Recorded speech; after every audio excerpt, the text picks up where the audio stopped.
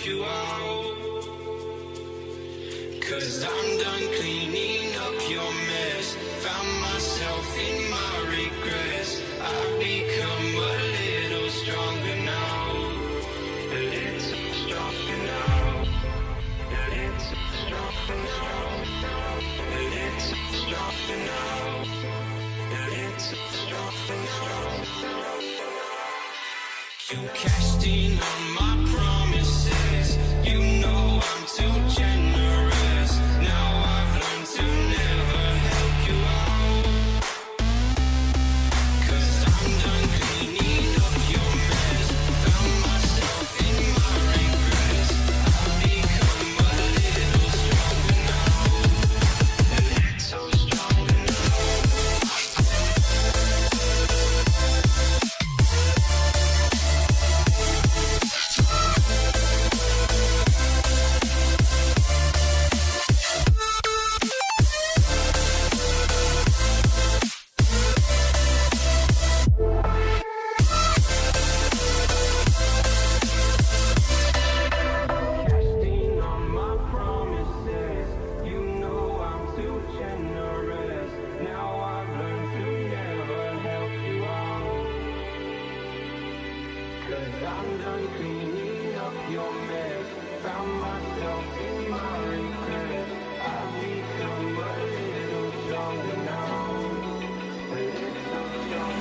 Open eye, feel the waves cut through me. Hypnotized by the sounds I'm breathing in. Hold tight, chemicals collide. Hold tight, hold tight, hold tight.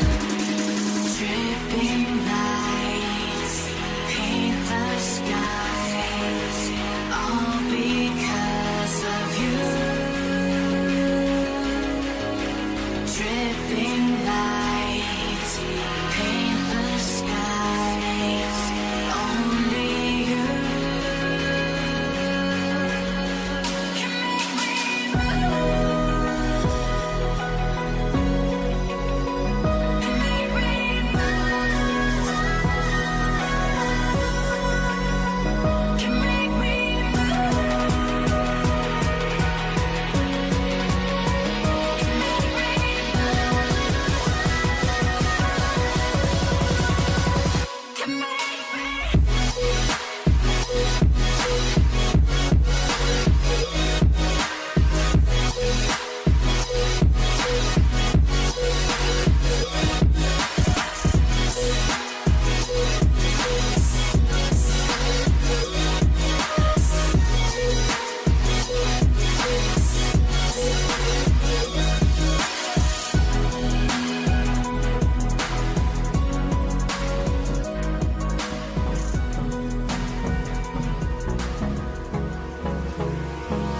Hold me close till I get up.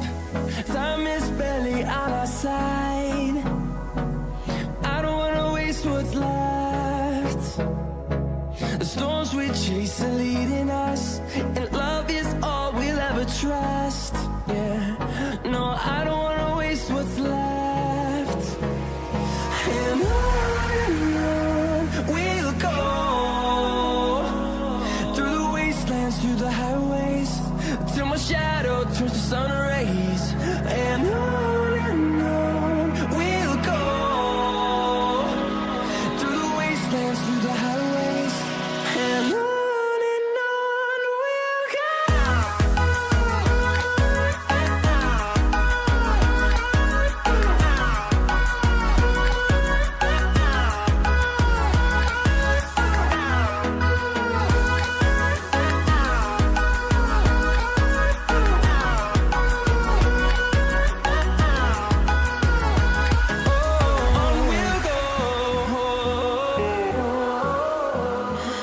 What does perfect even mean? Is there even such a thing? Ooh, can we switch up all the rules and imagine a utopia? Darling, I'm just so fed up with these expectations.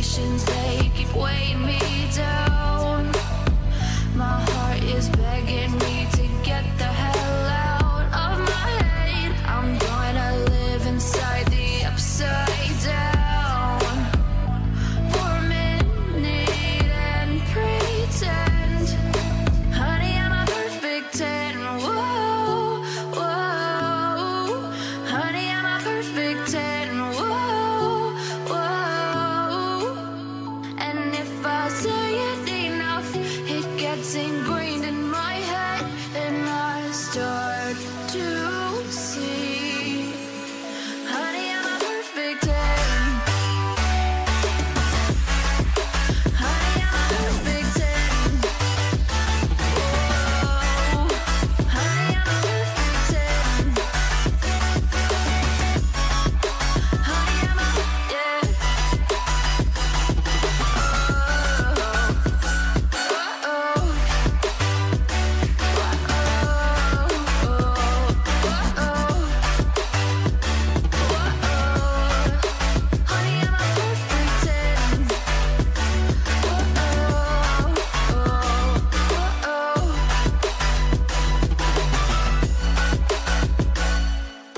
I'm on my own, broken alone. I feel the rain crashing down all around this empty town.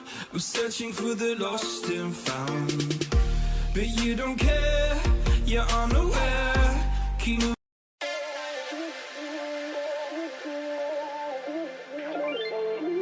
Ain't no love like a real love, but it goes so fast. All tied up like a captive. I'm on to you. Used to pay to my life, standing on rainbows, playing it cool. I haven't felt this in ages, and I've no more patience. So won't you please stay a bit longer? You're making me stronger, making me stronger. Stay a bit longer. You're making me stronger, making me stronger. You're stronger.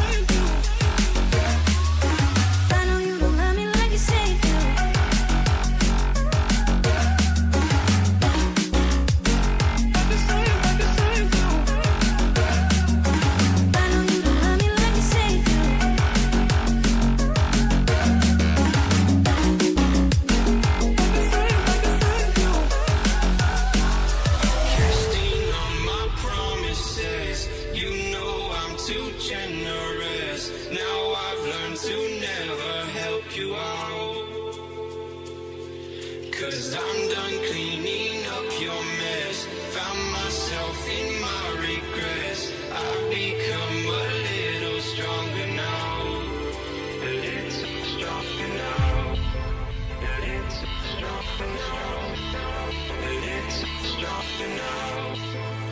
It's so stronger now. You cashed in on my promises. You know I'm too generous. Now I've learned to never help you out. 'Cause I'm done cleaning up your mess. Found myself in my regrets. I've become a little stronger now. A little stronger now.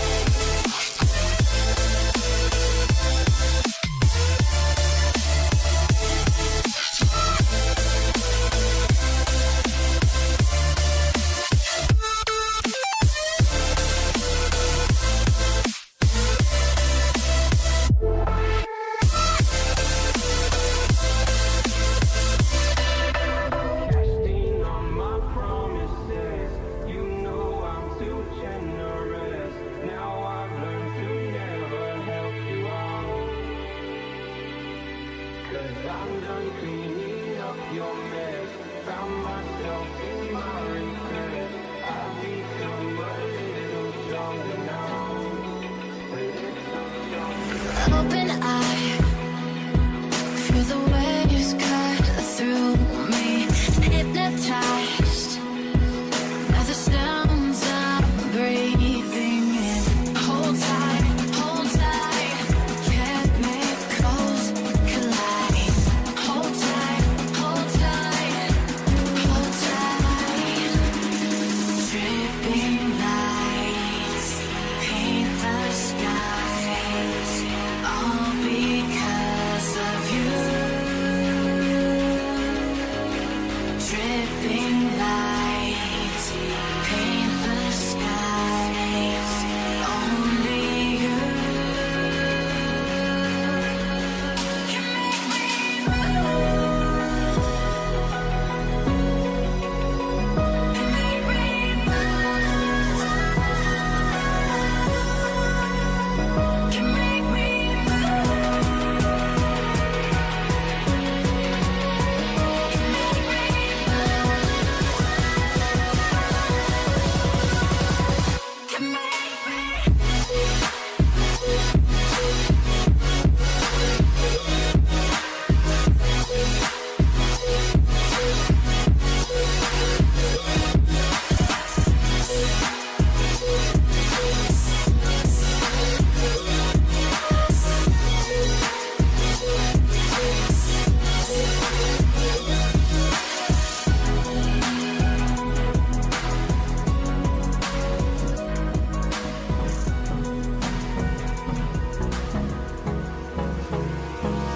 Hold me close till I get up. Time is barely on our side. I don't wanna waste what's left. The storms we chase are leading us, and love is all we'll ever trust. Yeah, no, I don't wanna waste what's left. And on we'll go, through the wastelands, through the highways, till my shadow turns to sun rays. And on we'll go, through the wastelands, through the highways, and on we'll go.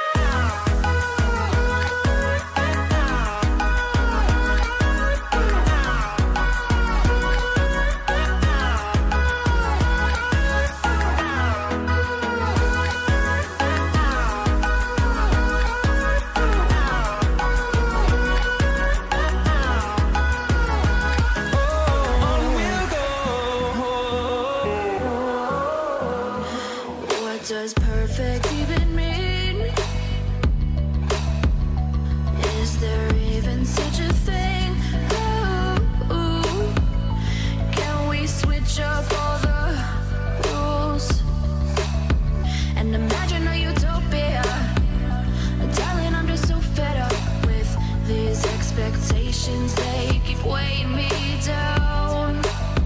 My heart is begging me to get the hell out of my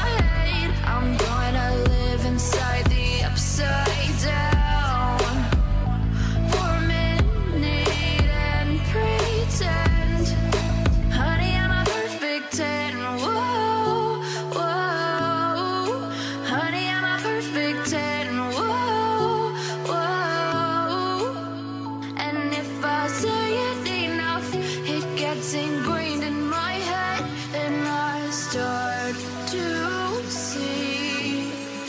Honey, I'm a perfect 10. Honey, I'm a perfect 10. Whoa. Honey, I'm a perfect 10. Honey, I'm a, yeah.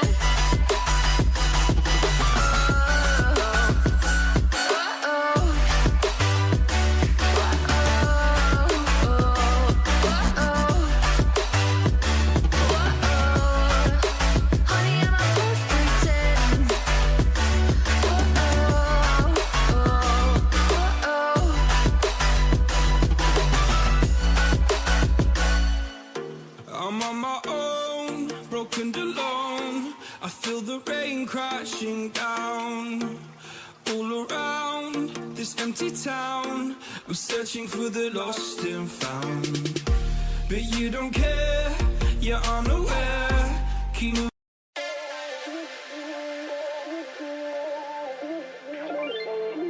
Ain't no love like a real love, but it goes so fast.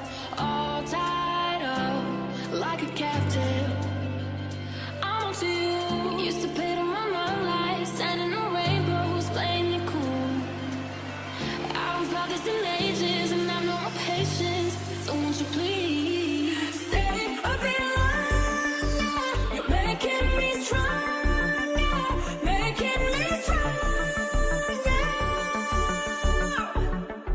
Stay a bit longer.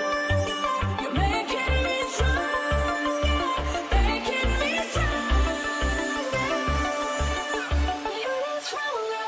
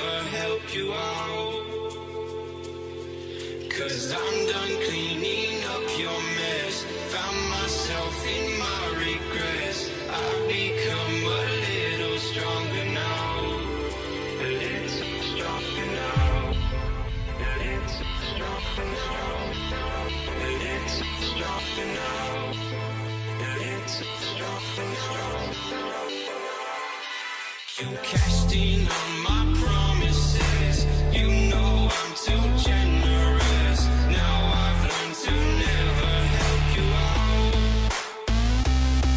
'Cause I'm done cleaning up your mess. Found myself in my regrets. I've become a little stronger now.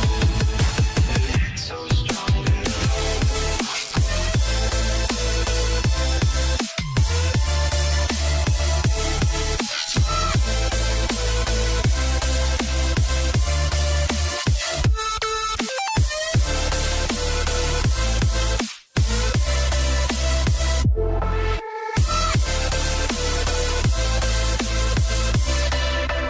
Casting on my promises. You know I'm too generous. Now I've learned to never help you out. 'Cause I'm done cleaning up your mess. Found myself in my regrets. I've become a little stronger now. A little stronger now. Open eye, feel the waves cut through me. Hypnotized by the sounds I'm breathing in. Hold tight, chemicals collide. Hold tight, hold tight, hold tight. Dripping lights paint the skies, all because of you. Dripping lights paint the skies, only you can make me move. Can make me move. Can make me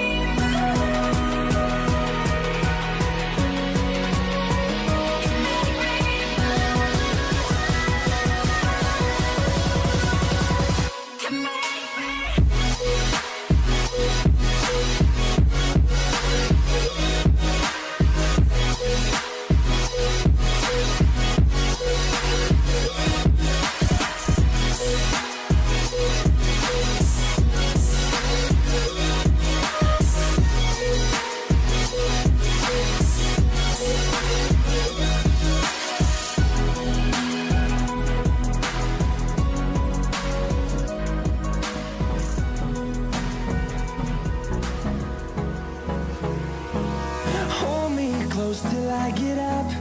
Time is barely on our side. I don't wanna waste what's left.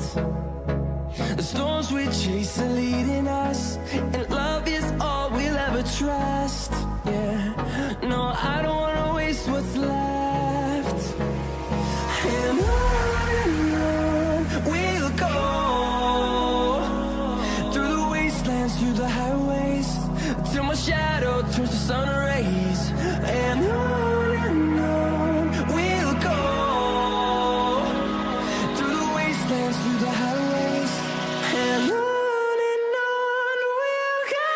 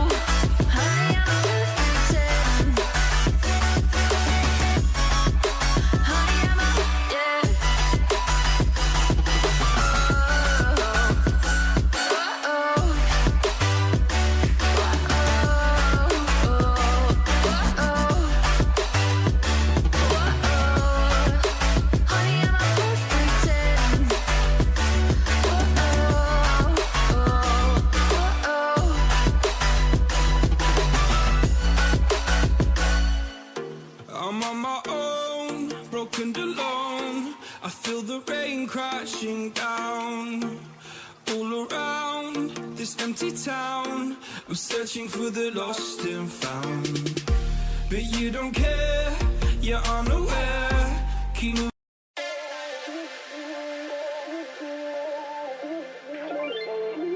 Ain't no love like a real love, but it goes so fast. All tied up like a captive. I'm on to you. Used to pay to my mom life, sending no rainbows, playing it cool. I don't feel this in Welcome, ladies and gentlemen! It's me, Toby, and joining me is Sasuke, the brother of the guy who killed the whole Uchiha clan. And hey, well, after what I did to the Konoha village, after, obviously the Nine-Tailed Fox event, we have some renovations going on there, so during the Naruto event, we've all decided to migrate over here to the Land of Dawn. Thank you, Rayuga Esports, for giving us this opportunity to be here and have fun in the Land of Dawn. Anyways, this is the Rayuga Cup Season 1. This is the grand finals. Godlike, or should I say, Otsutsuki-like, because obviously Otsutsuki is like a god. But if not anything else, godlike on the blue side, and their enemy, the one they're fighting up against this ninja fight, it's going to be Kretz Requiem. On the caster desk, it's me, Toby Uchiha. No, I'm joking. It's me, Crucifix, but you can call me Obito if you want. And that's Sasuke. Hey, what happened to your brother, bro? I don't want to come up with the point, but I'll get back to you. I'm just in a deep pain, but yeah, moving on to the game.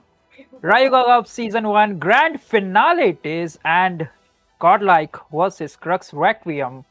These are the two teams who made it to the finals, won all the way through a Kingdom Rally path, the upper bracket, losing to none, clean sweeping all the way to 2-0s or 3-0s in best of 3s and best of 5s, while Godlike have been pursuing their victories through the lower bracket once they fall off in the qualifiers against K9 with a 2-0. From there, they went with a clean sweep against a Megatron in a best of 3 with a 2-0, and also a 3-0 against Darwin's Gaming in a best of 5. And tomorrow and yesterday we saw like how brutally they massacred K9 Esports with a 3-1 score, and now they made it to the finals of this Rayuga Cup Season 1. That's amazing, Sasuke. I mean, I wish you put that much effort into studying it with Itachi before you went and fought him.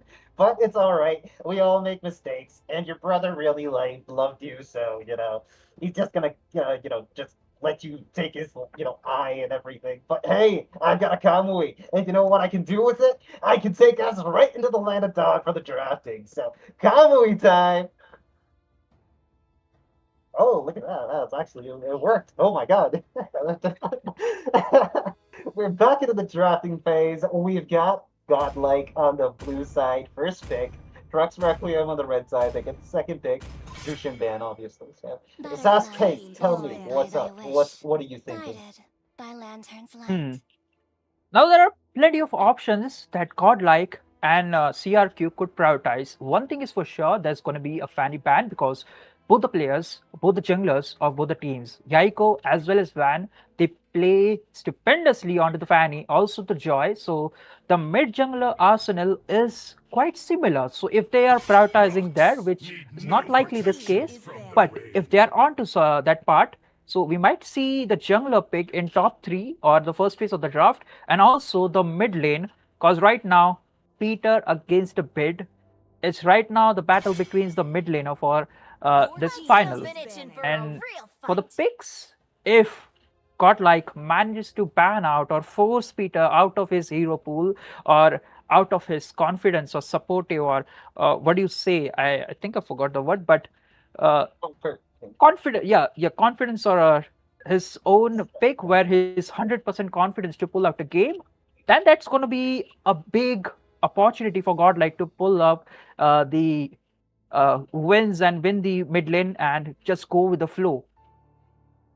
True, and look at that, my friend. We are seeing Daedara's bird Kaja getting banned off. Surprise, surprise. No Fanny today. And then there's a black tortoise. I mean, I think there's a tailed beast that reminds me of Vaxia somewhere along the list of all the 10-tailed beasts. But who cares about the 10-tailed beast? We're talking about Mrs. Light wheel spinning blade throwing machine carry getting banned off. That's the last ban for Godlike. And now we're going to Crux Requiem. They got themselves Valea getting banned off. No pick off. Nisachin's still open. Freya's still open. So many heroes that are so strong. It's still open. Valentina gets banned off. Sora is an option. So I think Godlike, they are probably going to prioritize the Freya, and then Crux Requiem are going to stop them with the Sora.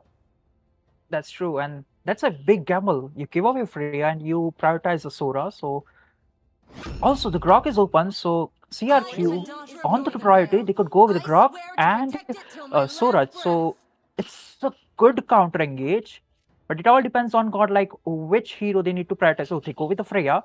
So now it's a big and beautiful option for CRQ to grow with the Grok alongside Sora. If not, Leo mode is something that they could potentially move on with.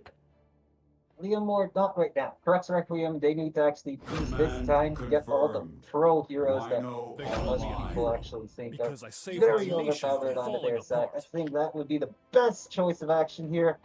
But like we mentioned, Sora is a possibility. Valentina's banned, unless of course they actually ban the Valentina for Lucas, who I hate by the way because it's Naruto. But yeah, I don't want to see Naruto, but it's Lee that gets picked, and also a Grok. I mean, Sora is now open for the grabs, so Godlike, no, they don't actually take that. No, they do, obviously they do. Once you see the Valentina ban, you get the Sora on your side, and Peter gets himself the Comfort Mage, the very, very, obvious picks.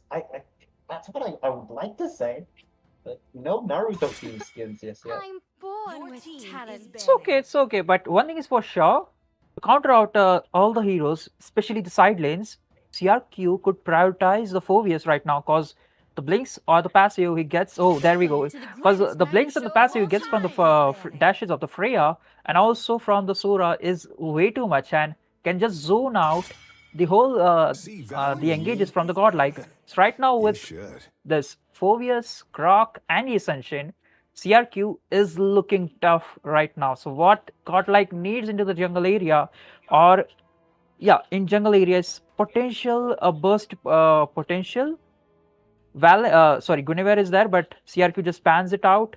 Leo mode is also a good option. Also the Fredrin, but it's just gonna go with the crowd control aspect. So Fredrin is not a big liability, but they still ban it out. Hey, Sasuke, are you doing some kind of genjutsu? I'm seeing a Harley getting banned.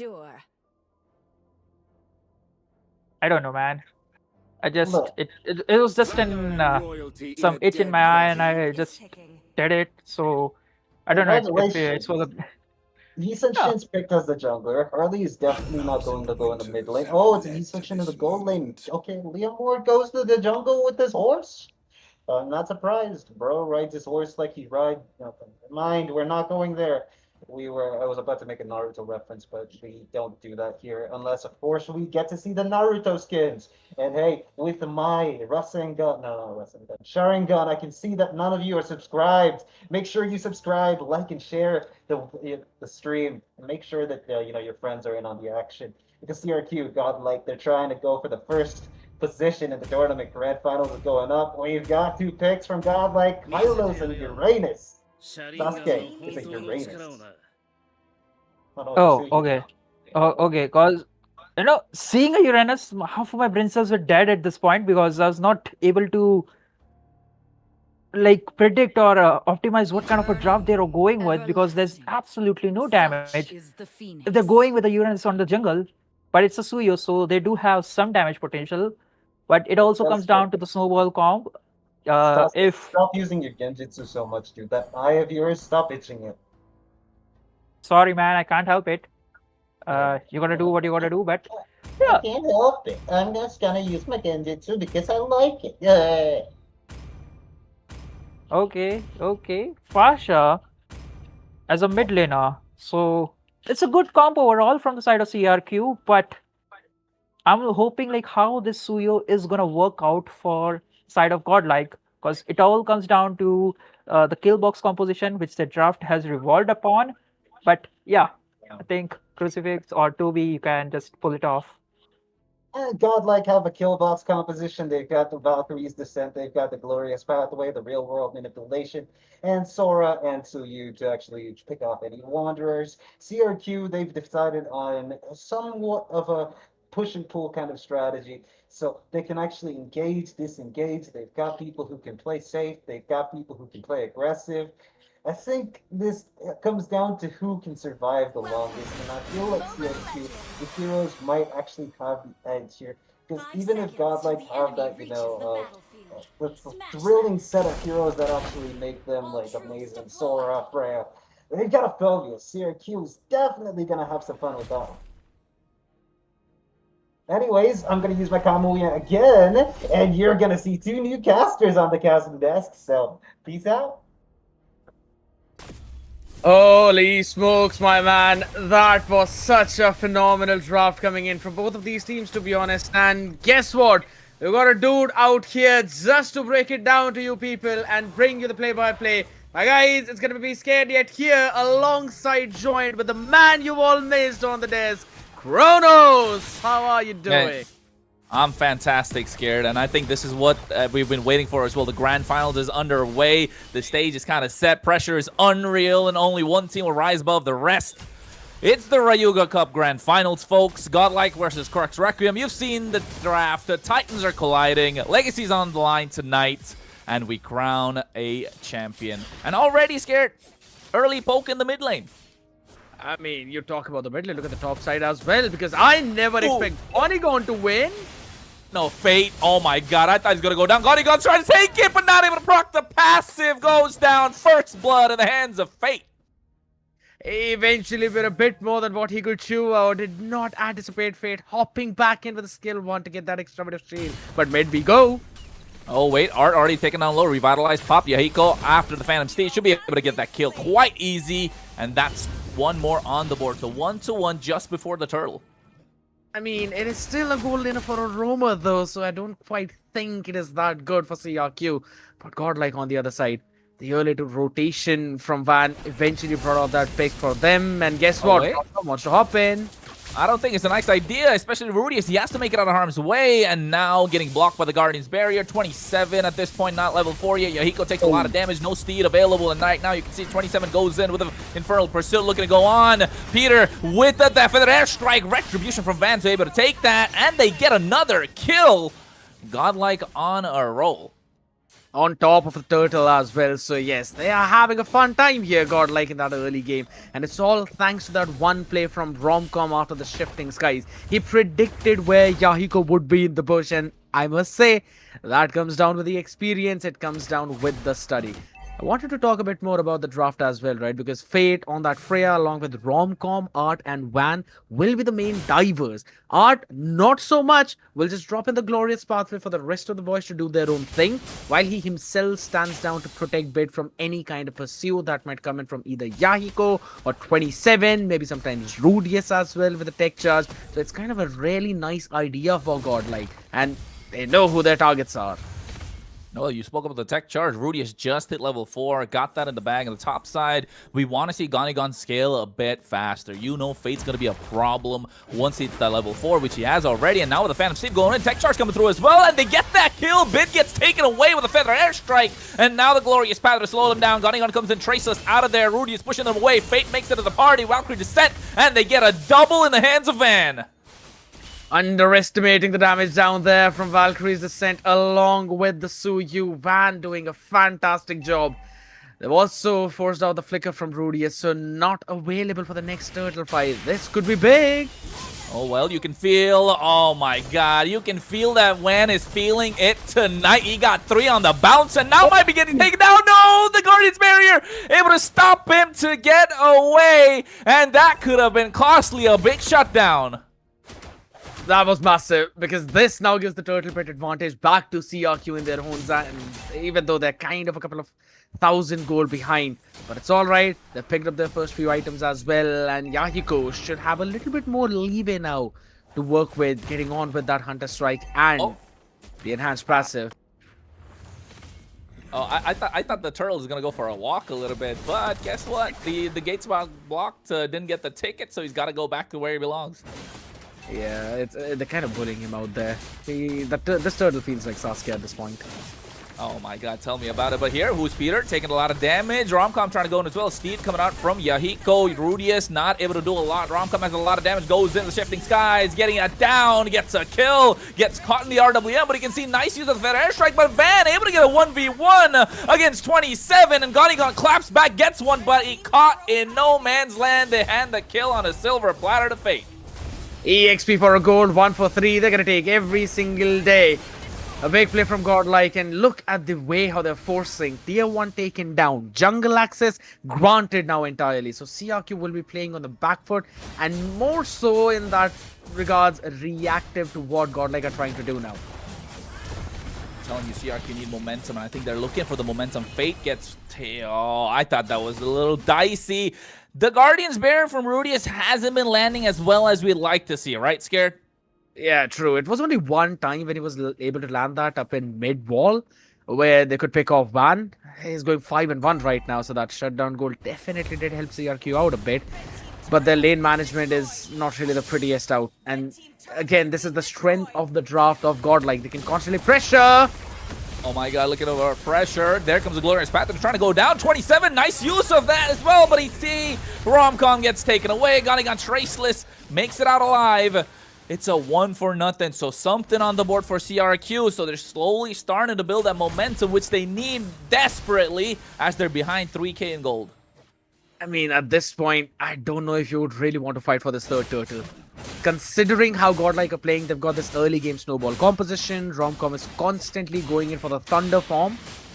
And it's only going to last him for a couple of more minutes now, because after that, he will need to land in the Torrent form as well to get that bit of tankiness to set his team up for success. And with these War Axes picked up right now by Fate as well as Van, yeah, this is the time when Godlike will look for that out of control snowball, which they're going for.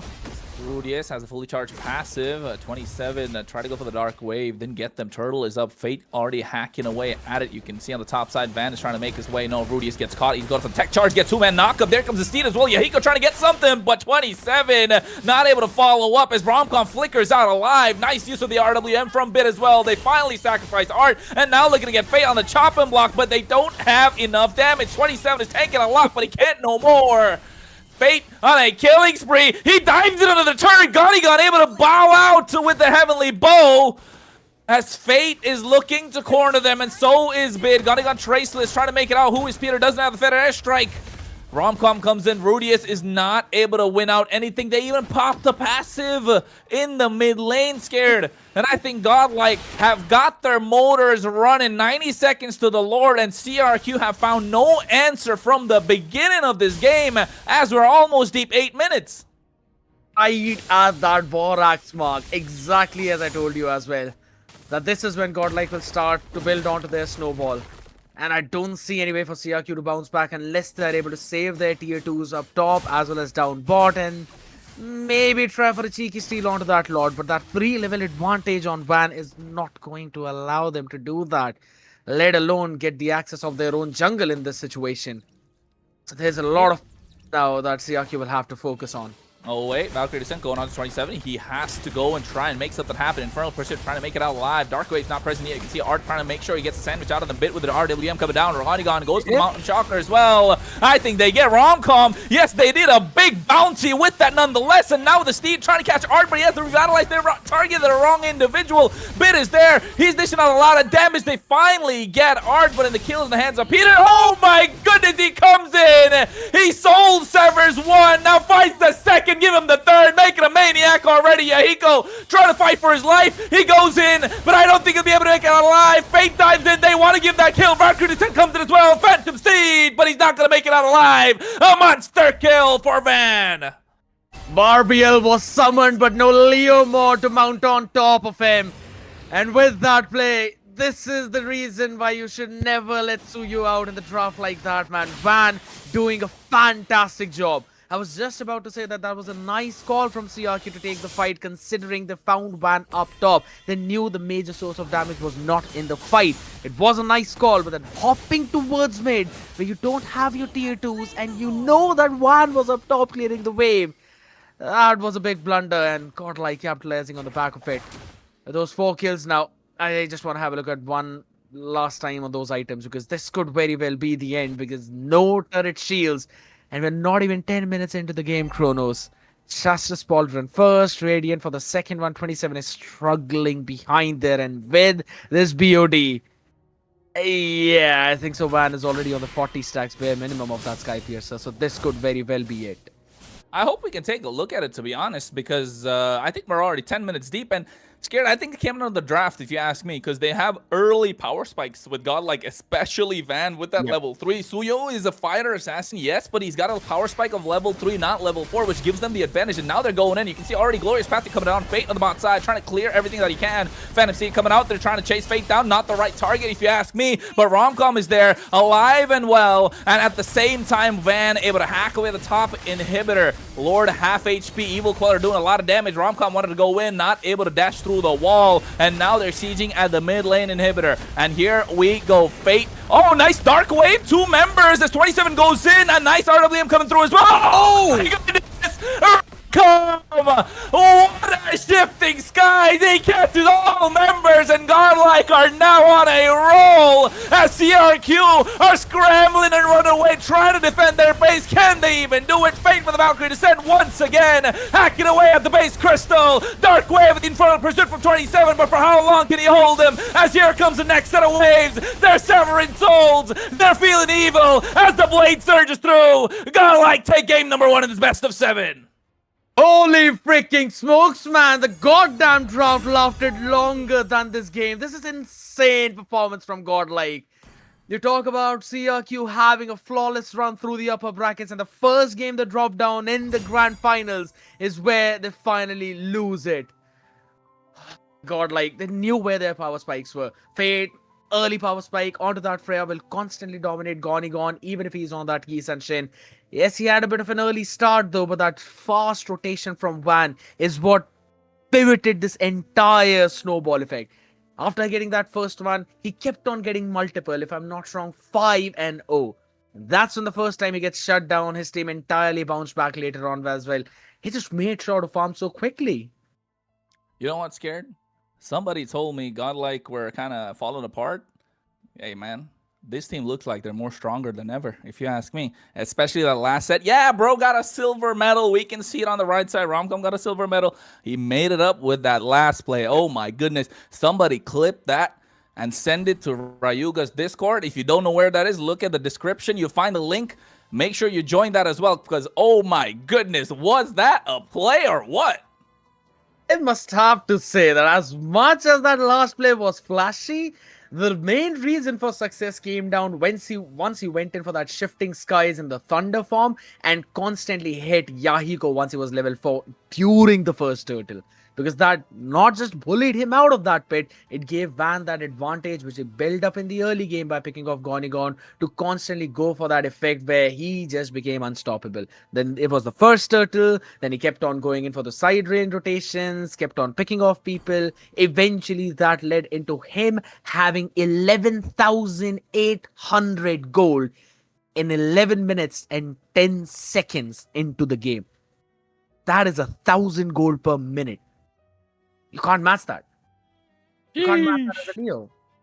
But you know who can match that, though? You know who can match that, though? I don't know. I think we got Toby and Sasuke, don't we? I'm really hoping for that, man. Guys, take over, because this is the part where you guys break it all down for us. Oh man, I love that gameplay. All honesty though, Sasuke, I think my Kamui didn't work. I couldn't pull you out. You ended up getting stuck in the land of Dawn. And sadly, you were the one dominating, and I didn't like that one bit. I would want your brother to actually be playing. I think Julian would have actually been kind of cool to see because he finally got a skin. Gushin is out of the meta. So sadly, we're not going to see Minato. His bro's chilling in heaven with Kushina. And, well, your brother's here. How do you want to actually, think how do you feel about this, Sasuke? No words of no words at the point, but few words over the match, which was 11 minutes and 10 seconds. Quite the quickest match. One thing is for sure, the Crux Requiem, which we're thinking like they are onto the King's Road, feeling the momentum, being the undefeated team into the Rayuga Esports, now are crashing back to the reality once they are matched up against GodLike.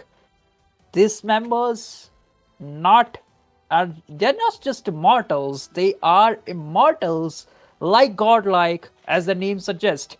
And man, that quick rotation from the Suyo was so immaculate that he dominated over it. And it's been a long time.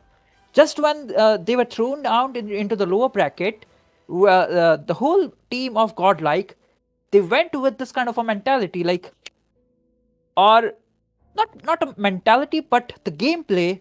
They went all brutal into the early game. They get control each and every time. You see all the matches, even against Megatron, Darwin, K9, each and everyone, and also into the game number one, they go with the early game control. Their picks are oriented like that. You do only the late game insurance. It was again over to the Freya if there was, but once they get the early gold advantage, once they get the early hold, it was all godlike stampeding and making sure they are all over it with the 11 minutes mark.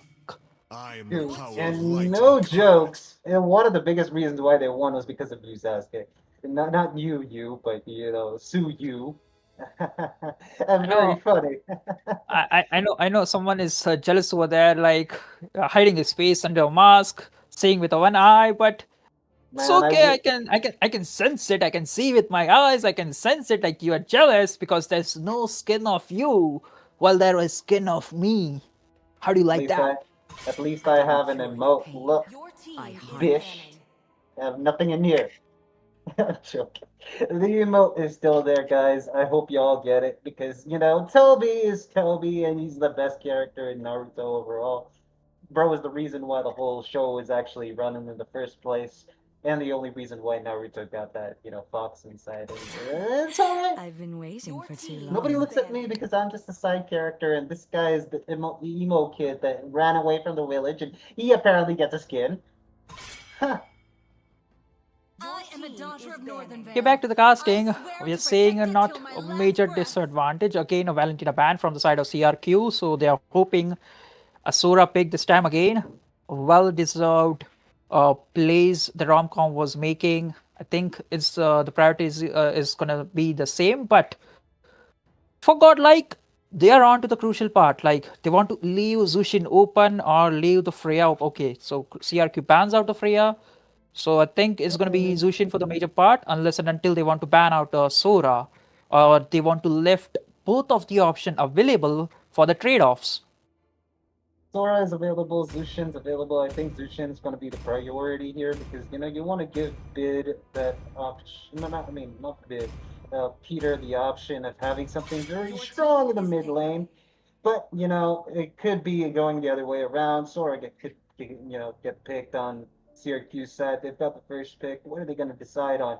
Does godlike decide on not banning anything, so everything is on the plate for them to just take it, whichever they want. Now there is the theory, like if you give away Zushin for who is Peter, you get Sora alongside Physician, who also works well in terms of range, in terms of poke, and also with the Fury of Phoenix, you also have the potential option to make a play for a Sora with the Shifting Skies torrent form to catch 3 or 4 members or maybe all team off guard, and with the engage like that, it's a win-win situation for godlike. It is possible. I can't deny that. But if you want to give away the Zushin in the first place, why even keep an option like Sora and all of them available? You got like Freya and everything, so why not just take Freya? Not ban what do you call it? Freya, and then use that as your first card. But look, CRQ, they're not gonna skip up on that option. Luffy gets picked. Oh, I shouldn't be talking about that. We're doing a Naruto collab. It's Sora that gets picked onto the side of Among Team the CRQ. planes They are exists the not going equilibrium, to be very which bad at I this, was but made they to did fight. trade off, Your you team know, is picking. Mrs. Zushin to the side of Team Godlike, and they go for the Claude pick too. Not surprised. Claude's a very strong hero. Now again, it's gonna be EU into the mid lane with a Khalid into the roam. So quite a flex pick. Huh. Sora could be onto the goal lane, matching out the Claude, but this point, Ascension is still open. How CRQ are gonna roll it out, or for the final pick? I think Grok makes a lot of option if you just want to control a lot of or a major part, but Joe is something that Art is been pulling off into recent match, but they prioritize the Harley into the jungle at this point. Harley, I never expected Harley to get the light of day in tournament lobbies, at least not in the competitive scene. What's your command? But bro has been stacking up wins left and center and right for himself to actually be very much of a priority now. Godlike get them into his roster, and now Fanny gets banned off on the side of Team Godlike. They have the first pick now in the second picking phase. What do you think of planning? Getting out more of the jungle because you can see like 3 of the PR picks quite squishy. So leaving Fanny aside, Yaiko can pull it off and he can briefly pull out a magical play or the early burst potential with the Fanny. So they're just pulling it off, and with the Grok ban out of the picture, prioritizing that they lack crowd control and leave the team squishy as simple. But there are a lot of options. Like Art can also pull it off a Cho, which is a good pick right now at this point. Could be, but Godlike, they're not actually just going to sleep up on this. They've got the opportunity to one-up CRQ. And they go for the Cho pick, like you mentioned. Art is going to enjoy his time with the Cho. I was thinking more of like Kalea because Kalea is open, but why not? Cho is not getting the spotlight. Mr. Chinaman gets picked onto the side of Team Godlike. Bruce Lee himself, guys. If you didn't know, you didn't. Now you know. Now the reason why not Kalea, because you see there's a Zushin, so nobody likes you Sakura. need No, because nobody likes Sakura. That's it.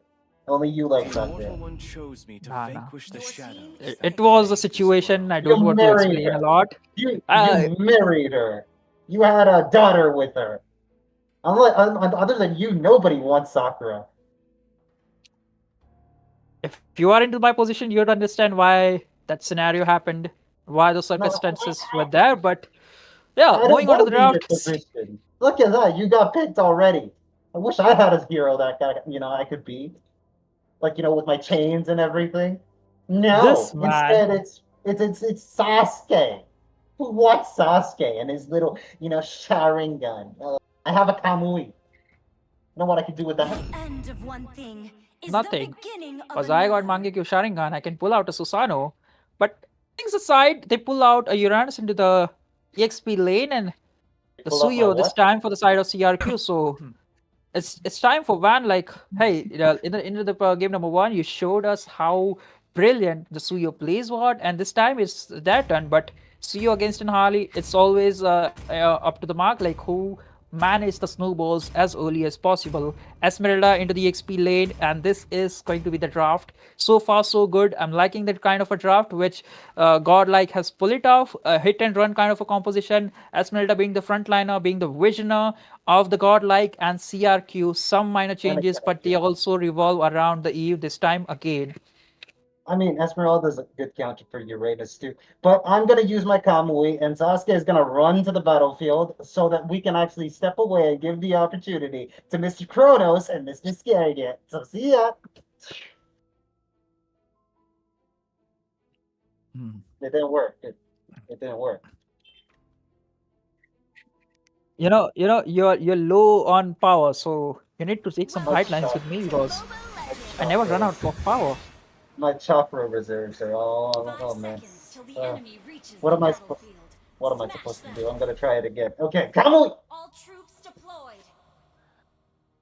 It didn't work. Oh, it did. Well, Godlike came here to dominate, but Crux Requiem didn't come to play nice, if you ask me. Upset alert or expected victory? We're about to find out, folks, because this is the grand finals, and it might just get personal. CRQ on the blue side, Godlike on the red. Kronos and Scared Yet to bring you the action.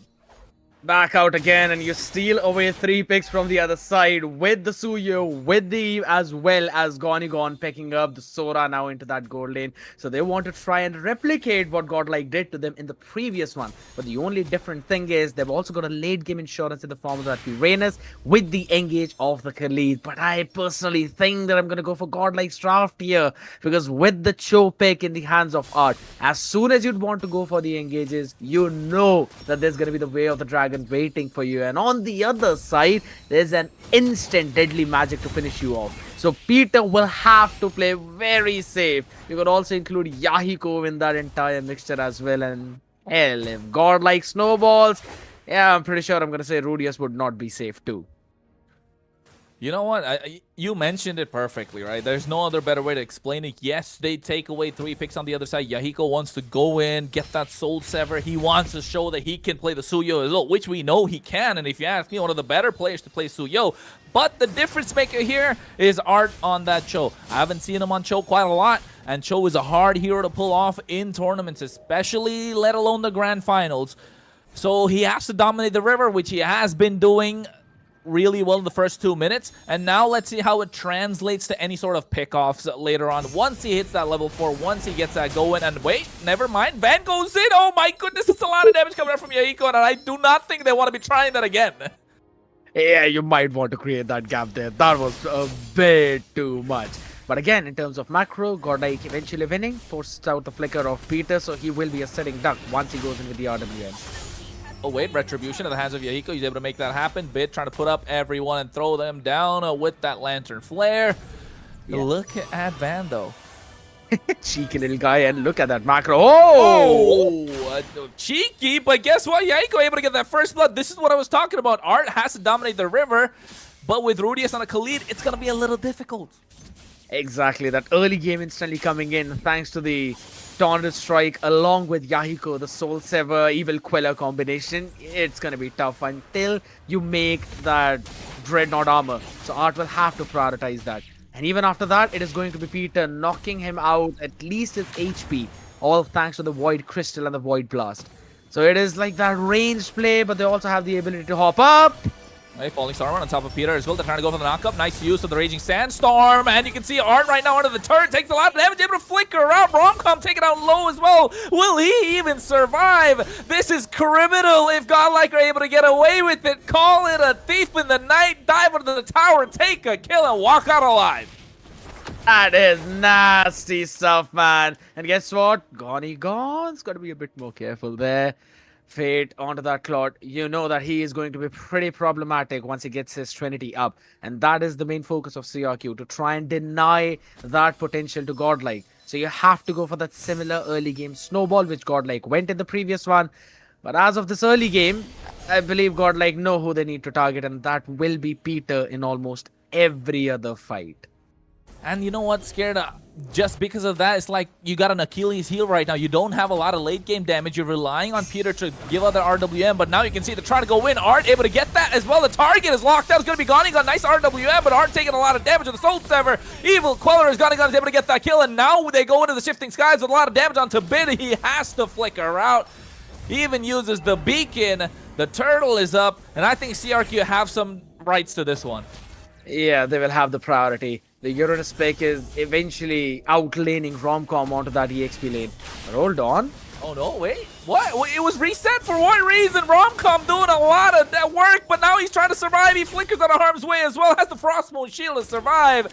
He gets away again. You can't keep letting him get away with this. Not every single time. The way the dragon comes in as well. Ruiz flickers out. Blazing duet, but not enough damage. Gunningham goes to the back line, catches Bid, and now they get Art as they even find Van on the chopping block, and now they finally get their hands on the turtle as 27 is in the face of the opposition. Oh man, you win. Probably that is the name of the game, and they're not stopping. Romcom has to go down now, right? He can't keep getting away with this. Not again. Soul Sever is Romcom still survive. They keep getting away with this scared. Finally goes down, and now with the way of the dragon, they find the right target. Yaiko, he's taken out low as Fate comes in, and Bid is handed that kill on a silver platter. 27 doesn't have the crowd control to stop them. Oh man, run away, man! And Gonigon ain't gonna allow him that. Bid, not with the flicker though, but still will hop back in the cover. Oh, no, a big shutdown. As all the CRQ fans are just hearing Fa the entire time as Art comes in, goes for the Jeet Kundo knockup, and now they're trying to stop, and then they do. Romcom taking away that kill. They kept going deep and deep, and they paid the price scared. I mean, my man, this fight started when they started first turtle. Oh no, Yahiko goes in, Soul Server to clear the wave. Oh my goodness, it was back and forth. They're fighting for no reason. Breathe. It literally started at the first turtle, and it has continued till 6 minutes and 15 seconds on the clock until we cleared that mid wave. This is just nasty because it's kind of dropping all of that macro play out of the window and going for a straightforward brawl. And I understand the perspective of CRQ because they've got those refreshable skills which they can constantly use and spam. But on the side of Godlike, I don't really see that to be the main case because their ultimates, if they're gone, it will be a problem. Well, you can see they're taking a lot of tower damage right now. They even get the bot side at tier 1. RWM dropping down, and I think they should be able to get away with this quite easily. That's a big resource expended just before the turtle, so CRQ needs to buy more time before they can get into that. And you know what's scared? I would really want to take a look at the items just to see where Van's at, because the Harley is absolutely deadly if he gets his right targets. Yeah, he's got the genius wand already now, so Peter is going to be in a bit more trouble without that real-world manipulation and that flicker.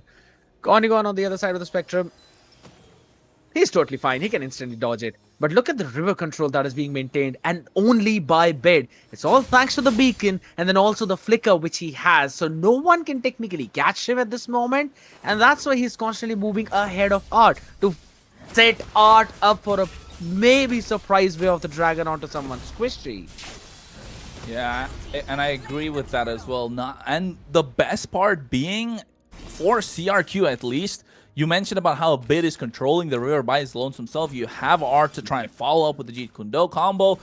But Gonigon has been so aggressive, diving deep into the back line. So the moment they spot him on the opposite side of the map, and I think Godlike are allowed to breathe for a second, which gives them more time, which should not be happening if you're CRQ, because you want to pile the pressure, knowing that you don't have any late game heroes.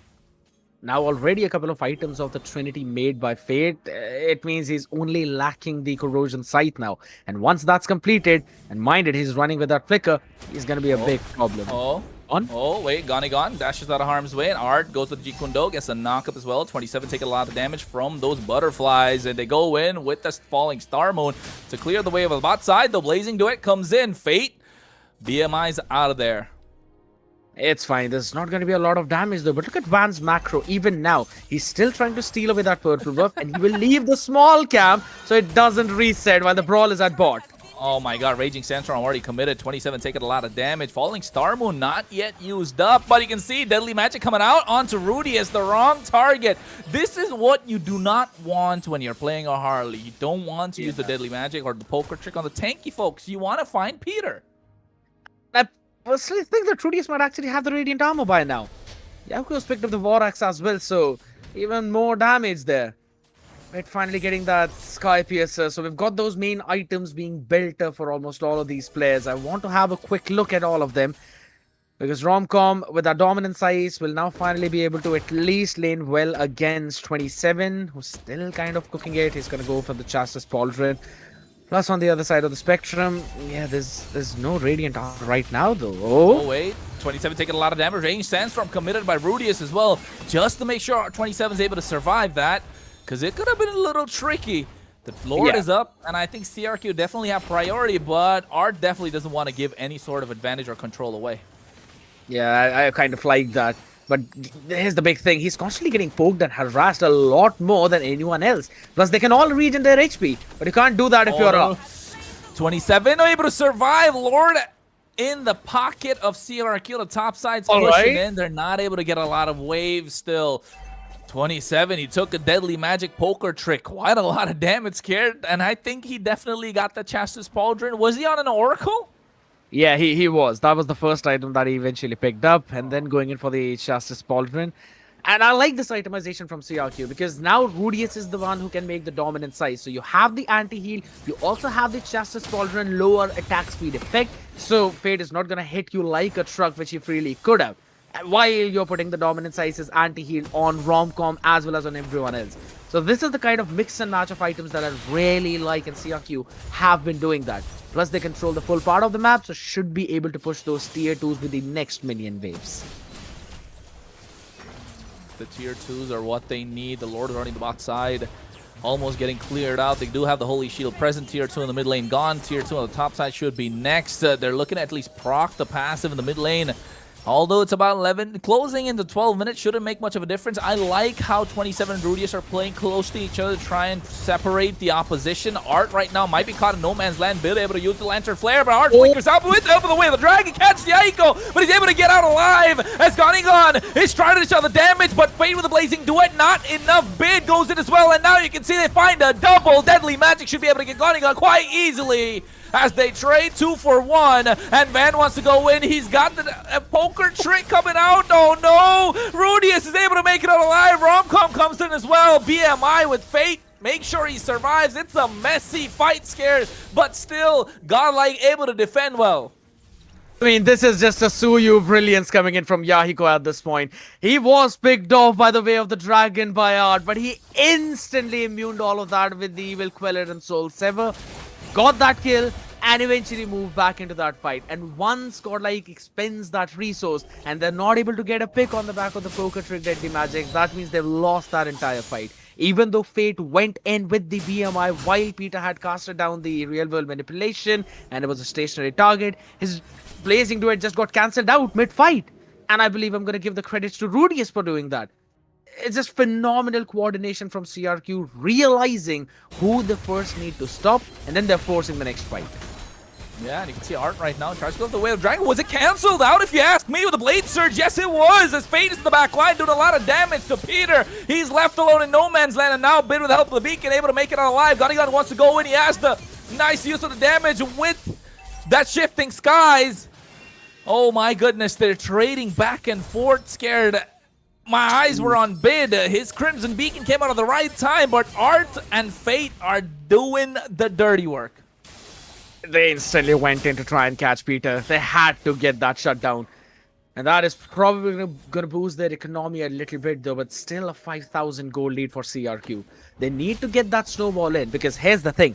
You don't have a late game insurance right now, while Godlike on the other side will be totally fine once Fate eventually gets the wind of nature. I'd be honest, I kind of wanted to see the Winter Crown at this point. Just wait, was that there was a flicker G Kundo. He tried to get away with the dragon. I don't think he got the right target. Now we can see the Shifting Skies coming as well. Raging Sandstorm misses. Romcom buying a lot of time. Yaiku comes into the fray. Rudius takes the deadly magic, but able to make it alive. No, he doesn't. Just poked out a little too much. And Romcom, in the thick of it, goes in the Falling Storm and catches 3 members. I don't even know if they have anti-heal, because he doesn't feel like it. Yeah, I think so. It's only Rudius who's made it till now. This should be a pretty solid Lord contest for Godlike. And yeah, they've got one dominant size. They've got the second one in the form of Glowing Wand though. But if both of the players are out, there is not going to be any kind of anti-heal. So I think so that is something that CRQ will need to build a little bit later on. They're spotting out Gonigon quite a lot, man. He's able to use the Cloud Form as well. Actually goes for the Thunder this time. Van goes in. Space Escape, trying to make it out alive. 10k on there, but they find Art now with the help of the Sky Piercer, able to get the Retribution on time, so they secure the Lord. Yaico with the Evil Queller looking to knock down someone. Bid goes in with a Beacon, able to make it out alive. CRQ, 5 members still standing tall. They want to go for the engage. It's a 4v5. Can they force the equation? Rudius spots Van, and now he has the Space Escape, but now he gets caught in that Desert Tornado. Should be going down, but he still makes it out. Yaico on the chase, and so is Rudius. Should be able to get a kill as the Lord is marching on the top side. They still have 5 members standing. Romcom buying time against Peter. He doesn't have the damage, has to flicker out, but will go down with grace as Fate seals his deal. And now Gonigon, he's not. This is what Godlike we're looking for. CRQ got too aggressive. Yeah, I did not really like the positioning of Peter in that moment, and this fight still continues up top. Oh, well, you can see Gonigon already doing a lot of damage with the Shifting Skies. Now they go in with the Flicker as well. Beacon coming out from Bid. A lot of damage being done. Gonigon able to make it out alive. They get the tier 2 on the top side. Romcom again in the midst of 3 members. Finally goes down. Sky Piercer stacked to Yaiko as Bid comes in front. And Fate is there as well. But Yaiko able to make it out alive with a double dash. And now they hack away at the inhibitor on the top side. Godlike able to turn the fight around in the blink of an eye. Fate goes into the Blazing Duet once again. BMI should be able to make it out alive. No, he doesn't! Peter able to get that kill. Art now caught in no man's land. Godlike faced the overextension from CRQ, found an advantage, and they overextended themselves. CRQ finally able to get control. Hold on, take a pause out there, my man. This fight, it's just like never-ending brawl that's constantly happening, and not in one lane, but rather at every single point on the map. We've still got to focus down on what right now CRQ wants, and that is definitely taking control of another inhibitor since they've lost one already. But here's the big thing. Now, since we're moving into this late game, you need to make sure Gonigon is constantly landing in those Thunder ultimates, because you do not have enough damage, and this Winter Crown picked up by Peter should be crucial. Oh, well, Rudius, Raging Sandstorm goes in. Yaiko dashes in as well. Soul Server dishes out the damage. Doesn't have the immortality. It was popped early on. Yeah. All these fights that's going on, Scared, I'll take a breather, but I just want to say that I do not feel the presence of Harley in the entire match so far. But now you're going to see that a little bit more often. I agree that since the beginning, he's kind of been targeting the wrong dudes there, be it Rudius, be it sometimes Gone. Both of them are pretty tanky and they're not going to fall off so easily. And Art also, on the other end, is not really confident who he needs to target. So those are the kind of mismatches in the draft of Godlike, which they had an idea that we pick one person over the way of the dragon, Van instantly deletes them with deadly magic, but that combination hasn't been working out. So they're still trying to fix the pieces, and that's where the backup plan of Claude comes into play. I mean, they do have a little bit of leeway to try and fix those pieces in a best of 7, right? They did get game number 1, so they're trying to experiment or maybe work something out that they tried in scrims in game number 2. Van's presence is not there. Art is the same. I haven't really seen him give a lot of Way of the Dragons that might make a difference. They finally get the Lord once again. Romcom taking down super low. RWM comes in. Nice use of damage as well. Soul Server Yaiko able to pick up a monster kill. And now Rudius wants to go for the chase. Yaiko finds another, and that's going to be Art, the 2 that we spoke about the entire time are down, and now he might find another. No, didn't go for the Soul Server combo, but Fade to the back line. He goes in for the Blazing Duet, but walks in to a massive slice coming in from Yaiko. 10, 1, and 6 on this Suyo. Sasuke, he knows how to play Sasuke better than you. 100% agree here, but hold on. Oh my god, can you get the immune? Yaiko. Blade Surge. Oh! At the edge, and this is what you call the mastery of the hero. Somebody got to clip that, man. That's worth a lot of that's worth a lot of views. The way that he's able to immune it. You guys learned something new today. The cool, calm, collected play, man. This is absolutely brilliant. And on the back of it, they will be able to defend this Lord, though. But here's the big thing. They cannot get the control of the map until and unless they do not break down the inhibitor. Oh, man. A bit twisted there. It's looking nasty. That I think Van was able to make it out. He even used his hat to go away. I don't think the Raging Sandstorm was even hitting him. He went back for no reason, and now Art is there again, trying to get a knock-up on Rudius. Art able to get the immortality. Gonigon goes in. He's trying to find a target. Bid's going to be the one that they're looking for. They don't have Flicker on both Bid and Fate. Art doesn't have his Flicker as well for another 30 seconds. So they're trying as much as they can. He did use the Wind Stride, Gonigon, but not able to find him. But look at the bot side pressure. The waves are crashing in, and I think Godlike wants to press the advantage. Oh, 27. He could be in trouble right now. Oh, well, we're looking at a Fa moment right now coming in from Godlike. Will they be able to answer? Romcom goes back. Bid again left untouched. Here comes the Blazing Duet. What we were looking for. Winter Crown from Peter to buy some time, but it goes down nonetheless. Yaiko comes into the fray. They lose the inhibitor on the bot side and still don't get the advantage in the fight. This is, again, another missed position coming in from Peter in these fights, Scared. Yeah, we've talked about this. That is going to be a mid lane battle, and right now it is winning. Oh my god, this game is solo carried by Fate, if you ask me. Fate and Bid doing all the work right now. You gotta pay them overtime. Yaiko goes into the Blade Surge. Soul Sever trying to clear the wave. He doesn't have any time. There comes the Wind Stride, tries to go for the combo. Wrong target, so he cancels it out. Another set of waves coming in, but GodLike focused their attention on the Lord. And this is the big reason why I constantly said to CRQ to get that early game snowball. Because right now they do not have a late game insurance. All they need to do is just make sure that Yahiko lands into damage and he's got the physical damage, man. And this is the reason why Faye did not really go for the Winter Crown here. He went in for the Wind of Nature just to immune that burst. No, I just feel like the composition of CRQ right now at 21 minutes of the game are lacking. Don't have any damage. Raging Sandstorm coming in as well. Way of the Dragon catching Rudius off guard. Deadly Magic being expended as well. That's a lot coming out for just one singular hero. Romcom right now on the back of Peter, not allowing to breathe whatsoever. Yaiko's there as well. Blazing Duet comes in, and they're able to find 27 alongside Gonigon. No, they don't. They're able to make a comeback. Yaiko! This is why he has played in the international scene. He's played in the MSC. He was there in the first ever EWC representing Nepal in T2K. And now they're trying to defend, but GodLike are giving them all sorts of answers. Yaiko finds 2 more on the top side, so that's 4 by his lonesome self. And now carrying CRQ on his back. The Lord has evolved, and I don't think GodLike are able to shut him down. 14, 1 and 6 on the Suyu, man. He's got as many kills as the entire freaking team of GodLike. If you want to have a top tier performance, I think so this is the one that you will always pick up. And they're also going in for the Lord, but I think Romcom can actually make a play happen here. He can, he definitely can. Falling Star Moon, you can see Blade Surge coming out as well. He's able to flicker forward. Frostmoon Shield might be the end of Yaiko. Blade Surge again, Evil Queller to make it out alive. And there comes the Raging Sandstorm to make sure Romcom's kept that bait. 20,000 HP. I don't think Romcom wants to give away this Lord. He goes with Falling Star Moon, but look at Yaiko. It's a mastery of the hero, all right. He's able to get the Retribution on point. Art goes in, Way of the Dragon, the right target, but they don't have the damage to follow up, and Art's gonna be sacrificed again. It's gotta be 80 stacks of the Sky Piercer. Everyone talks about imports, but nobody knows Yaiko's the first ever Nepal import going into an MPL, and now we can see why. Starting from the damn T2K all the way up in Nepal, when then moving through the MSC wildcard qualifiers. And guess what, dude? He is the man who constantly stepped up on that freaking stage, even against the Malaysian top teams.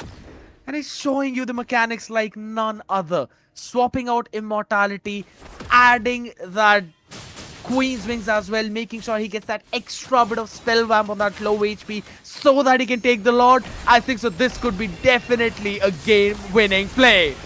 Oh my god, talk about a game-winning play. RWM coming out finally on time as well. Winter Crown from Gonigon, Blazing Duet coming in, but they all fall.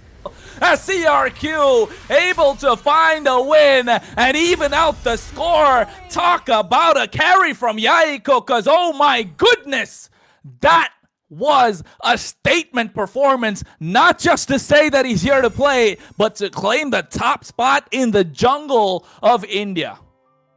Crazy level coordination between him, Gonigon, and then 27 into the mix, man. This is just mind-blowing stuff. And throughout that game, you saw one good ultimate from Peter over towards that Lord. As soon as they picked it up, he went in for the real world manipulation, catching Romcom at the very edge with the immobility, and that's where he fell. That's where they converted those kills, and eventually that nasty frontline was taken care of.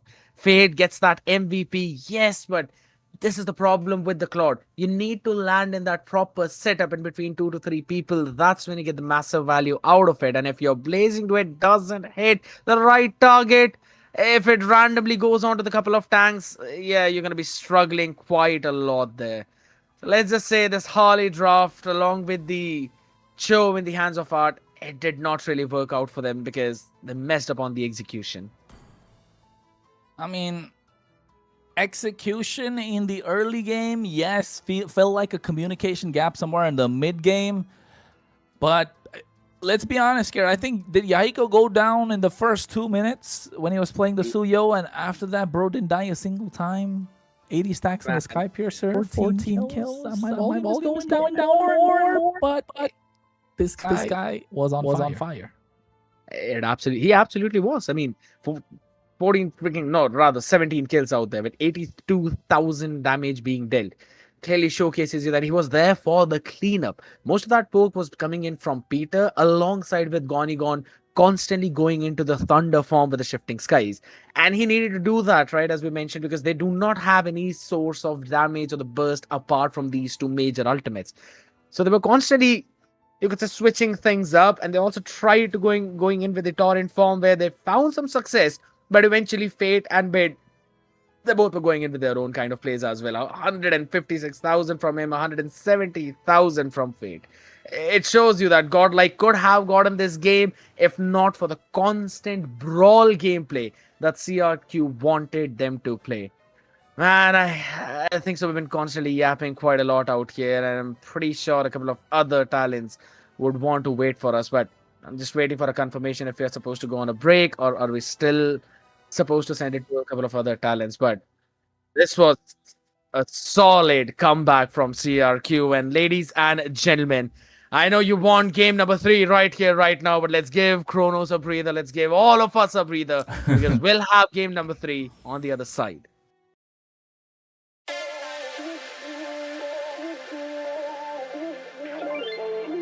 Ain't no love like a real love, but it goes so fast.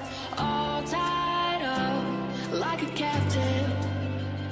I'm on to you. Used to pay to my life, sending the rainbows, playing it cool. I haven't felt this in ages, and I've no patience. So won't you please stay?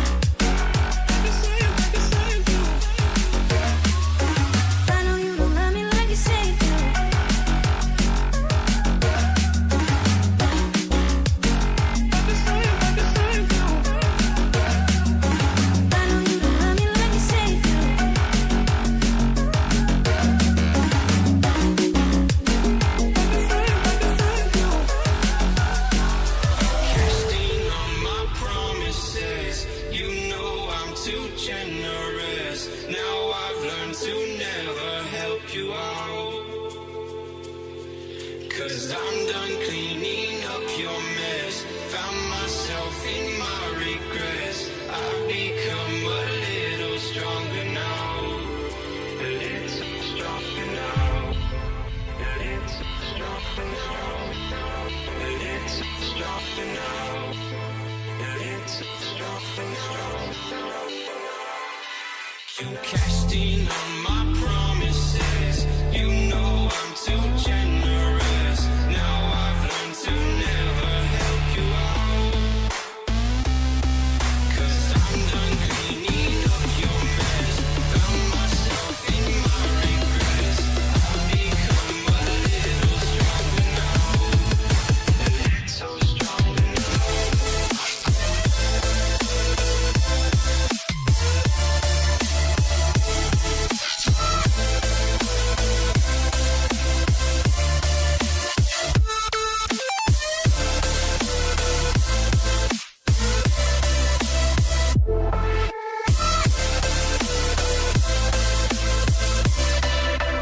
Casting on my promises. You know I'm too generous. Now I've learned to never help you out. 'Cause I'm done cleaning up your mess. Found myself in my regrets. I've become a little stronger now. A little stronger now. Open eye, feel the waves cut through me. Hypnotized by the sounds I'm breathing in. Hold tight, chemicals collide. Hold tight, hold tight, hold tight. Dripping lights paint the skies, all because of you. Dripping lights paint the skies, only you can make me move. Can make me move. Can make me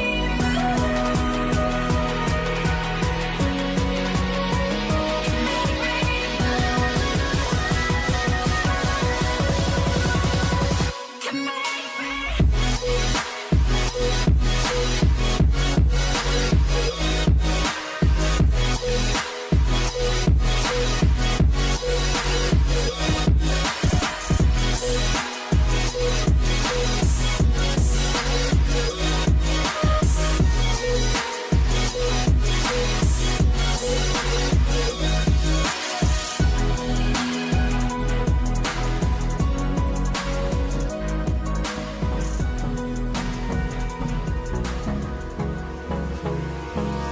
Hold me close till I get up.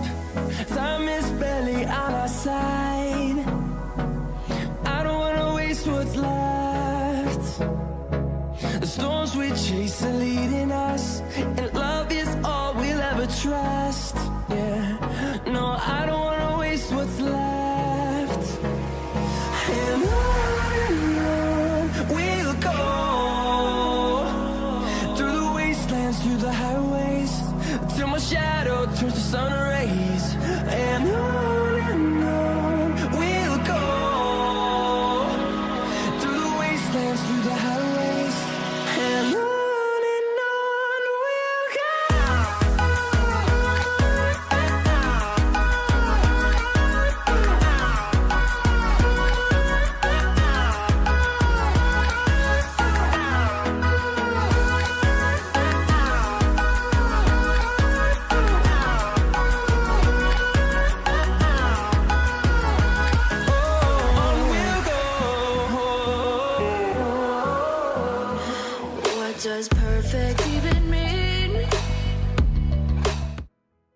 Oh my god, man, with the back and forth that we've been having for the past 2 games, I am glad we took a slight bit of a break, people, because we are hopping back in to the Rayuga Cup here. It's going to be me, Scared Yet. Alongside me, we've got Kronos, who is again cosplaying as some character from Naruto, and I really hope it is not the one that's actually in your background on the left-hand side. It's the one on the right-hand side, because that is the goat. Yeah, that is the goat. No, that is not. That guy was there in the previous game. This is me. Yes, that's Yeah, the thing I'm looking forward to. And Kronos, your first few comments about the previous 2 games, man. Yes, I know I'm not gonna call you in the Genjutsu here, but talk to me about the previous 2 games. I think game number 1, of course, Suyo was prioritized. Suyo was doing great. Suyo was in the meta. Pick it up, you get a win. You don't have anyone to lock him down. They, alongside the Suyo Godlike, went for the Hylos. I love the Hylos pick because you get straight charge at the back line. There's nothing they can do about it. But CRQ on the other side went for the Leo mod. Level 4 power spike, so 1 level behind, and if he doesn't get that poke down in the early game, he's not going to have a lot going on for him. They found a way to make a comeback, but the sides were a little too weak early on, so that's where they kind of took a hit. Second game, though, Godlike was just playing a different game. It was, in the second game, I think, as much as there are Godlike fans in all of India, they should understand when it comes to certain games, there are levels to games, and I think CRQ kind of showed that. Not just CRQ, Yaiko in particular right now, after looking at everything that's happened, people need to wake up a little bit and realize that yes, Yaiko is not a regular jungler. He's not a top tier jungler. He's an SS tier jungler if you ask me. And not just that, but it's just a complete change now. It's just insane with the way how he plays that Suyu, right? We clearly saw that 17 freaking kills and just 1 death. Item swapping at the very crucial moments. This guy knows how to perform under pressure. And that is also one of the big reasons why CRQ have equalized the series. But I want to bring the conversation back to one point we were discussing in the break itself. Why a Cho and why not a Kalea? It was open, Art knows how to play it, and if anything, that kind of becomes a straightforward counter to the Suyo. Yes, immortality, but that's the 6th item. Before that, you can literally shut him down multiple times with a Tsunami Slam. I mean, even if not like a direct counter, at least it's a trial, right? It's a process of trying and lock him down with that Tsunami Slam. So, in a way, they could have done something. I don't know. I think, like I said in the game, they were kind of experimenting with what was going on. But here, Baxia being banned out on the red side. I'm looking at the Jushin coming out from the red. No, they don't. They go for the Valentina instead. So are we looking at a Sora, Grok? I mean, what, Jushin still left open? So I like the idea of CRQ's draft. But don't forget, the Suyo's left open. We spoke about it. Are they going to prioritize the Suyo? That is the main trade, right? You pick 1, we pick 2 instantly. It's the Sora prioritized right now. A good flex pick for Godlike, but this should be a Jushin Suyo pickup for the CRQ side. I don't see any better start coming in from here. Both of them are unlocked. Yeah, it's going to be the Jushin in the hands. They go for the Grog though, so give a shout to that one. Godlike, do you wanna Suyu? You Suyu, you win. That's the mantra for the first 2 games for now. Among the plains, I don't know. I think Suyo and Yves should be locked down here just because of the fact that this is kind of what we expected, right? These are the 3 picks that are up for grabs. They kind of rotated around it. Okay, you take the Sora, we take the Grok and the Jushin. You take the Jushin, we take Grok and the Sora. So that's the idea that they were looking to play. Now I believe just get that Suyo, not just to pick it up, but to deny. There's the Yves I spoke about. It's got to be a Suyo. What else are you going to pick? You're not going to go for the Joy, even though Van plays a good Joy. Unless they want to play a Hylos, maybe. Khalid, yeah, there you go. Khalid comes out. So early game, river control. Suyo being picked up on CRQ seals the deal. End of the game. I think so. That is kind of the straightforward answer for CRQ. You lock in the Suyu, you've got the full early game control. You do not let Bid do his own thing in the RWM as well. And you've already got that engage and the disengage tool in the form of the tech charge. The Grok is going to be a big problem for Godlike to deal with. They go for the fanny. All right. I like it.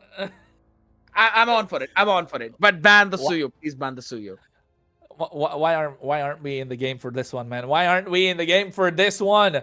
Fanny is gonna be a monster. Not just that, in the hands of Yaiko. Oof, he's one of the best Fanny players in all of South Asia, if I may say so. This is going to be tough for Godlike. They need to find a lot of crowd control, which they don't have. That's why taken away. The Guinevere and the Fredrin perfectly done by CRQ. Claude going off the table. It's got to be another marksman. Carry's already banned out. What are we looking at? Esmeralda, maybe?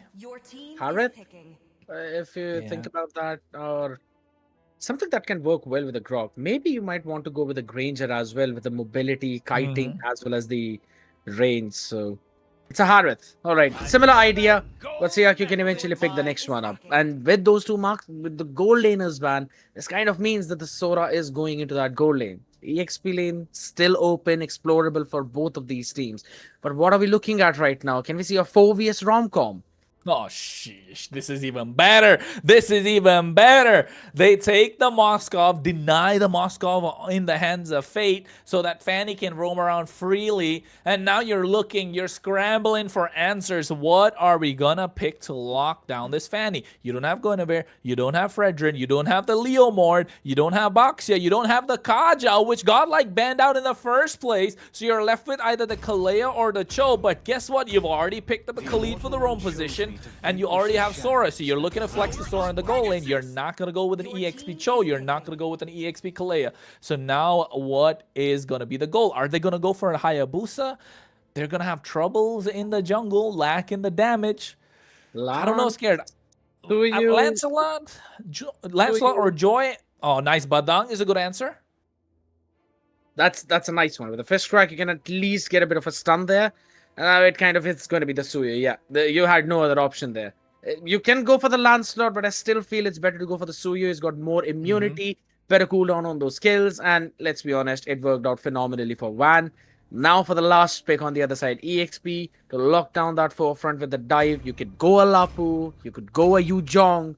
Both could work out for you, but if you want a hard counter Eve, maybe an Esmeralda could be your way. I'm thinking Esmeralda, not just the hard counter, the Eve. You can wall the Oh my god.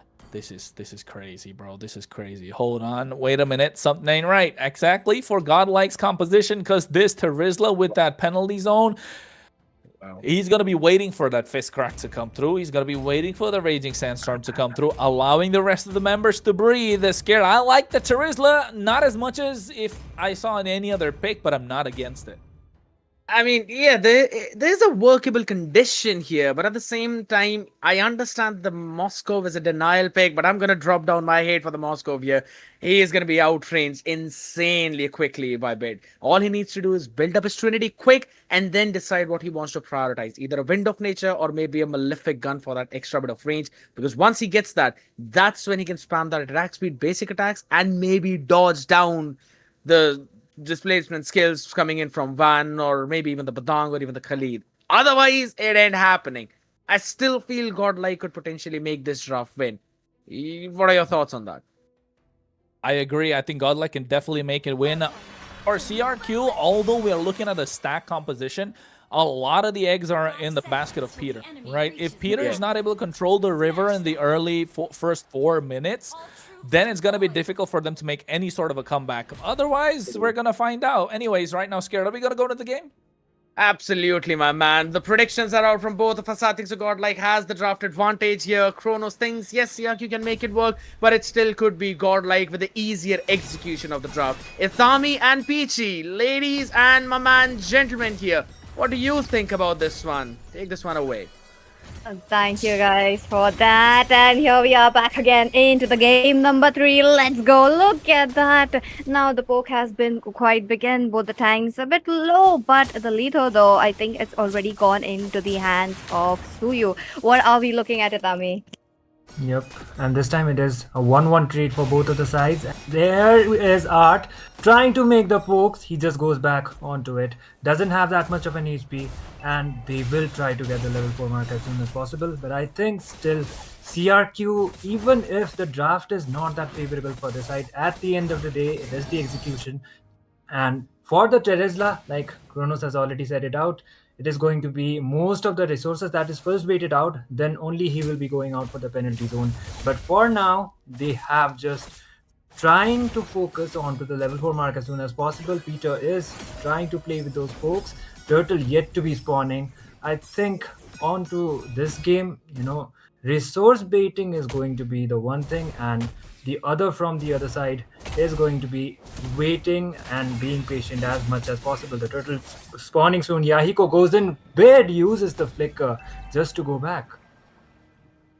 Let's go. We will be looking at the first turtle. Before Oh. that, Wando goes in for Bid this time around. Bid, 50% of his HP already taken off. That means he's just going to be playing a bit behind during those turtle. What is it going to be? Van already jumping in. Now, Yahiko, will he be coming in at the last moment? Or is it going to be Rudius who's just not gonna give the space for Van? Yeah, Van trying to get the last hit as soon as possible because there is still Yahiko waiting onto the bush, but still it is going to be an uncontested one because he is not there for the contention. He is still contesting out for the purple. The turtle has been slain this time. Godlike having slight of an advantage, but still the goal lead is not that massive for either of the sides. First blood yet to be drawn, so I think for now, they will be trying to at least get some resources done before they blow off any trades from either of the sides. Definitely, let's look at that. Oh, 27 being a bit resourceful, but Oh. he's gonna get ganked. There you go, onto the wall. He goes in for the Oh. penalties. Oh, wait a minute. Does get stunned out, but that's the first blood. The jungler taking down the jungler. Onto the other hand, Peter with that Zushin tries to pick up members, but I think that is just not enough given the fact that they do need a bit of members onto their hands. Quite low already, CRQ. They have to back off. Yeah, one for none, and they have just decided to back it out. And I think it was an okayish kind of a trade. 27 did fall off onto the process. It was not 27 actually. It was Yahiko who did fall off, and that was quite of a perfect snipe coming up from the Suyo. So a jungler falling down, quite crucial for the side of Team Godlike, but still lead is still extending for the side of Godlike, of course, and they might be trying to go off for the initiations. Fate still has the cloud or the thunder form to go in, but initiation wise they are actually waiting for the perfect opportunity to actually just go in. And looks like trades wise it's not going to be a brutal brawl anytime soon compared to the second game that we just saw. But Art is all alone. He might be taken down on the process, but okay, Peter will still not be able to land the lantern completely. Turtle spawning onto the next 15 seconds. The bottom lane, though, I feel like CRQ trying to play for the bit of a late game with Goni gone, but wait a minute, Fate though, he jumps in. Yahiko with no energy left. He is just out of the way. This turtle looks like it's gonna be a bit, expensive, a bit problematic once again. But wait a minute, there you go. Van picks up Peter once again. Godlike for the turtle. But before that, Romcom though, as well as Rudius, they are all right there. The penalty zone will be interrupted. But wait a minute, Yahiko jumps in, takes away the turtle. There you go. Looks like both of the members are trying to get something, but 27 will be the one who does manage to get a double kill. Looks like the trade will be there. Van jumps in, double kill, goes for the triple, but that's Bid with a double. Almost a wipe out. That's what we are looking forward for. 4 for 2 as well as the turtle going for the side. So a worth it treat for the side of Team Like, and they extending the lead this time. Van wasting no more time goes out for one of the neutral objectives, that is going to be the first tier tower, but he is going to retreat for now at least. Yahiko, even if he doesn't have the purple, he will still try to clear it out, and he will be able to do so at least for now. But looks like the bot will be gone anytime soon. Fate is trying his best to push it out, but it's just the one minion remaining, and look at it, it's going for 27. It's not actually targeting out the tower. There's a dive in as well as the wall. Crimson Beacon comes up. No way, Peter, I don't like that position, but he flickers out of the way. But wait a minute, 27 makes a very, very good play, but Van finally just gets the shutdown. It's a double kill for Yahiko, but wait a minute, I feel like with the low energy, I don't think he's gonna jump in once again, but there you go, CRQ already picking up something, and I think changing the lanes is kind of working for Gonigon. One, he needs the farm. Oh, off camp it gets the kill on to Rudius just now. But yeah, for the side of Team CRQ, changing the lane as well as getting one tower be quite worth it. But still, the lead is not that much. Romcom is waiting all alone. There's the fist crack onto Polygon. They were trying to dive right in, but that will be the SOT not connecting onto Van. He goes back, but he will be taken down onto the process. There is the penalty zone coming up from the Teresla. 27 just goes all in. There is the Crimson Beacon. They are still trying to dive in. Romcom gets taken down onto the process. Art is all alone. Uses the tectonic charge just to take him down. 27 gets the kill. The turtle has been spawned. And looks like CRQ will try to contest it out. Yahiko is still not onto the scene. Could be an ED uncontested turtle once again. But they will be getting the orange at least. That is true. That is true. Quite unfortunate that another neutral objective has been gone into the hands of CRQ. But at the same moment, I was not expecting these teams to open up the maps quite early on. They are trying to open up the side lanes as quickly as possible, possibly towards the mid as quickly as possible. But it's okay. It's okay. They do have their protections. And now Gonigon constantly switching up his lanes. He's gonna be met by one once again. There you go, taking on too much damage. But wait a minute. That was brutal. Off camera kill. Looks like it's gonna be Yahiko who will be down. But okay, penalty zone already comes up. He's looking quite low. He's trying to sustain, but no, that's not gonna be it. One picks up the kill. Gets the kill onto Yahiko as well as 27. That is going to be a 2 for none actually, and they will be trying to dive in onto that. Looks like it, but still trying to get the mid inhibitor. Oh my god, Romcom just goes in with the fist crack as well as the combination from perfectly done. Peter as well as Gonigon will be losing their lives. Rodius and Yahiko will be forced to retreat it out. Still not able to get the mid tier at least, but that is a worth it trade.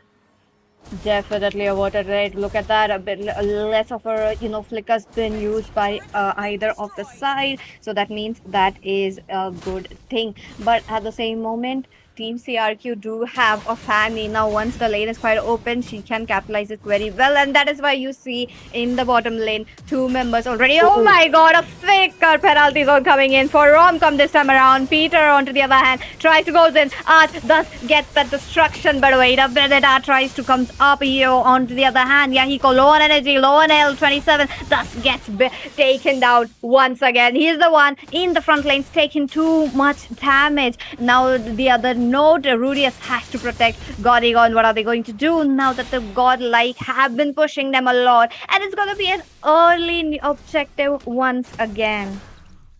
And looks like this should be most probably an uncontested lot, but Yahiko is still there onto the scene. Can just dive in with the cables, and looks like Van will be wasting no more time, and CRQ won't be going out for the overcommitment, and looks like the uncontested lot goes out for the side of Team GodLike. Art just goes in with a Raging Sandstorm once again. There's the fist crack coming up from the Batam. Penalty zone lands on to 3 people, but there is the crowd control as well as the cloud from the Sora. They completely dive in. Peter and 27 will be losing their lives. The Lord will be spawning from the top side, and it does look like the lane sinking might just be up to the point, but Yahiko just goes in and he is forced to retreat, at least for now. The try was futile, but it's okay. They did not lose the holy shield. That's all matter as of now. But no, that one little minion, that's gonna be a bit of problem now that the lot's coming in. Yahiko instantly losing 25% of his HP. Just how that they are going. Rudy as low. Is it going to be a tectonic charge? But no, Bid already with a flicker. Look at that stun coming in from Art this time around. He goes in, 3-member stun, but the backup from his own team will be a little late. As of now, the Lord already taken down. There is a bit late. Oh my goodness, Yahiko instantly getting bursted down. Like he's not getting any chance to get out. This is definitely too much. Godl with the kill and the goal into their hands. Peter thus picks up a Sky Piercer at the 11th minute of the game. Yep, that was actually a perfect stun from Van as well with his S1. So he just went in and Yahiko was instantly bursted down. And looking at the itemizations, yeah, the Sora, Fate is the one who is having the highest lead. He has done most of his itemizations, and it does look like it is still 2 slots remaining for the side of Fate. And looking at others, actually it is the Suyo who has the highest lead.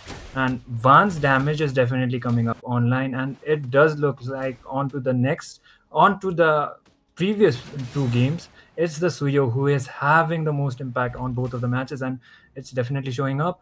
For Godlike, I think they will not be over contesting out it anymore, and they will be waiting out for the second node that is going to be spawning, and it is going to be the HP is going to be much higher. So CRQ, what are they gonna do?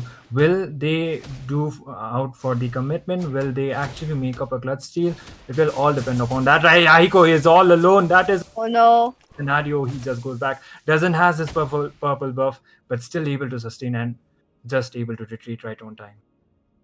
Taking a Fanny, taking a Moscow now, like in front of this match, it is looking quite squishy. Talking about Gonigon, he has not gotten the space to farm up. He has not gotten the space to get a bit of a kills as well. But Fate, he is unstoppable. Once he jumps into the team fights, he's actually picking up 3 members at least, trying to make sure that the main members, the members who are from the back lines, are getting caught out. And because of that, I think the flicker is the bit of a blink skills that they have is just putting a lot of pressure on them. CRQ, what will their responses? Now they cannot go in for the contest. Even if they do, it's gonna be a bit of a problem. But Art though, Yaiko does get his purple buff finally.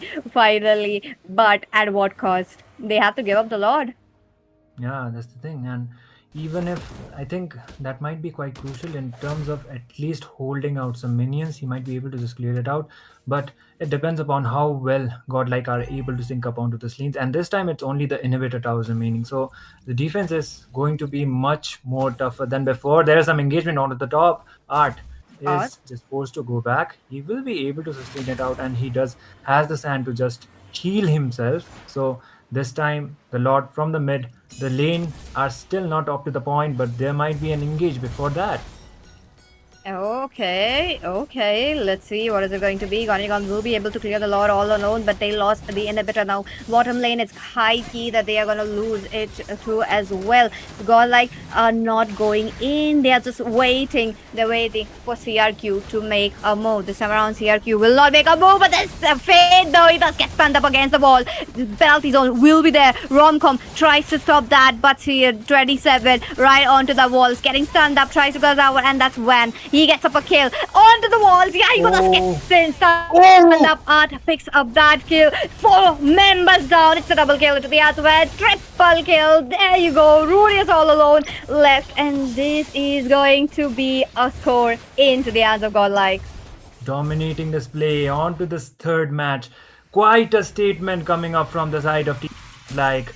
2-1 is the lead, and Godlike are onto the 2 points. This time, quite of a statement as well as quite of a performance. So Van will be the MVP. Suyo is definitely shining onto the series, PG. That is true. So you definitely has a shine to it. It definitely has a good amount of good luck today. Last match, Suyu, holy shit, took up an MVP. This game, Suyu, also again an MVP. Exactly. And with this, I would like to call upon Skated as well as Kronos once again and give us your thoughts regarding this match we just witnessed. Man, I already called it man, previously. You Suyu, you win. That's what's been happening till now. One on the Suyu, Fate on Sora, Bid on Eve. These 3 heroes have had 100% win rate till now. And this is exactly what we were discussing during the draft as well, Kronos, and I hope that you're here because Rizla, penalty zone, yes, the idea is there, but Moscow lacks that range and he just cannot outpush when there's a Suyu on the other side. Look. I know it's publicly known that Scared Yet hates Moscow. Okay, so whenever Scared Yet is casting and there's a Moscow on the other side, everybody knows he's always gonna go against the Moscow. But to add on to what you're saying, yes, you're right. The Moscow doesn't have a lot of range, but if you ask me though, I think Moscow played fantastically. If you mind showing us the items once again, Sunny Bhai, please, if you don't mind, I wanna look up on one more thing. Here, look at the gold though. Look at the gold of Moscow. 9,000. 9,000. He's the highest of his entire team, right? And I don't think Gonigon was performing bad at all by whatever means necessary. I think Gonigon was playing his role, right? Unfortunate that the draft of Godlike has so much early pressure where they can really shut down the Fanny with the combo of the Badang as well as the Sora in these neutral objectives, which is what they were working out for, and Van can go and snipe somebody in the back line, and it makes sense. But the problem here for CRQ is the fact that the one that Van wants to snipe down is Peter. And like I said in the draft, a lot of eggs are in the basket of Peter, and he is supposed to be able to perform well for them to have that bridge between the early and the mid game, right? Unfortunate that he's not able to do so. His positioning's not been on point. He's trying to provide the Lantern Flare to control the river with the help of the Grok nonetheless. It just didn't work out. They're not able to get the priority in the river. They're not able to get priority in terms of neutral objectives, and they don't know whom to catch in the back line. So, of course, they're going to have troubles. Of course, they're going to have problems. Yes. And sadly, that small bit of a difference where CRQ needed that early mid-game bridge with the help of Peter and the Jushin that he was playing, they didn't get that. And guess what Godlike did? They collapsed on top of it with the help of the Badang Sora that you mentioned about, the combo. You mentioned about it after the draft as well. That combo went on really well. And they had no sort of a comeback. Nothing going on. Clearly, for CRQ, Yaiko's doing a fantastic job. Gonigon's playing well. 27 is doing the good body blocking. I think Rudius and Peter, even though they're on the same page, it feels like they're not with the rest of the team. This is exactly what I wanted to point out as well, right? Rudius and Peter are making some good combo plays together, but when it comes down to pairing it all up with Yahiko, maybe Gonigon, or also bringing 27 into that mix, that is where they're kind of struggling in that scenario. And this is also one of the big reasons why, even in that game number 2, right, it was a good potential for snowball with the Suyu. You had those early games, but it still went down to over 20-minute mark, which it should not have gone technically because there's a Claude on the other side, so you'd rather want to end it under 15 minutes. Yeah, they won that game, but I'd still have to say it was because Godlike was playing the game of CRQ, which you previously mentioned too. But out here right now, I think it's kind of clear what you really want to prioritize out. The Suyu's utility is just a bit too much to handle with the burst potential, with the iframes that you're constantly getting. I think so it's worth either to ban it out or maybe just to make sure that you've got 100% chance of picking it all up. Or with the starting of the ban phase right now, we're still going to repeat the exact same story. The Basha taken out by CRQ, carry as the answer for the side of Godlike, and I think so we're going to fall down to the same Freya banning phases. You know what's scared? Like, you and I have casted so many tournaments, so many different regions around the world as well, and we've casted a lot in India. And the one thing that I like to point out is whenever you're playing on the red side, I think everyone in the chat, everyone doing watch parties, everyone around, everyone in the VC and stuff can agree with me. When you're playing on the red side, you automatically want to ban out that Jushin, right? Yeah. So that Jushin doesn't. It's a factor. It's a fact that it's gone. Now that Godlike have got the win when the opposition played the Jushin, do they really ban it out? Are they could just be like, here, Peter, take it. We'll see if you can hold on to it. Are you really going to prioritize with the way that you've controlled the river? Or are they going to let it go? And Godlike going to be like, it's still a free Jushin for them. So draft right now, 100% Godlike has the advantage. I agree. And this is also one of the big reasons why they left that open as well, because Peter, even though he picks up Jushin, you know that it's pretty solid pick for him too, but it's just not working out with them, with the whole synergy thing going on. So maybe you let the Jushin go through. There's the Freya available as well. They should be banned out. Yeah, it's a Freya ban. Jushin let through. Sora. Now that's an interesting thing. CRQ previously picked it up. This time it's left open. So the Jushin is still picked up for Peter. You go for the Grok and Suyu? Or maybe a Grok and Yisun Shin? Gotta be, bro. It's gotta be a Grok, Suyo, or probably Suyo, Yisun Shin. Even if you ask me, let them take the Grok. It's okay. They played Grok terribly in the previous game. Not gonna sugarcoat anything. Scared you. We gotta make sure we put, we gotta put the money where the mouth is. The Jushin is a fantastic hero. It is one of the most broken heroes in the game. You give them the first pick and they're not able to perform this time, then you know there's something lacking in some areas for people to oversee. But now I like the Suyo being picked up. It has a 100% win rate so far. It will do even better now. given the fact that you have someone who's gonna win the lane outright with the Harrod. Yes, and I kind of like the idea of the Harith early pickup as well. Yes, you do reveal your cards where, Fate is going to go in with, but it's totally fine. It was banned out previously. Now you picking that one up, just going to make sure that the third one could potentially be the Eve pick, just to go for that range, or it could also very well be the Zetian. Leomord has been left open along with the Foveus, so pick Leo, also pick up the counter in the EXP, so that's all cool. But I think so this is a good time to pick up the Zetian. That could work wonderful for Godlike. I mean, yeah, the Zetian can definitely work well. I think Esmeralda is a great pick here as well, just to make sure it doesn't go on to the other side, or maybe even counter the Jushin, the Foveus. But you're right. I think just pick up the Zetian. You have the extra bit of range. You can outpoke the Jushin. You can definitely create problems for this Foveus. The Leomord will try and come in, but it's okay. You'll have the Flicker. You have the Celestial Armament to survive. I think the Zetian's a great pick, but guess what? They want to go for a Hylos. It's not bad. You add dive with dive. You slow them down with the Glorious Pathway, and you have a direct stop to Jushin, which is what they want to do, which is what they did in the previous game.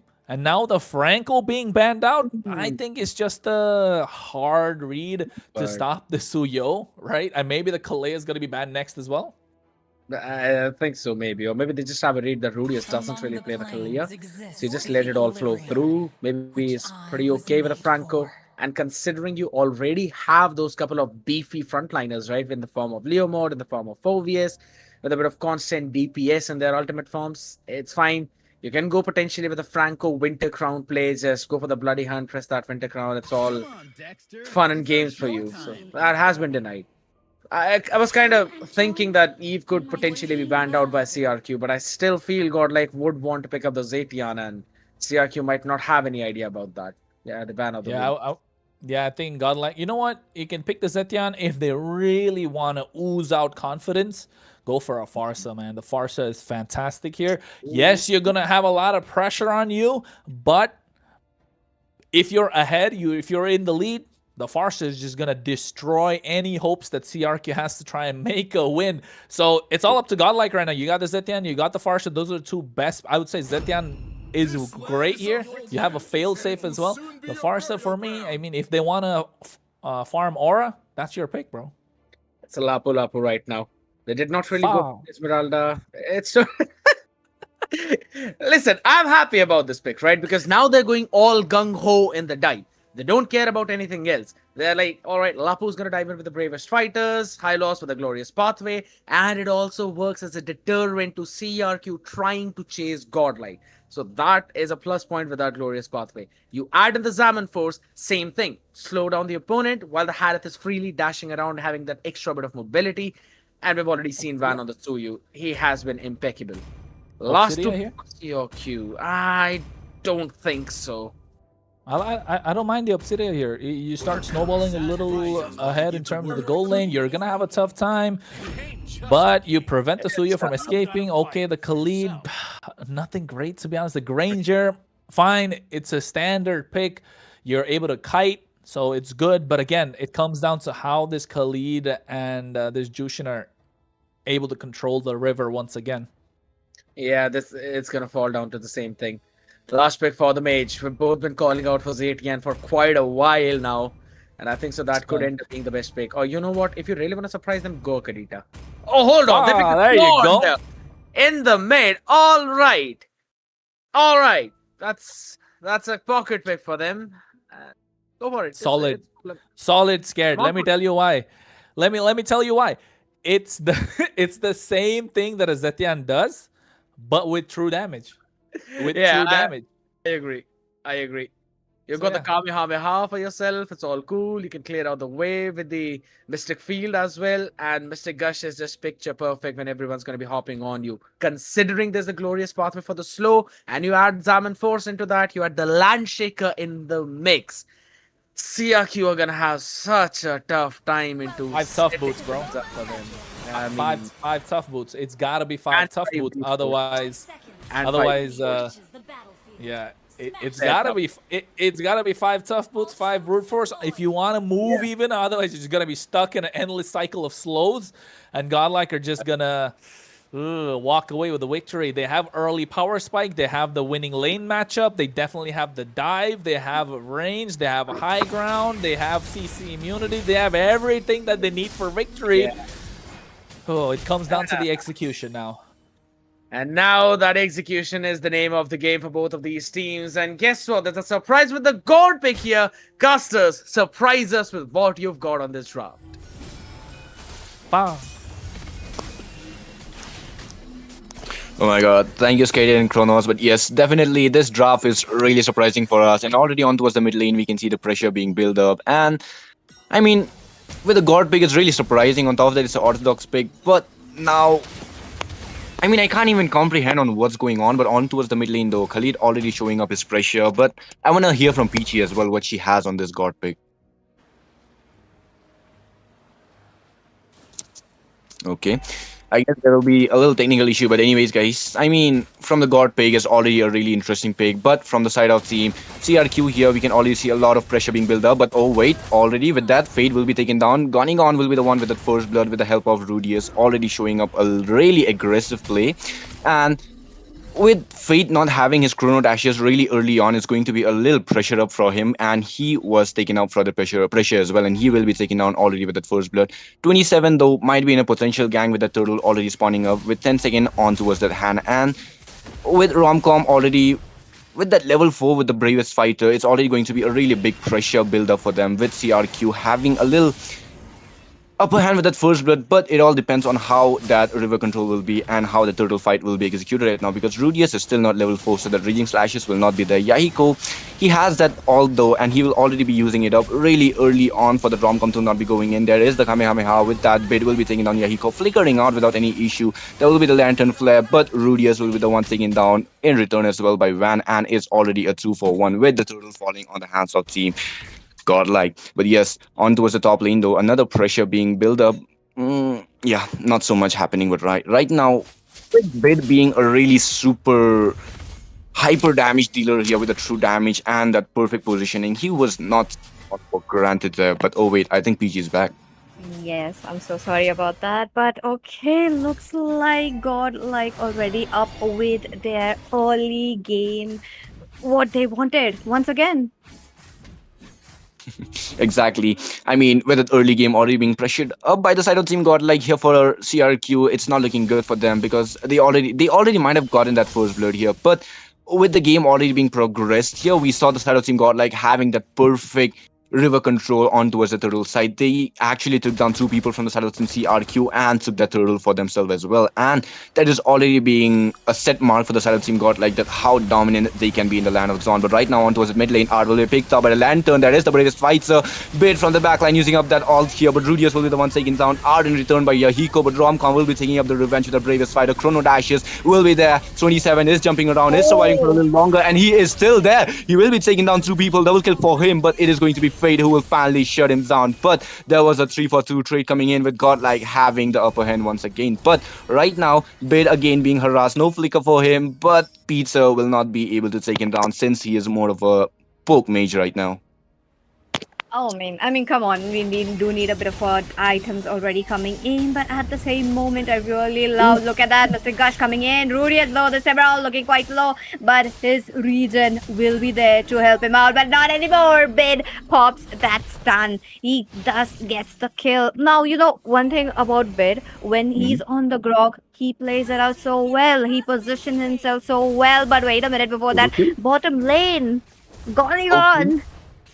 Gonigon was taken down by Fade on a solo kill. I mean, with a nerf on towards that Granger here, on towards the second skill, it's quite expected since Fade already has a lot of unlimited dashes, if we'll be going to be exact. But right now, bravest fighter already Romcom going in. There is going to be the Mystic Gush. 27 is in trouble, but so is Bid here. He has the flicker, he will be using it up, but Romcom will be there. So is the flicker from Pizza. He will be taking it down, and there is going to be Bid for the shutdown here. So does Romcom, but it's going to be Van who will be surviving. Art as well, he is a high lows. He won't be taken down so easily here. Fate dropped really low, and he will be forced to be recalling down. And the gold plate from the bot lane, not the gold plate anymore, but the turret on towards the bot lane is in a lot of trouble. They need this turret. Both of them already onto that, and they will be taken down quite easily. But my goodness, top lane, there was just too much to unpack. Both the teams really went head on, trying to make sure to get each other. This time around, Bid, once again, look at him. Compared to Peter, both are on same path. But Bid, though, a bit behind on that EXP. That is a little surprising for me, but at the same moment, I think both the teams are just scouting for which teams is just gonna come up first, trying to invite them for a fight. I mean, with the side of team godlike here, and especially for the bid, he is not able to gain up those EXP as easily because he is a really easily markable hero. So he needs to use his momentum. He needs to use his move really wisely here because any single bad movement from any single bad step from him will be the death of him and the team fight falling down for the side of team godlike as well. But on towards that mid lane, we might be seeing a little taunting coming in, poking coming in from both these teams. They're just hitting each other once after another. But on towards that bot lane first, you're already being taken down while the side of the team got like it's not able to take down even a single turret. CRQ, they might be a little ahead in terms of that turret here, but Van is there to be making it equal here. Yahiko is there, might be using up that surge, not right now because he is waiting up for the turtle here. On towards that mid lane, we'll be seeing the pressure coming in from Romcom though. Gone almost taken down by the previous fighter, being poked down from Romcom as well. It's not a good sign here. We might be seeing the land shaker, but the turtle will be there already. 27 with that raging slashes comes in, but Van trying to use up that ult here. Glorious path will be there, trying to go in for Gone here with the surge already being used up. Art on towards the back line though, but the beacon flare is also there. 27 is trying to go around, jump around, but the chrono dashes will be there. Fate will be taken down by Peter instead. Van taking down 27 as well, but the turtle is looking for the side of team CRQ right now as Van is really low. Wait, he is trying to go in for Modo. Peter might be in trouble. Flickers out of that harm's way, but Art is in a lot of trouble now and he will be taken down, picked up from the ground straight down his grave. Peter this time around, though, getting those kills quite easily. Will Van be able to keep that 100% win rate in this grand finale? That's a question that the team Godl will have to answer. But Romcom, was that kill quite necessary? Okay, Mystic Gush tries come in for Yahiko this time and as well as Rudius, but that will be just there. A bit of a damage. That means Yahiko will be backing off. Now that the team godlike have been moving in quite a bit, does get stunned up. There you go. Rudius all alone. He knows he has the damage. Takes down Bid.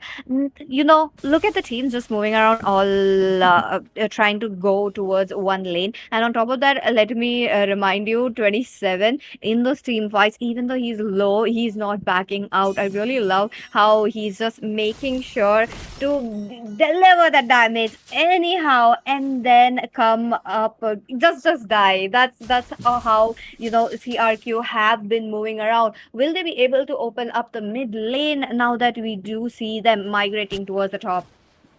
Okay, I mean the top lane is already being pressured down. Romcom though, he is a really carefree guy right now. He does not care much about it. But like you mentioned about Phobius, I mean that is what the Phobius job is. But right now on towards the mid lane, on towards the jungle area though, Mystic will be there. Glorious part being used up as well. 27 just jumping around, but there is going to be a disengage from the side of team CRQ, knowing that there is not a good chance to be fighting up right now. But the endless battle is there from Yahiko right now. The true damage will be there, so is his HP regen. But the question is, how long will the side of team CRQ and team godlike be able to defend their grounds right now? Because both these teams, they are going for a really aggressive play each other, but Bid with that positioning on towards that backline straight, using up that Mystic Gush, he is a really big of a trouble here, especially with that true damage being dealt from him. But the first Lord is finally here.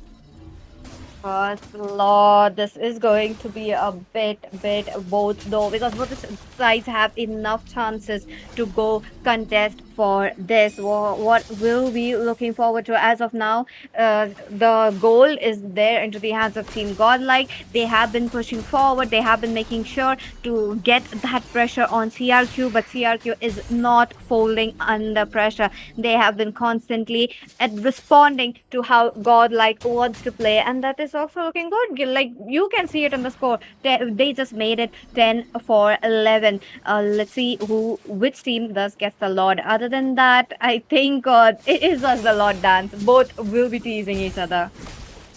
I mean, the Lord Dancer is Oh, there, but oh wait, the fight is look at already that. there. The Chrono Dashes will be there straight on towards Romcom, though he is not Romcom, but Rudius will be the one taken down. Mystic Gush straight on towards 27, and he will be taken down. Romcom instantly zoning down three people from the side of Team CRQ, not letting them join the fight, and the frontliners from the side of Team CRQ will be taken down by Bid and the two members that were standing. But the Lord from the side of Team Godlike will be there, already taken down, and the Lord fight. Lord Dance was already there, and the side of Team Godlike using up that pressure. The bot lane was hold off for a long time right now, but the minions will be there from the side of Team CRQ right now with the mid lane first here already hollowed out. Will it be a really great team fight on towards the Lord here? But for a fact, CRQ will definitely be able to take it down. But Peachy, what are your thoughts? Do you think CRQ will be able to defend this Lord?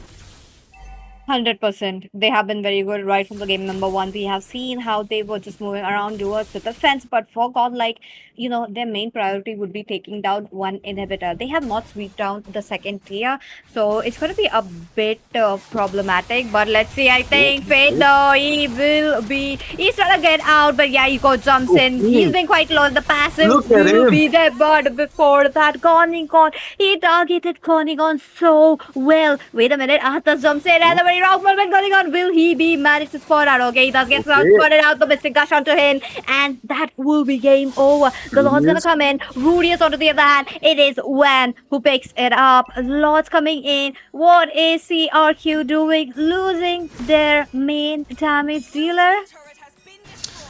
Losing the main damage dealer, gunning on. That was not a good situation. That was not a good decision coming in from the side of Team Godlike, or not the side of Team CRQ right now. But the Lord taking down 2 second tiers already with the top lane as well incoming, and the side of Team CRQ, I mean, they did have a really great fight on towards the top lane here, but that was a really extended fight. Fade held off his ground really perfectly, and there was already way much enough time for the side of Team Godlike to come in for that sweep, and they instantly took down two members from the side of Team CRQ, and that included the Granger as well, which for a fact is one of their main damage dealers after Yahiko here. But for some reason, who is Peter, though he is trying to catch up with that Lantern Flare and the Lantern's power here, he is not able to do it out that perfectly, because whenever he thinks of a team fight, the movements from the side of Team Godlike is so unpredictable that he is not able to use his second skill perfectly, and that is what's making that Zushin not a perfect hero right now. But despite that fact here, he still has that 404 KDA,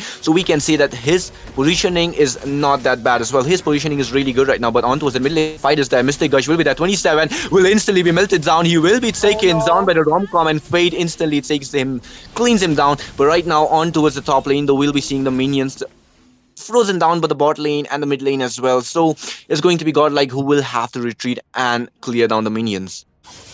CRQ with the goal gap that it's been increasing. What will they do? Wan is actually holding up that 100% win rate on the Suyu this time around. Look at them with that Lord. I feel like the fight that just happened before the Lord, where Gonigon was taken down by Art and Bid, that was just a distraction for Godlike. If they weren't not so much focused onto the top lane, they might have gotten the bottom lane quite easily. But once again, talking about the same, the Lord will be here. Wan will be spotted out. But wait a minute, Art jumps in, tries to go for Gonigon as quickly as possible. Romcom and Peter touch that down. It will be here. And 27 as well. Wan, look at him, picking up kills as if it is dinner for him.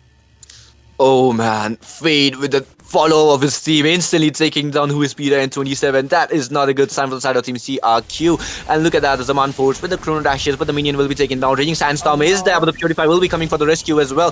Rudius is in trouble, but the Healing Sand will be there, but not for long, as Romcom with that basic attack will be slashing him down. Raging with that, oh wait, the Landshaker was also there, almost stunning down Yahiko and taking him down right now, but the minions are no longer there, and Romcom is there trying to hypercut the minion wave, but not for long. But anyways, as we are speaking, the Lord is marching from the mid lane and the side of Team CRQ. One of the members already dropped really low, and we can see the bouncy rising for two members there, Peachy. The notification is there even for the casters, but yes, the Lord is marching from the mid lane, and there is a pressure from the top in the bot lane as well, as the mid lane inhibitor, the base turret, will be taken down. So is the bot lane and the top lane, and the minion pressure, the wave pressures is there, and the Nexus is in a lot of trouble, is sweating for the side of Team CRQ as well. well. And when already putting up that pressure with that Archer, Romcom will be there. The glorious part will be popped up by that Archer. The Landshaker will be there. 27 trying to mark down Fate here, but a lot of damage being dished out by him instead. And he will be taken down. Romcom will be the one finishing him off on towards the mid lane, on towards that fight as well. Romcom will be a lot of trouble with Van securing the double kill. Fate taking up that killing spree on towards Swiss Pizza, and the Nexus being taken down with Godlike securing the third game and one victory away from securing the champion's title. It's just one bullet away, but my goodness, what a game. Let's invite our analyst of the game. Welcome back, guys. Holy smokes, man. And Kronos, it is exactly as we predicted, did we not? The god Yeah. in the hands of Bade, working just like how a Zetian would have. I told you, the Gord is just Zetiano slightly better just because of the fact that they have true damage, a lot of crowd control. They had the winning matchup in the gold lane. They had extra mobility in the EXP lane. They had a more mobile jungler. We already saw the Suyo versus the Leomord in game number 1, where Yaiko wasn't able to really come up with the victory for CRQ. And it's the same thing that Art played in game number 1. This Hylos just charged straight in, dive right into the back line of CRQ. Yes, Peter was playing a little more safe this time, but then it exposed the rest of the lineup where Ganigan wasn't able to win out the lane. Yaiko's not able to win out the jungle battle. The river control went to Art. He just has to pop the second skill and walk around Rudius. He can't really do anything about it. And CRQ's 27 in the fight. He was soaking a lot of damage, but there was nothing to follow from the rest of his team. So this definitely came down to the draft of 100%. And I personally think at this point, Rudius needs to pick something except for that Khalid. And I'm going to say it straight up. Art is literally dominating him in that roam position. With the way how he's opening up the map for Bid and how he's protecting him while also giving him the initiation that the team needs, which enables both Romcom, Van, as well as Spade to hop in whenever they want to and when they feel comfortable. That's a lot of control to just one entire lineup who's already winning against you in the draft. And Rudy's Khalid it can't do anything in this entire game because on the other side they're just too mobile. If I'm not wrong, wasn't the roamer of CRQ Array? Like, was it not changed in the middle of, like, I don't know if it was changed in the past month or a couple of weeks with all the transfers that's been going around. I think that might have been CRQ kind of shooting themselves in the foot. Yeah, I think so as well. That has been a bit of a problem. But I think so Rudius has been playing with the lineup for quite a while, though. I really wish Sasuke could drop in a bit more hint for me if that was really the case, or did we have any kind of lineup change. But for as far as I know, this is the exact main lineup of CRQ, which has been playing together for a decent amount of time. So on the other end of the spectrum out, yes, there are certain issues in terms of the coordination right now, and the team has only won one game where they picked the Suyo. At this point, if you're not ready to pick up a Kalia to hard counter the Suyo, you'd rather just ban him out entirely and not allow it into the draft. It just gives a lot more freedom for Van to move around, and you cannot go for any kind of squishy marksman because he will be deleted instantly. Look at what happened to Peter in that very last fight in the last second. No, you're right. I mean, it's just coming down to the draft a lot. So CRQ, they had a great draft in game number 2. Not able to pull it back again. Is this a sign that, you know, GodLike are slowly starting to turn up the gears and go away with a victory? They were experimenting in the draft before with the Cho and Harley, which didn't work out very clearly. But CRQ needs to start pulling up their socks, man. And if I may say so, this is the difference between a team that is in the top tier and a team that's trying to achieve the top tier with the players around them, just trying to find the right fit. So hopefully CRQ can find their mojo and get back in the next game, because it's already match point for GodLike. And in a best of 7, we want to see 7 games. Man, that's exactly what all of us want. But on the other side of the spectrum, GodLike would want to have an early night out there, man. With the way how they've been playing, they've kind of earned it. And on the other end, I think so CRQ have kind of reached down towards that brick wall where they do not know what they need to do now, because the things that they've been trying to do hasn't worked out. And maybe it's about time to finally go in with those adaptations in the draft itself, where you change your draft entirely. Either go for a hard counter. If you don't, just simply ban out certain heroes which you are not able to stop with your current lineup. Ladies and gentlemen, will those changes be pointed out or brought out by the side of CRQ? We'll find that out if they can make that comeback after the short break. Don't go anywhere.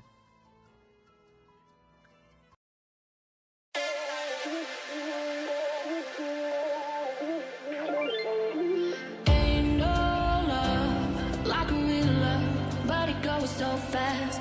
All tied up like a captive. I'm on to you. Used to pay to my mom life, standing on rainbows, playing it cool. I haven't felt this in ages, and I know my patience. So won't you please stay a bit longer? You're making me stronger, making me stronger. Stay a bit longer. You're making me stronger, making me stronger. You're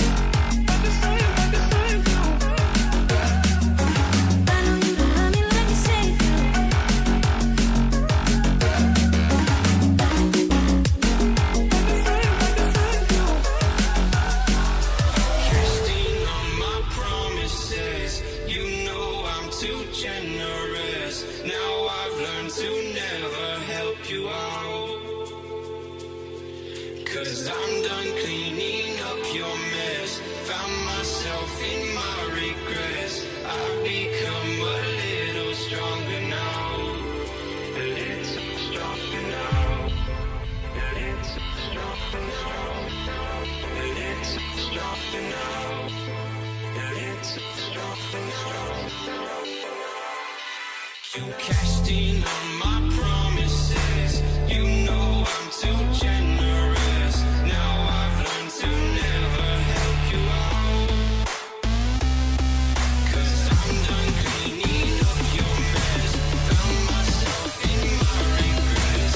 I've become a little stronger now. A little stronger now.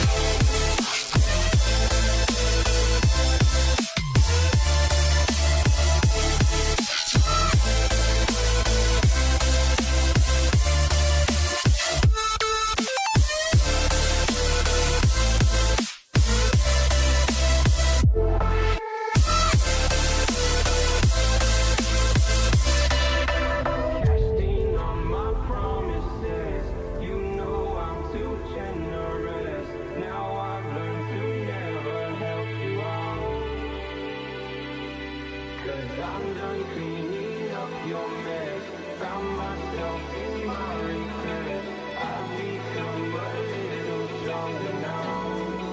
A little stronger. Open eye, feel the waves cut through me.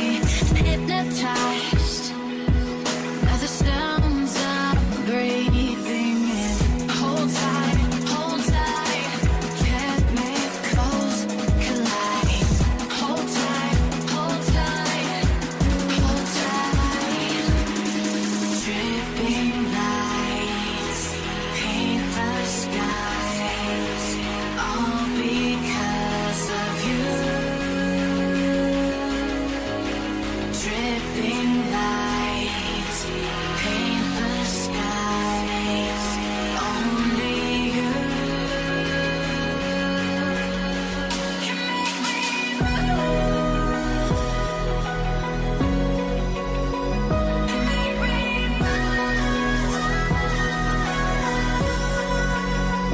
can make me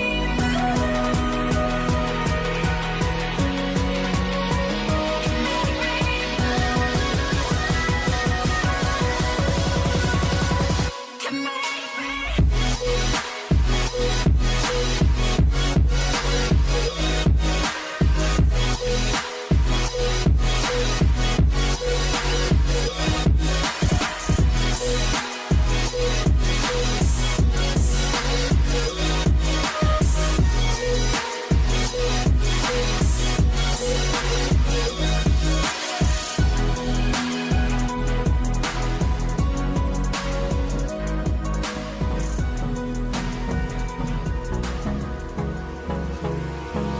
Hold me close till I get up. Time is barely on our side. I don't wanna waste what's left. The storms we chase are leading us, and love is all we'll ever trust. Yeah, no, I don't wanna waste what's left. And on we'll go, through the wastelands, through the highways, till my shadow turns to sun rays.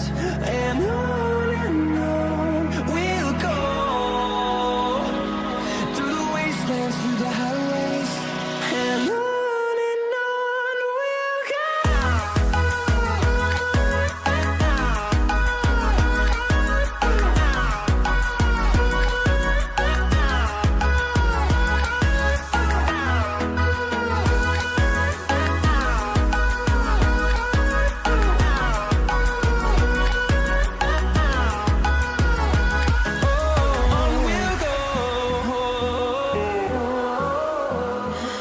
What does perfect even mean? Is there even such a thing? Ooh, can we switch up all the rules and imagine a utopia? Darling, I'm just so fed up with these expectations. They keep weighing me down. My heart is begging me to get the hell out of my head. I'm gonna live inside the upside down for a minute and pretend, honey, I'm a perfect 10. Whoa, whoa, honey, I'm a perfect 10. Whoa, whoa. And if I say it enough, it gets ingrained in my head, and I start to see. Welcome back, ladies and gentlemen, and once again, you guys are watching the Rayuga Cup season number 1. Back again with another match. Will GodLike get this match and walk away? This time around, though, you know, right from the start of this tournament, Team CRQ has been one of the teams that have not been defeated once, but at this time, they are getting disappointments and disappointments, and on top of that, Van having that 100% on that Suyu. Will they be actually going for the ban? I'm your analyst Peachy, and I'm joined by Jeff today. Hello, Jeff. How are you doing?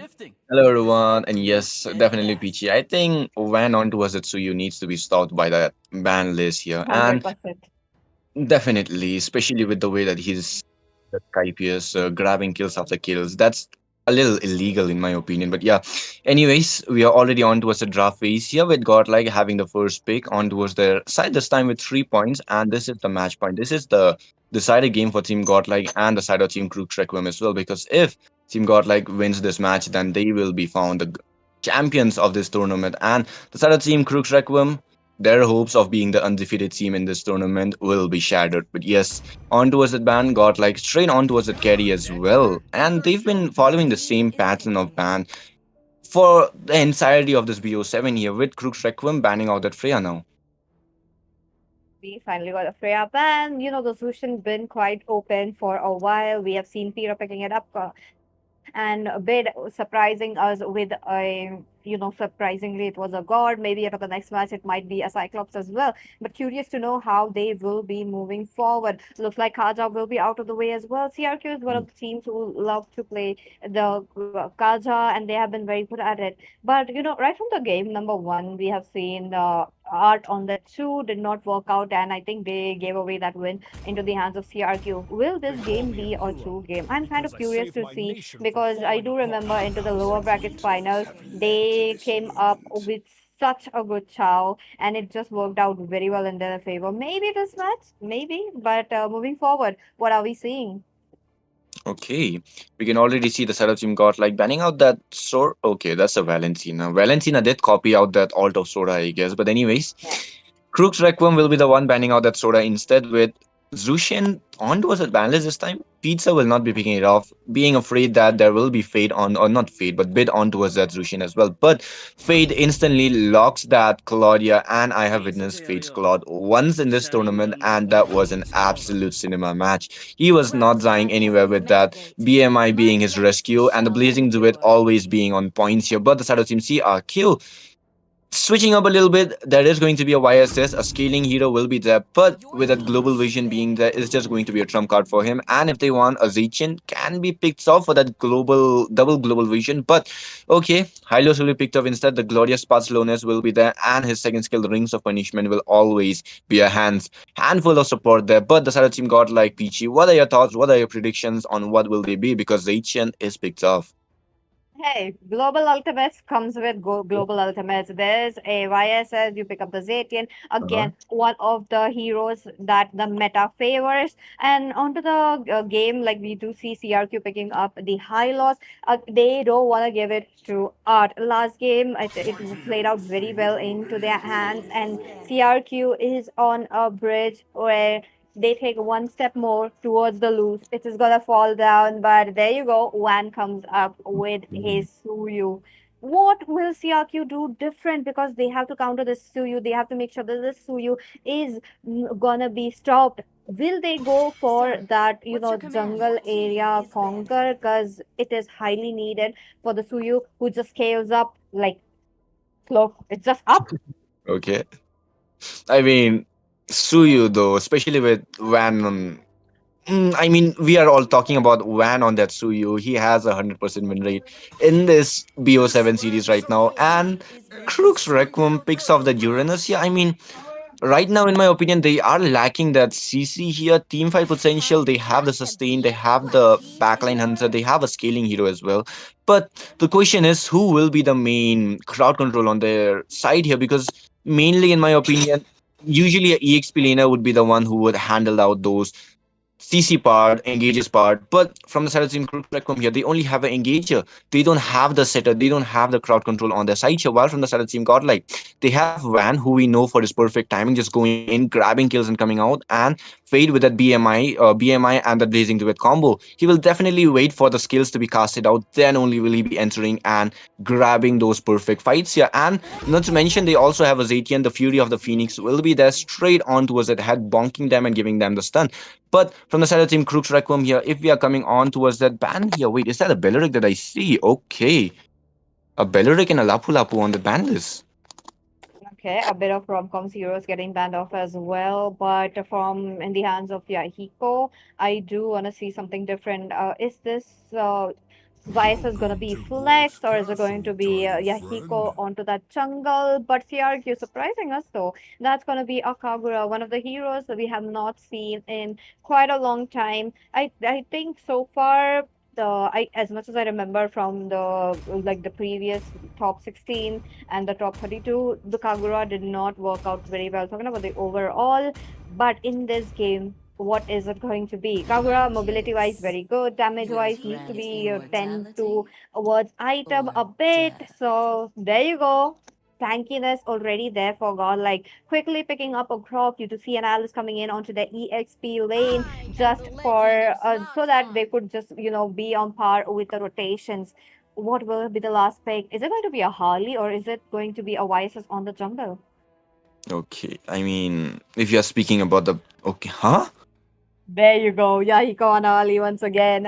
I knew this was coming.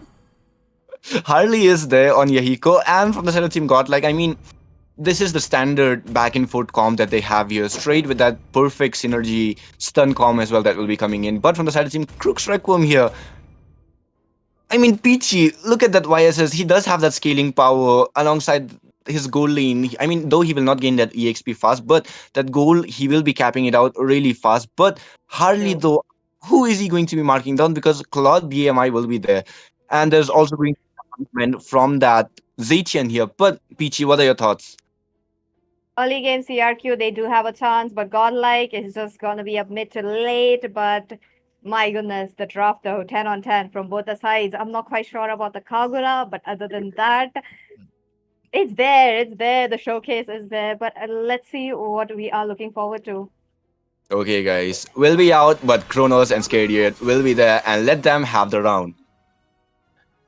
5 seconds till the enemy reaches the battlefield.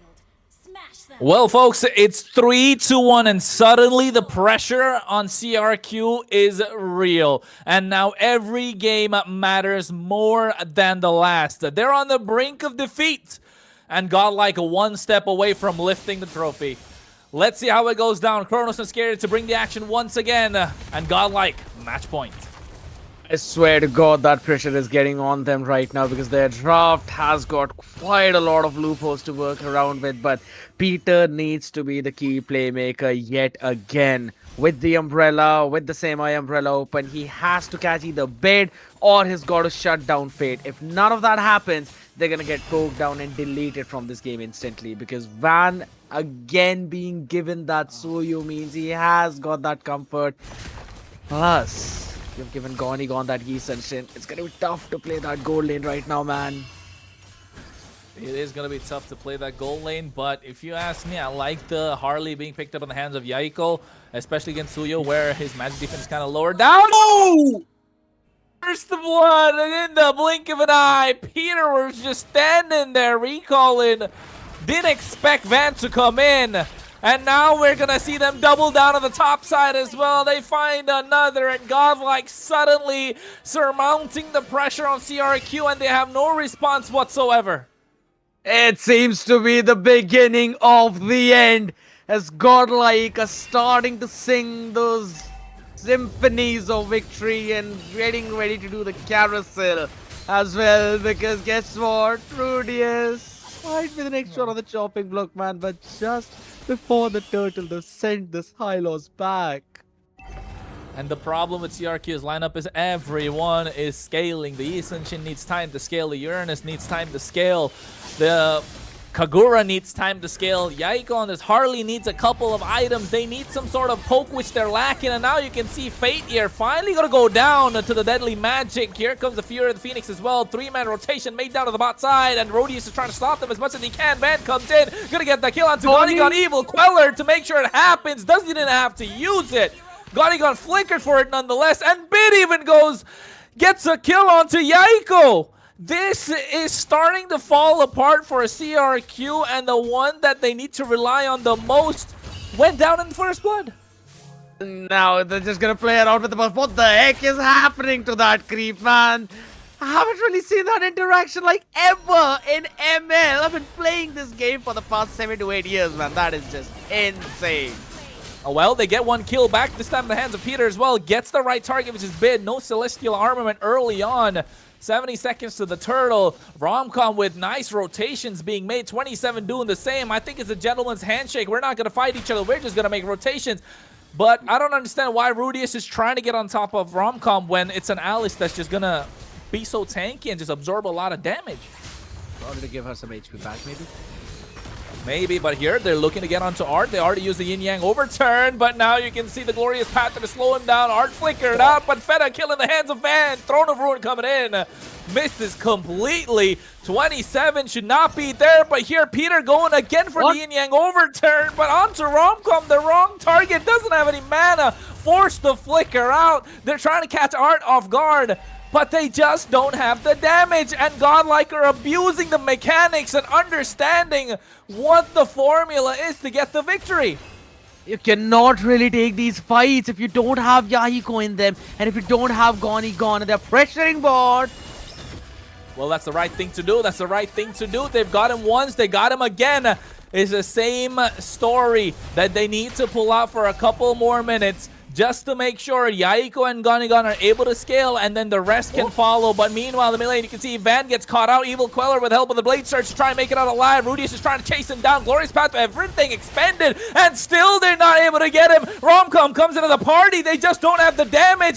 Peter is not chasing. He's the one that's not doing a lot of damage at this point. He should have been there with 27. Unfortunate that they didn't follow through, but they did prevent them from getting the turtle, allowing Yahiko to scale a bit further. Can we please take a look at the items to see where they're at? Yeah, because at this point, it's the Radiant Armors picked up instantly. And I love that call, because you've got Yahiko with the early damage, Peter with the early damage from all of the yin-yang overturns, high loss, as well as the Uranus. The only physical damage dealer is going to be gone. You can just end up making the Fizz defense later on in this game once you go ahead. I love this itemization from GodLike. You've already rendered Yahiko useless. Now he has to prioritize an early Divine Glaive. Otherwise, you just have to focus on Bid and Fate entirely, because you ain't catching Van with that play. You know what, Scared? Is not just Yahiko or Peter. Look at the lineup of CRQ. Just one source of physical damage, and that comes from the Eastern Shin. Exactly. So it works out everything in the favor of GodLike, and at this point they need to find a way to snipe down the back line, and that's going to be the squishes, which they've been doing so far, piling the pressure onto Fate, but they still haven't got the tower, which they need to. So the bot side should be pressured a little bit more to make sure Gonigon is allowed to roam freely, maybe get into the opposition jungle. But here Romcom might just get caught out. Throne of Ruin coming in just to make sure he survives. 27 goes in, tries to get the kill, but finally Peter gets a shutdown in the mid lane as they catch Van off guard, and this could be the start of something big for CRQ. Oh, the Blazing Duet popped up as well, just to force away the members of CRQ. But finally, they're building up that pressure. Finally, they're taking down those lanes. And I love that Gonigon is going in for the endless battle, because you need that item to chunk down this beefy front line, because Art on that Grok is going to be super tanky. Romcom is going to be on your faces every single time. So as soon as that endless battle pops up, Gonigon is going to get activated in those team fights. But here's the thing. If in case this game goes towards that late game, you know that Romcom is going to be really tanky, and he will enable Fate to hop in the backline with that Blazing Duet. And I don't see anyone else from CRQ who can stop him except for Peter. Oh wait, 27 able to see the purple buff as well, walks out with it. And he's able to tank quite a lot of damage, and rightly said, Scared, that Romcom cannot be stopped when it comes to the late game. Nice use of the tech charge as well, catches two members, revitalized pop. Oh! The Phoenix, Romcom goes into the back line, they get everything set up, and now Gonigon not able to use the Mountain Shocker. As you can see, in the midst of the fight, Rudius is there. Van is trying to be chased down by 27, but Peter on a killing spree finds Art and takes him down, and this is the opening CRQ we're looking for, and this might just be the turning point of the series. You're going for the comfort, and that's when Peter starts to shine in the most. And this is one of the big names of the games which we've been talking about. Romcom, he's taking a lot of damage. And yes, Scared, this is one of the big names that we've been talking about. We've been highlighting the fact that Peter needs to step up to the plate, make sure that he's the one that bridges the gap between the early and the mid and the first few games, which he wasn't able to do. But now I think with the previous game's performance, he's slowly starting to warm up his engine, and I think this might be the moment that he's looking for. Yeah, and to be honest, at the end of the day, I also like the pick of the Uranus against the Alice, because normally it was a tough matchup coming in for 27 onto that EXP. So this time around, he's been having a really solid win in the lane against Romcom. And even if it's not just clearing out the way faster than him, he's making sure that he's rotating as quickly as that Alice. And during the midst of it all, Yahiko was also able to steal away the orange buff as well. So that is another layer in denying those buffs on the farm to Van on the Suyu, which has been one of the biggest problems in the previous 3 games which GodLike won. So a good macro from CRQ right now, but they've got to keep the pressure on. Yeah, I think 27 doing a fantastic job to keep up the pressure as well, making sure he's breathing down Van's neck the entire time. Gonigon pops in the Mountain Shocker just to make sure he gets some vision on, get the tier 2 on the top side. 27 taking a lot of damage, is forced to make it out alive with the Consecration. They use the Dauntless Fleet onto Van as well. The mid lane is going to be the next one that they're looking out for. Here comes the Glorious Pathway. Oh, they try to find Fate in the back line with a Deadly Magic. Yahiko almost gets him with a poker trick, not able to finish the job. And Art is stonewalling the rest of the minions to make sure, even though the mid lane is hanging by a thread, it's still hanging. Show me the items at this point, because 27 is just sustaining way too much here. And it is just with the Oracle. He hasn't even got a second item right now. It's just the Oracle with the Dreadnought armor. Man, this is just peak mechanics about to get a fight. Yeah, Romcom goes back in deep. He's taking a lot of damage. Throne of Ruin coming out as well. Able to get 3-man stun, tech charge, making sure Gonigon is caught up. And finally, with the help of the Blazing Duet, they're able to get one. Romcom goes down to the hands of Yahiko. Look at Fate as well as Van looking to snipe somebody down at this moment. And Fate is able to make it alive. And Van comes in. Soul severs Yahiko, but still not able to get the job done.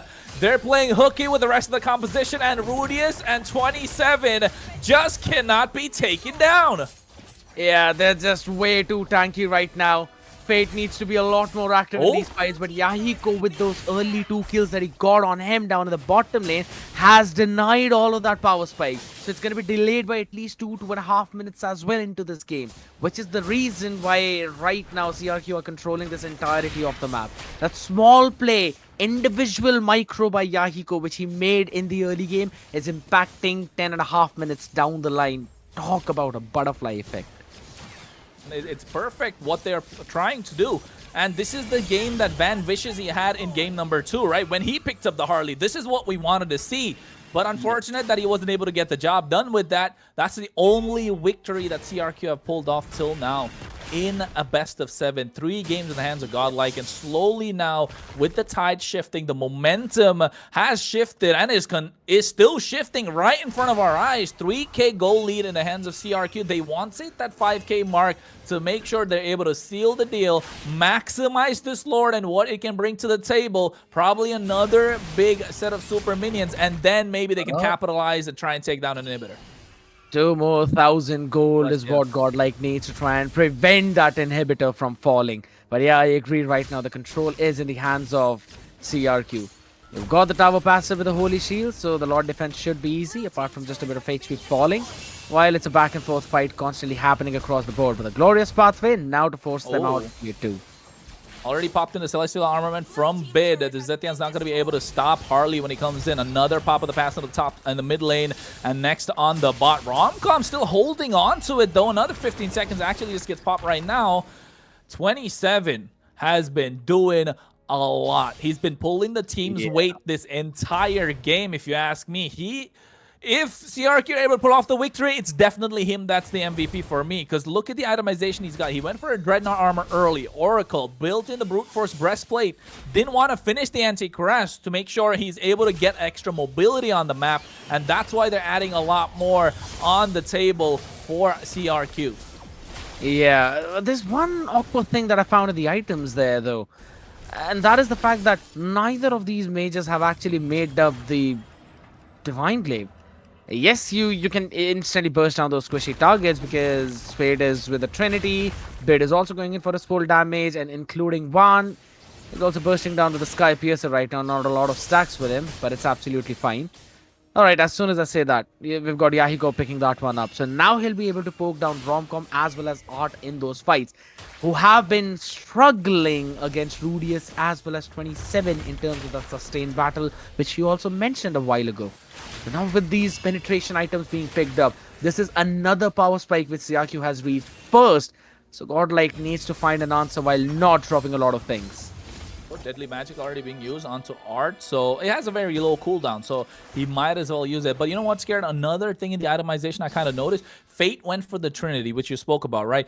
I would have preferred, instead of going for the corrosion site, go for the Malefic gun early. You have some sort of penetration to melt down 27, which they've been lacking the entire time, and then maybe get on to the Winter Crown. Corrosion site, yes, it adds extra slow, it attacks to your, it adds to your attack speed, but Malefic gun would have paid more dividends, especially against this composition. And when you know Romcom is trying to go to the backline, provide sets for you and make something possible so you can follow up, but if you're not able to melt them down, it's going to be very difficult. As you can see, now they see Van on the top side and they want to go gung-ho at this Lord.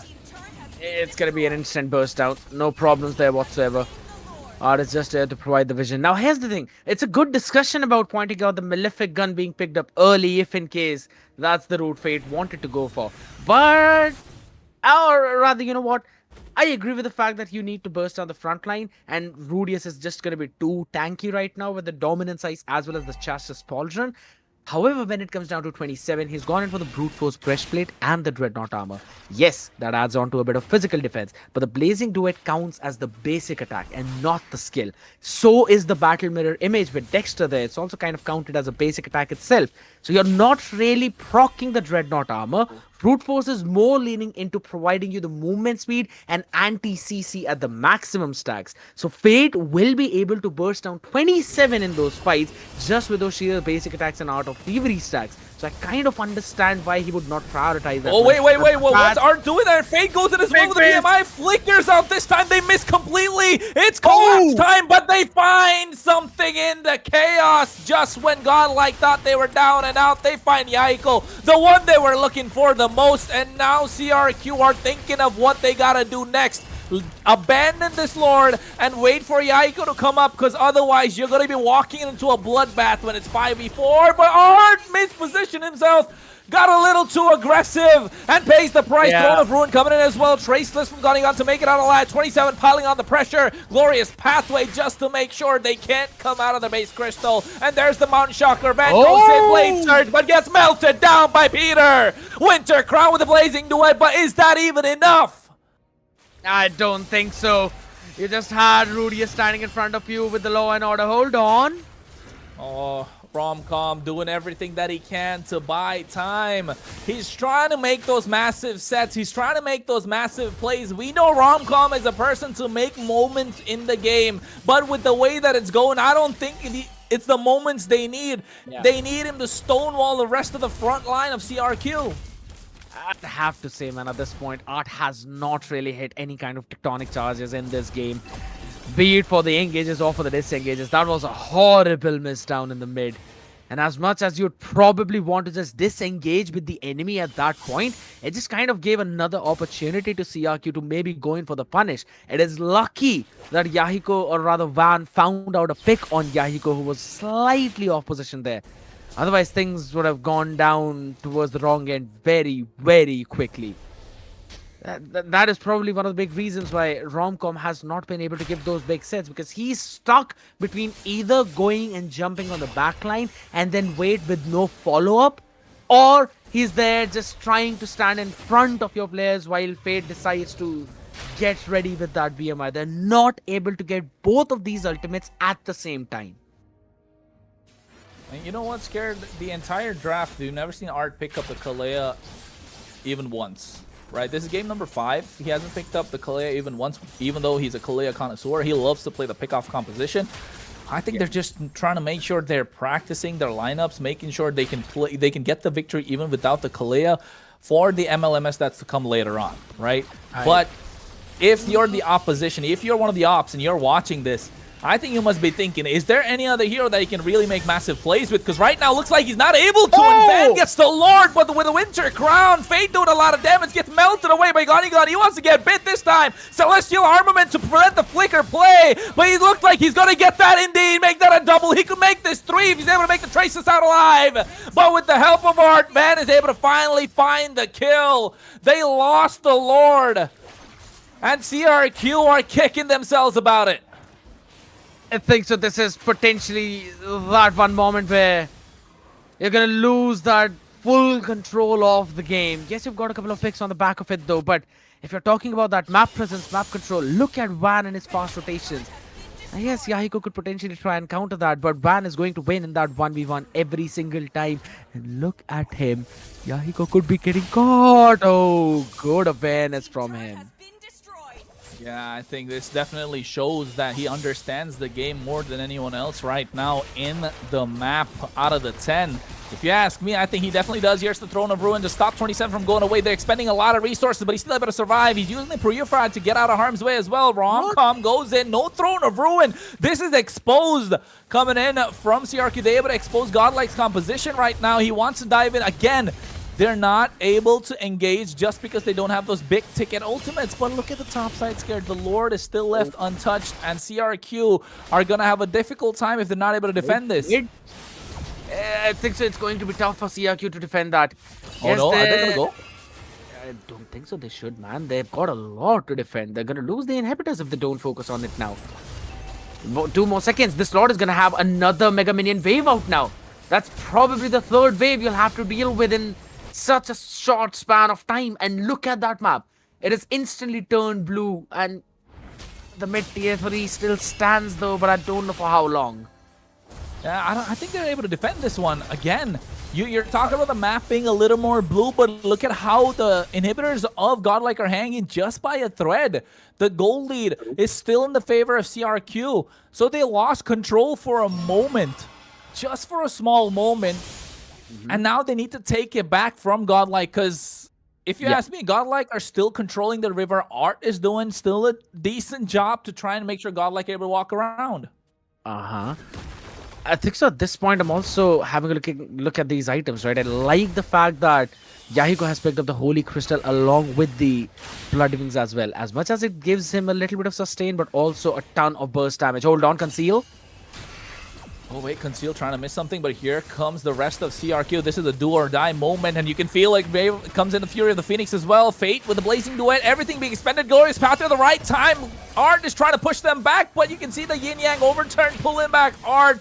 They're not able to find the execution. 27 taking a lot of damage. The Lord is up right now. A lot of flickers, a lot of ultimates being expended. The only flicker that they really need is the one from Art, which he hasn't used yet. And now the Lord dance begins. I just have to say, man, this is way too messy from both of these teams. But hold on, Art. Oh, he goes in. He flickers just as we expected it. But now you can see the damage coming out from the rest of CRQ. They're collapsing. Fate is forced to flicker out. And Van comes in. He tries to go for the Blade Surge. Gets the Immortality. It's already popped. Is he going to swap the items? He's not going to be able to do so. Poker trick to get the kill. And Yahiko, with the help of the rest of CRQ, are now racking up the pace. And no more room for mistake, because this could decide everything for them. Massive disconnect from Godlike, and they cannot go and contest for this Lord whatsoever. They're just going to pray to the Lords of Land of Dawn to maybe allow them to defend this game one more time. Van is going to take 30 seconds to pop in. It takes 30 for Lord to march from one inhibitor to the other one. But mid is going to be taken down. That means Lord will come from mid. This is big. Throne of Ruin coming in as well. Blazing Duet adding onto it, but they're not able to dish out any damage. Misses everyone. Fury of the Phoenix popped in to make sure they hold them in place. Revitalize popped in from Rudius as well. Conceal coming in from Art. He's trying to go for the tech charge. Gets 2 members. And now they're trying to go in for more, but look at them. They're able to make it out alive. Same umbrella from Peter looking to snipe down the squishies. No celestial armament from Bit to hold him hostage or try even to save him. 27 finally picks up the anti-cuirass, and now they're looking to hack away the inhibitor on the bot side as Van tries to go through, but the snipe coming in from Peter. You ask who is Peter, and he shows you could be the MVP of this game as they're looking to lock down the base crystal. Mount Shocker from Gonigon just to make sure he's able to get that extra stun as finally CRQ find a way and let nothing slip from the cracks. They find the base crystal, got the job done, and now we're looking at a best of 7, folks, as CRQ are slowly starting to rack up their engine. At least the game number 6 is guaranteed for the people who've been waiting for such a long time. And man, Gone picks up the MVP, but Peter with those snipes. You can think about all the combinations with the Kagura with the same eye umbrella open, but that was mind-blowing. You ask who is Peter? That's who he is. Give him a hero that he's comfortable with. Give him the space that he needs, and he's going to show you what he is capable of in the land of Dawn. Yes, he played a fantastic job, but if you ask me, Scared, every single person on the hands of CRQ with a very tight win condition that they had, with the high level of execution that they needed, they pulled it off. I agree. And look at the itemizations coming in from all of them. 27 with the anti-cuirass, justice and dominant size, just to reduce the damage of fate on that cloud. You add in all of those items, but just get the blade armor too. Rudius at the peak was probably running with 400-450 physical defense. Malefic gun ain't gonna cut it for that fun. You have to build a roar at this point. And I think so, yes, as much as the Malefic gun seems to be that core item, that extra bit of percentage penetration that you get on the passive of Malefic Roar could potentially have helped them out though. But here's the thing. Fate needed to play that entire game with Romcom, and there was this massive disconnect between all the players. Art going alone with the tech charges, and then Romcom being the one that initiates the fight with the Thorn of Ruin, and that too at very awkward times. You could see that Fate is not ready for the fight. Van is not ready for the fight. Hell alone, Bid is not ready for the fight. And if that's how the frontliners are going to go in for the sets, the rest of the players will not be able to catch up. And I'm pretty sure, Kronos, there's a lot of things that we can keep on talking about of this game. But I'd have to say, analysts, I think you're going to agree with me on this one, that GodLike played with a big disconnect. That is Generational true. fumble. That is true, though. I mean, come on. You have seen time by time how Art was trying to get up a setup while Van was all around the map. Now, again, with that lot that they got, the one lot, it was very fortunate that they had in mind that they have to open up the map for them, trying to take down the turrets. But what about letting the Lord go? I did not see how the Lord was able to pass through, at least towards the second tier. So I feel like that was a bit problematic. But my goodness, CRQ pull through everything. They just made sure to get that 100% win rate out of this window.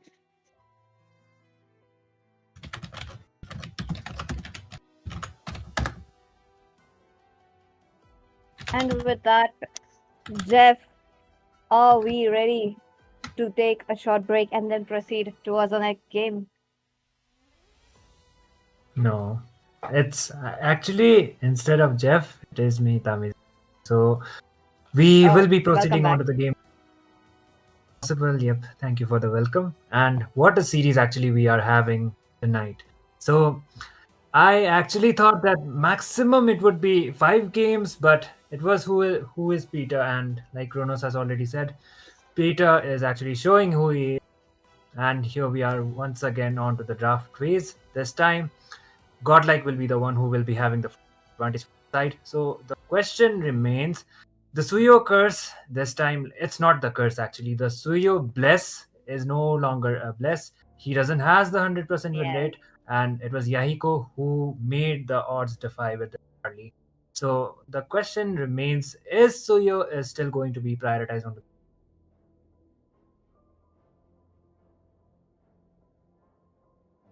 That is true, though. I don't feel like the teams will be going forward towards the ban, trying to ban up that hero.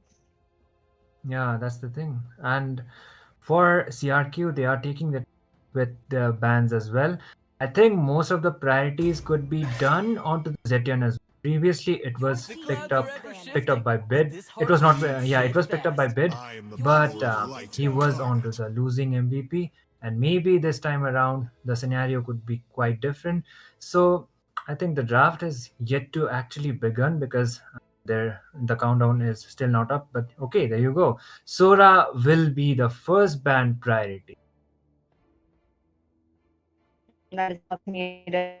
That is much needed in this game. You should see the Sora going into the hands of Fate, and he has been brilliant. The immortal In one our chose me game, to Fate vanquish wasn't the able to shadows perform. that plague I this think world. so.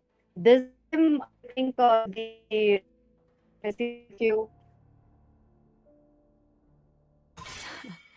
I've been waiting. Yeah, that's the thing. And Kaja as well as maybe a Kalea potential ban might be coming sides.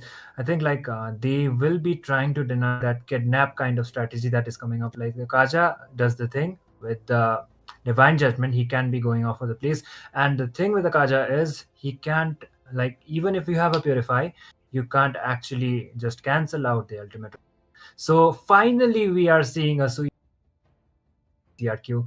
So this time around, no Sasuke coming up, and that is going to be completely banned out onto this game. The jungler priority will be something out quite different. Maybe a Leo mode, maybe a Harley, maybe even YSS, but he is mostly getting prioritized onto the goal lane.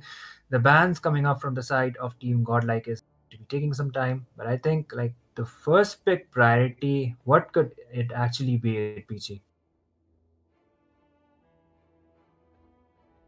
I think Pichi is having some kind of technical difficulties, but she will be back with us as soon as possible. Carrie will be the one actually.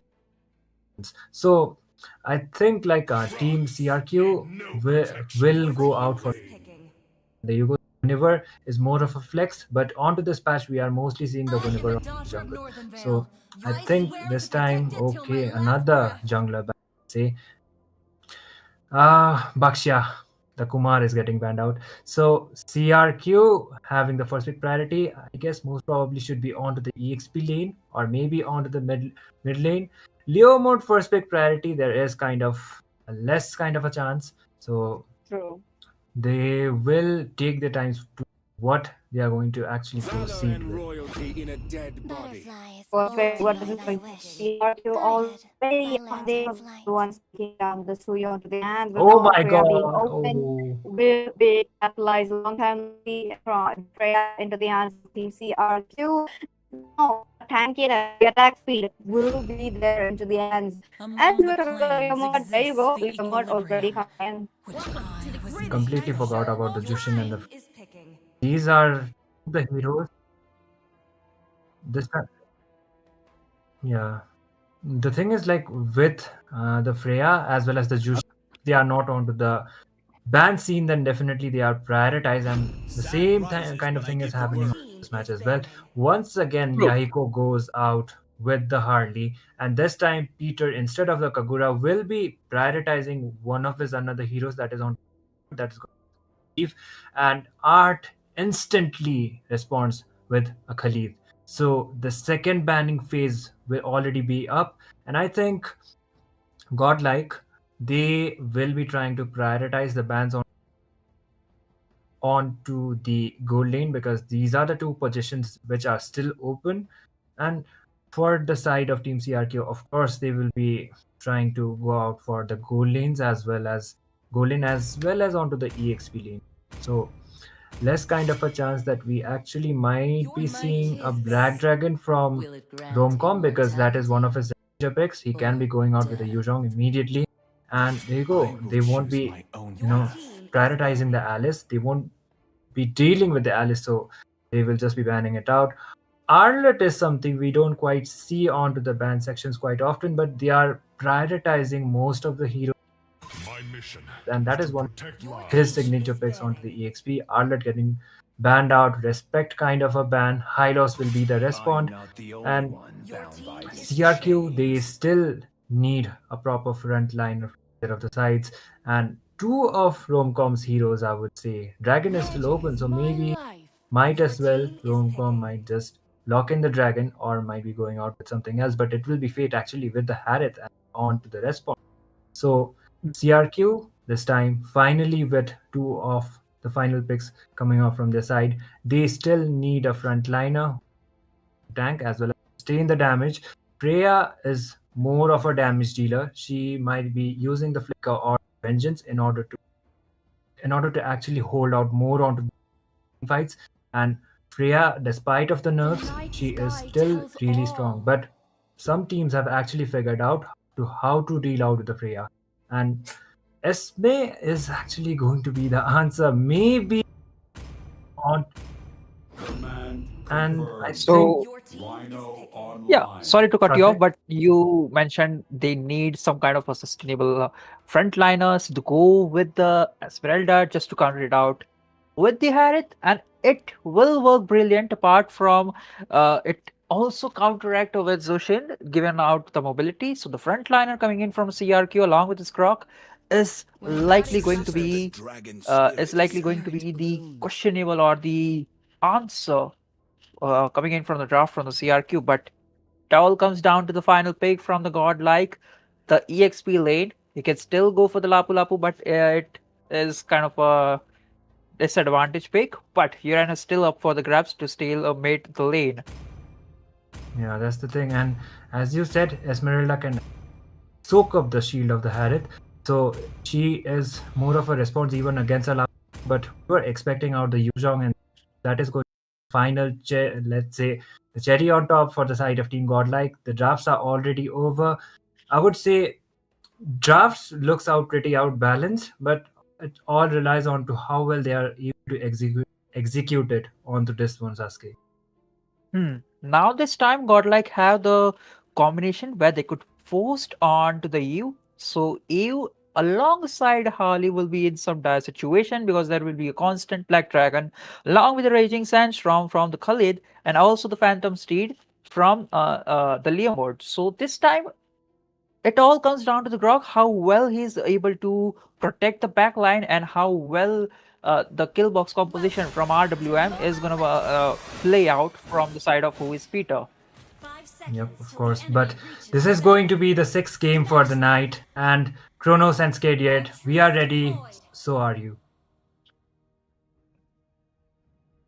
Well, from nothing to everything in a single fight is what they did to Godlike in the previous game. CRQ just flipped the series on its head, and it's 3-2 now. Godlike still on match point, but can they hold on? Can they add and pile the pressure, which they're doing perfectly right now in this early game?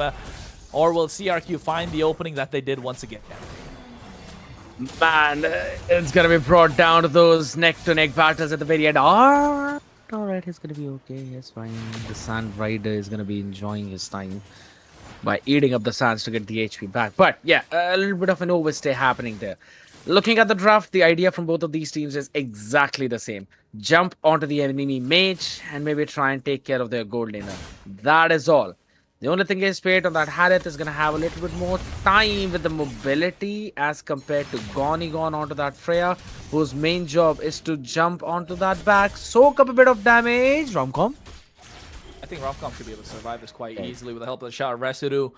I mean, I agree and disagree. We can agree to disagree with the bot side point where Gone might have a difficult time. I don't think he's going to have a difficult time. I think he's going to destroy Fate in the lane. Freya is just so good at 1v1. Yeah. You're really gonna need help or outplay the Freya with the Synchro Vision to be able to do anything. Which, to Fate's credit, he is doing well right now. True. However, at the end of the day, I'm just looking at the team fight potential, right? Because during the Turtles is where we're going to see these teams fight first. So that's when I kind of feel Gone, once he jumps on the backline, Romcom will be on the face. Steed comes in, he mounts Barbiel. Turtle being started is a good opportunity for CRQ to pick this up because Van's going to not have his Phantom Steed available. Black Dragon coming in, Rudius goes down. That's first blood. Romcom able to pile the pressure on top of Yaiko, this deadly space. Able to make it out alive, but I think gets walked straight into the back line of Godlike as Bid gets on top. RWM comes in. Peter positions himself well, and this is what I was talking about with Gone. He's able to find Romcom with the help of the Valkyrie Descent. and the Spirit combo. And now finally CRQ again find advantage in the neutral objective in the turtle pit. Fan comes in with the steed once more. But look at that. 27 Frost Moon Shield is what he wants, which Bid just gave to him. You're gonna let him live out there. That's exactly what's the idea. Now, Gone is the only reason why CRQ won that priority in the lane. Him rotating all the way from the gold one, and that is exactly as you mentioned. Hold on, Romcom. No, Rudius wanted to stay there till he hit his level 4, but he was in a little too deep. 27 in the back line as well. He's taking a lot of damage from the Lantern. And now Art walks in. Desert Tornado should be able to pick up that kill. Lantern Flare to pick him up and put him down. As Yaiko doesn't want to be there any longer. Peter's going to be next on the chopping block, and I think they're going to find him as well. And that's an easy pick-in for GodLike's Bid, and you do not want to get him going because he is the center of the engine of GodLike, and once he gets warmed up, it's going to be difficult to stop him, and CRQ might have just put themselves in a tough predicament. Oh man, this fight ain't ending right now. Gone. Just trying to get that damage onto Fate. Hold on a second, that ball could be big right now as he jumps in. Yeah. Spirit combo coming in as well, but he's able to flicker out. GodLike disengage. It's all right, and I think so. We're gonna agree on this one part that both of these teams just like to brawl it out. There is no structure onto what they want to fight or how they want to fight over which objectives. It is just constant fights after every single fight. Yes, they do find those objectives in between where they steal away the turtles or maybe even those purple buffs, which happened when Van took it away from Yahiko as he was low in that HP. But apart from that, it is literally just both of them brawling against each other, rather than having that structure of what they want to do. And that is... Deadly Magic coming in as well. Look at Van on the back line. Goes with the Steed. Nice use of the tech charge. Make sure he catches them in place. RWM coming down. Spirit combo as Yaiko is able to finish them off. Peter right now needs to be there in the team fight a little far off, but you can see Desert Tornado coming in from Art to try and make them survive. They go in for the Furious Dive. Nice use of the Black Dragon as well, but I think he should be going down soon. Yaiko doesn't want to be in the team fight any longer. And Bid is starting to get the ball rolling for GodLike. 3-1 and 2, a 2-for-1 trade. It's been such a big pillar for the team, man. Bid is doing so much. Instantly with the Elegant Gem, he's going to make sure he gets that HP. Hold on, Yaiko. Oh, wait. One mistake and everything could be over. Yaiko! Nice use of the Deadly Space to make it out alive. And Fate has been breathing down his neck for a long time now. I mean, that flicker saved him, but maybe not Art. It's alright. It's alright. He's just running it down on that desert sun. We probably kind of missed out a cast on the Dune 3 there. But on the other end of the spectrum, at least they've got the turtle. Hey man, they be saying Lisan Al Gaib and Timothy Chalamet might be looking at it as well, but the Phantom State to be able to secure the turtle for GodLike right now. As this is not where CRQ wants to be. They want to give space to Yaiko so he can be the deadly assassin that he is. The tech charge to make sure they catch Art, and finally on a killing spree. This is where they want to be at, CRQ. Romcom picking up the Hunter Strike. 27, making sure he clears out the wave. Oh, is he going to be able to survive? Fate, to be honest, I don't think he will. He doesn't have the Falling Star mode. He's bobbing and weaving, but he will be going down in the hands of Bid. Never really thought I'm going to see a Harriet dominate an Esmeralda like that, but if it's in the hand of Fate, you might as well get habitual of seeing it. Instantly picking him off as well, but it's not without repercussions. Yeah, I think Art's probably going to go down. Nice use of the Flicker as well with the help of the Quicksand Guard.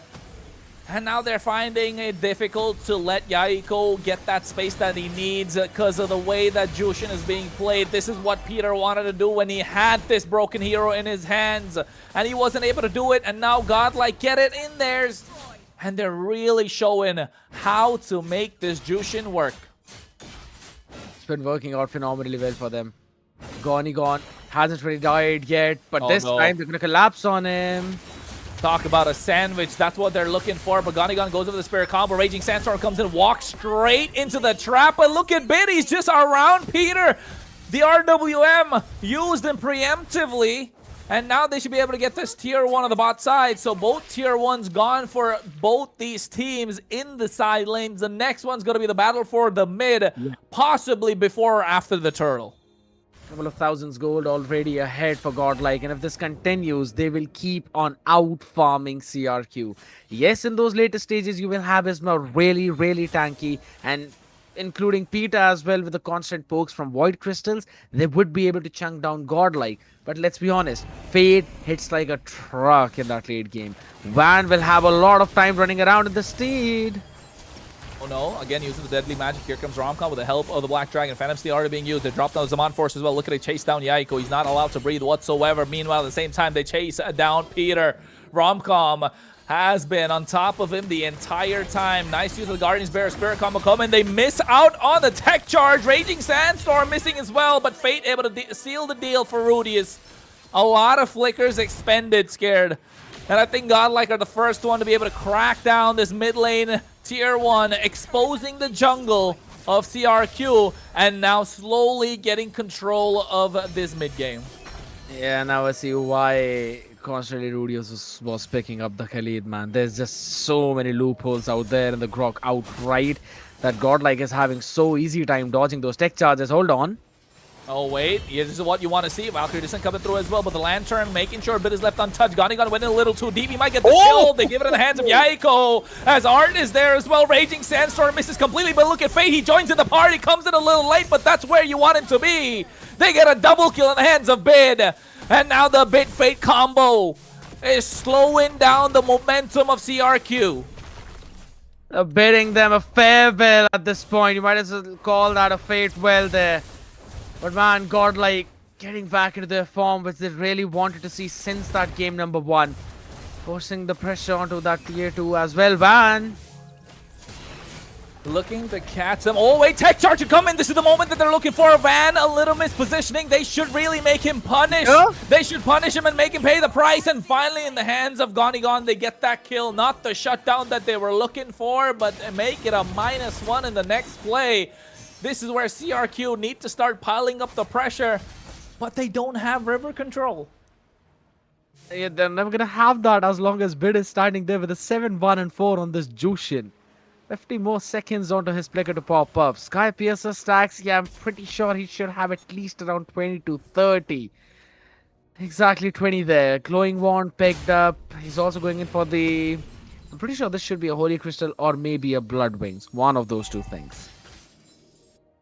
You know what? All that aside, though, scared. Yaiko, yes, he's playing well, but his target has to be Bid. But the protection that Bid has around him, or rather the way that Romcom is chasing Yaiko down, just doesn't give them the opportunity to do so, which comes down to how they need to control the river. The mid duo, Rudius and Peter, not able to do their job to get Yaiko the space that he needs. And 27 as well, he's not allowed to do... Wait, what happened to the Lord? Did you see that? Yeah, did it just like teleport? It did. Thanks to all of the ball interactions. Hold on. Oh my god, that's a lot expended, but Hart still survives. And now they're going in deep. Rudius is the first one to fall. Romcom following through. They find Yaiko, and slowly CRQ are falling apart. Ganigan and Peter, the only one left standing, as Godlike get priority on this Lord. And CRQ are starting to crumble. You either burst them down at the first try or you do not fight them at all. CRQ's entire lineup is dependent on that. They cannot sustain in those longer fights. That's where Fate will have advantage. That's where Bid will have advantage.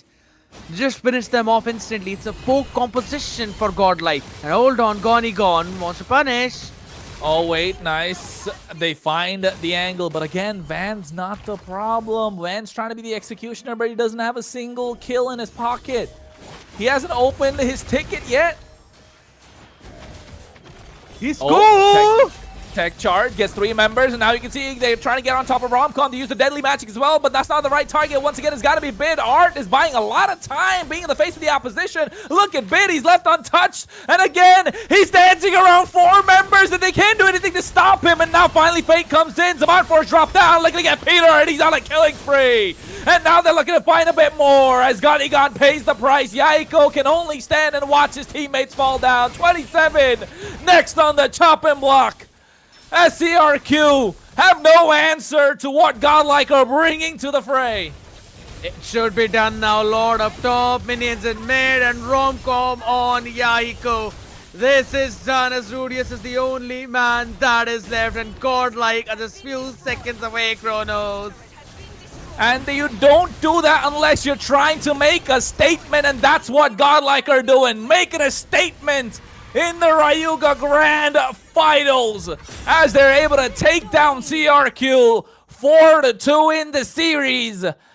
And against all odds, they rise to the top from the start to the finish, just pure dominance as they are the champions of the Rayuga Cup. You try and prioritize art through the fights, and fate and bid will run out wild. That was the entire story of this last game, chaotic as it may be, but it indeed was the game that CRQ wanted to play, and Godlike said, yes, hop in the arena. Winning out this entire grand finals, not in a 4-0 fashion, not in a 4-1, but a 4-2 going towards that game 3. CRQ gave them a tough fight. They fell down once, but it was when it mattered the most. Amen. Classic Godlike. Control chaos and perfect timing. That's what they were looking for, like you mentioned. And look at the KDA though. 408 on a Harriet, 9, 1, and 7 on that Jushin. It's all done.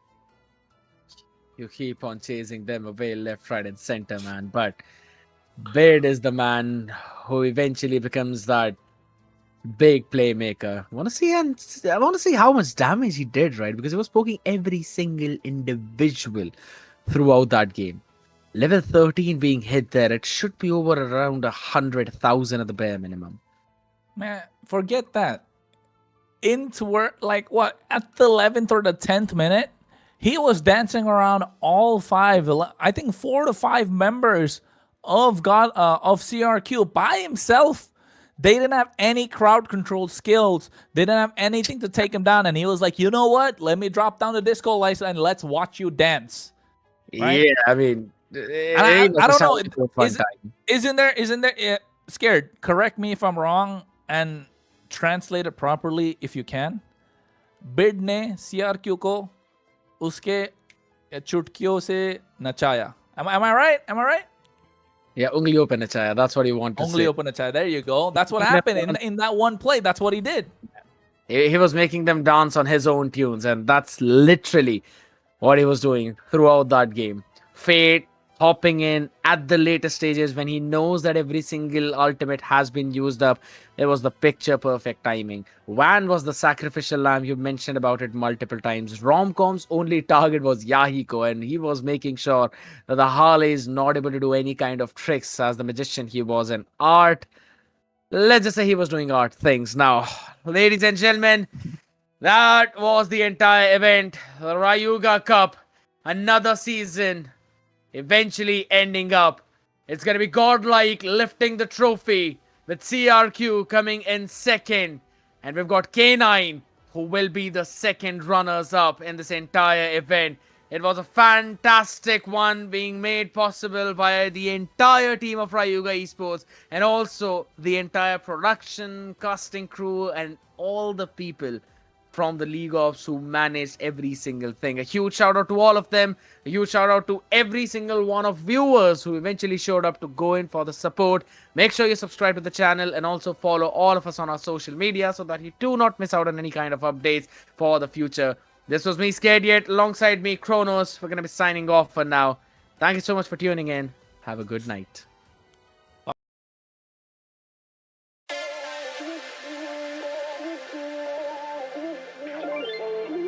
Ain't no love like a real love, but it goes so fast.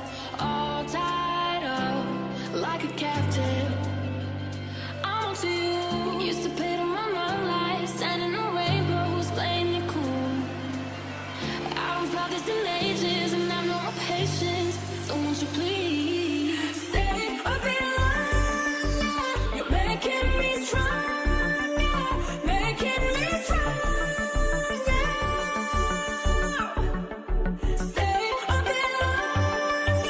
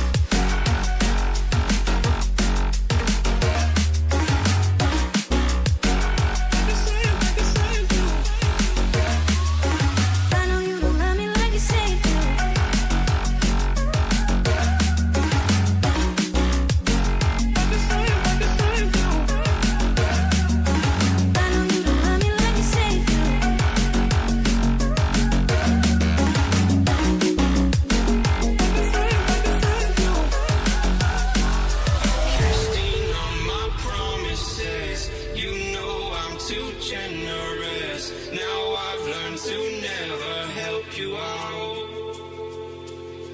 'Cause I'm done cleaning up your mess. Found myself in my regrets. I've become a little stronger now. A little stronger now. A little stronger now. A little stronger now. A little stronger now. You cashed in on my promises. You know I'm too generous. Now I've learned to never help you out. 'Cause I'm done cleaning up your mess. Found myself in my regrets. I've become a little stronger now. A little stronger now.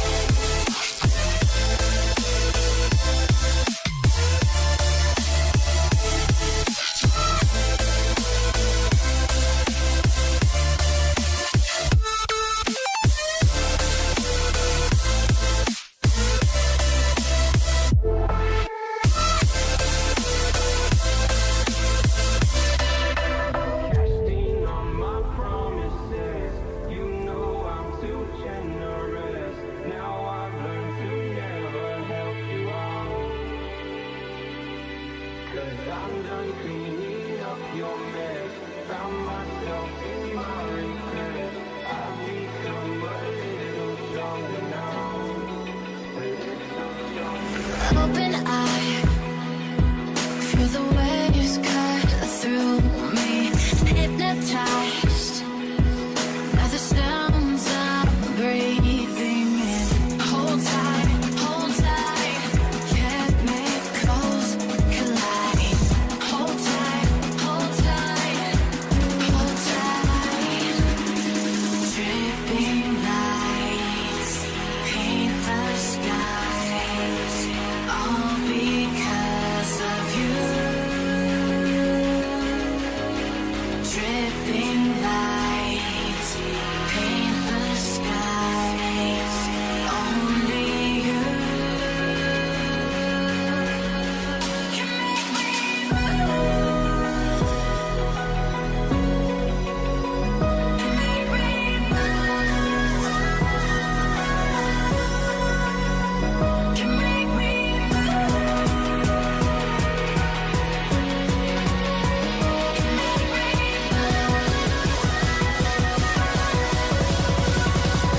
can make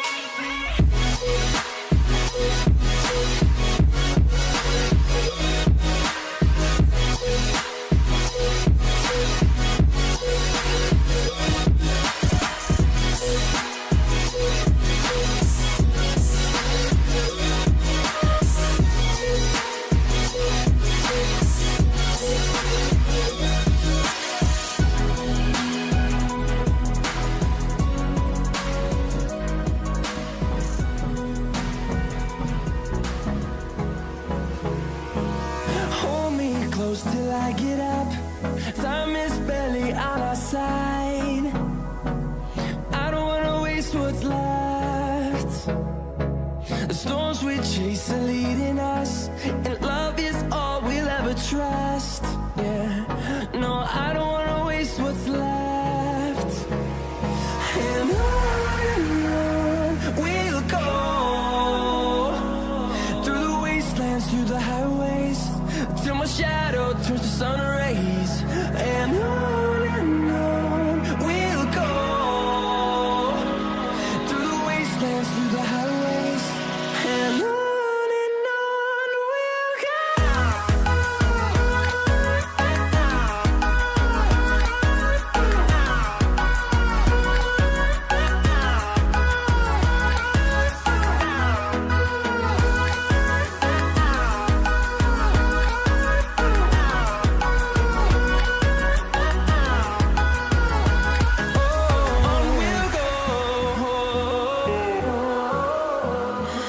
What does perfect even mean?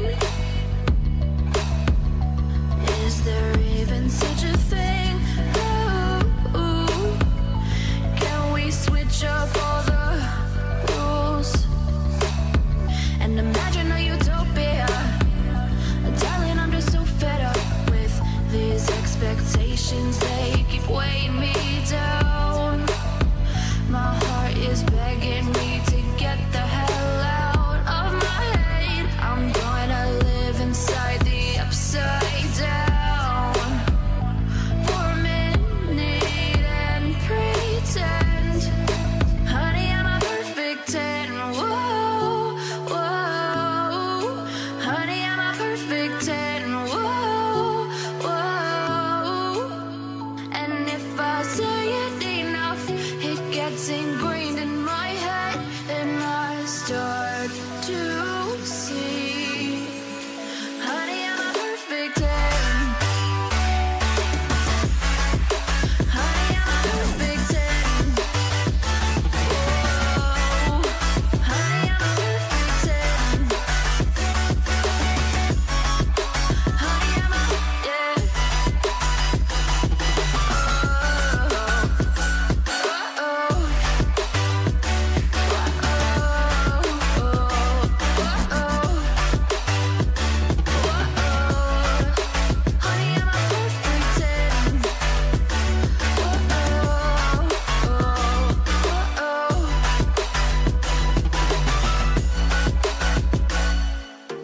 I'm on my own, broken and alone. I feel the rain crashing down all around this empty town. I'm searching for the lost and found, but you don't care, you're unaware. Keep moving.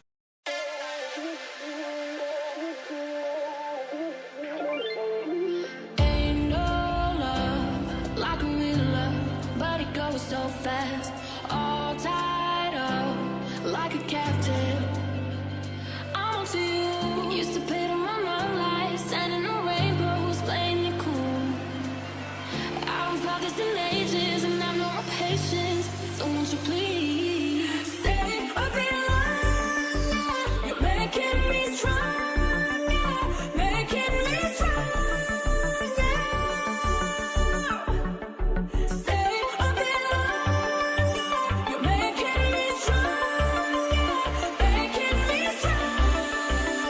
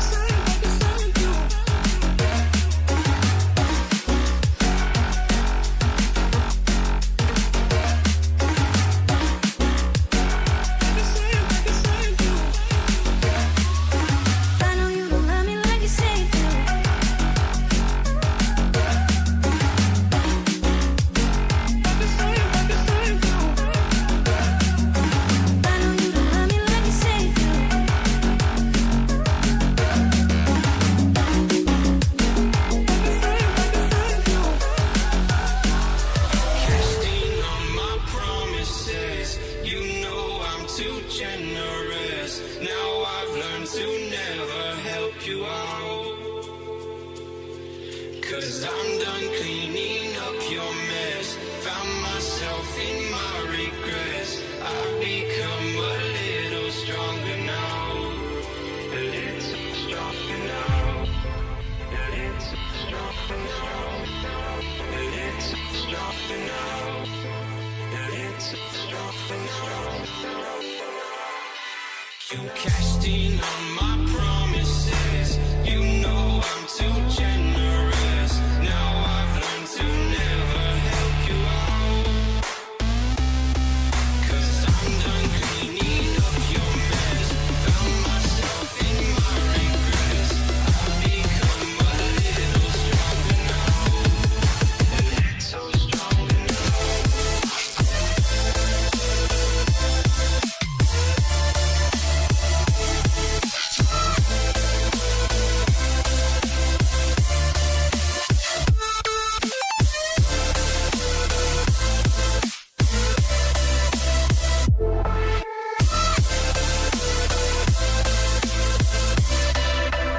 Casting on my promises. You know I'm too generous. Now I've learned to never help you out. 'Cause I'm done cleaning up your mess. Found myself in my regrets. I've become a little stronger now. A little stronger now. Open eye, feel the waves cut through me. Hypnotized by the sounds I'm breathing in. Hold tight, chemicals collide. Hold tight, hold tight, hold tight. Dripping lights paint the skies, all because of you. Dripping lights paint the skies, only you can make me move. Can make me move. Can make me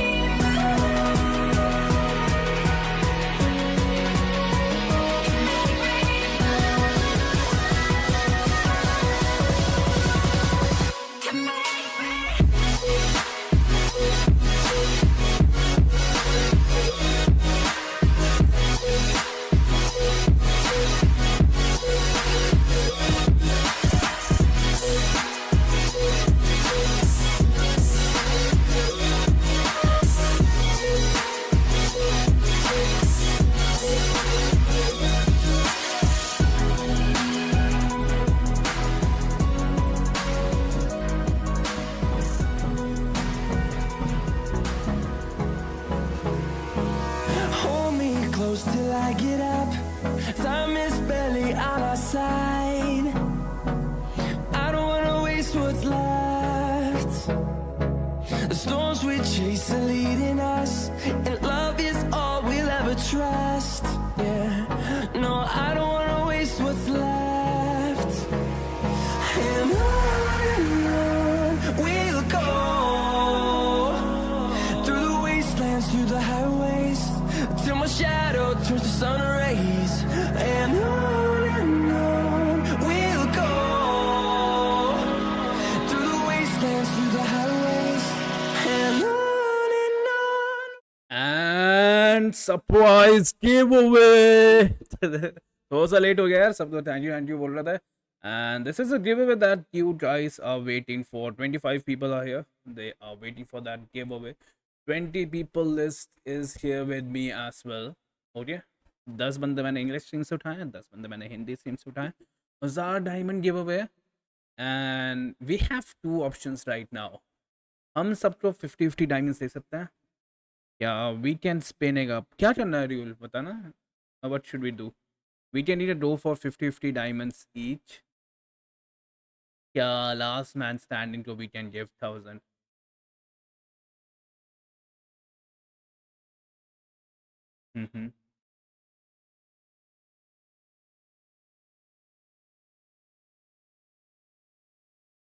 Absolutely. Where's my name? क्या आप top 10 XP पे थे Hellboy?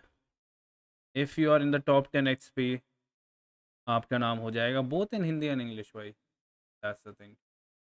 I don't think so. You were. 50 diamonds is for Garib.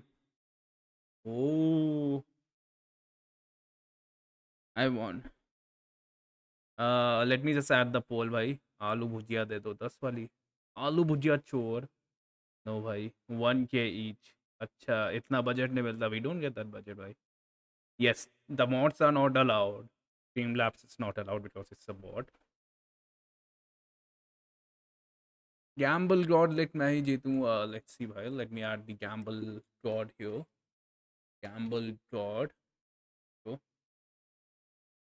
meanwhile, mods are trying to encounter. Mods are getting the diamonds. You're getting the payment. Top 1 में थे इतने. That was supposed to be a job, भाई. That's why you guys were in the one. मेरा नाम इतनी बार क्यों है? I don't think so. आपका नाम इतनी बार है. आपका नाम 8 बार ही है. I think there is one name. Dala. There you go. So we can have 6 winners or we can have 1 winner. What do you guys want? 6 winners or 1 winners?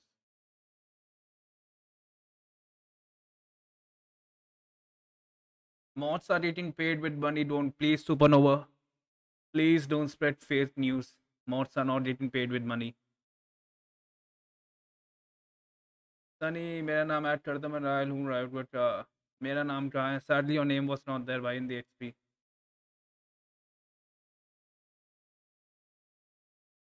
वो SL का क्या हुआ जो मैंने बोला था? Is it official crochet? We can do an.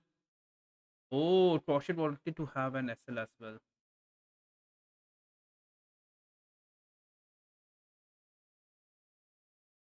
CRQ might not have won, so let me win that at least. They could have won. Yes, we will have an SL giveaway as well for the viewers that are active right now. And CRQ had a solid chance to win, by they were so low. Honestly, bhai. Mods are getting paid by Peter, I wish, bhai.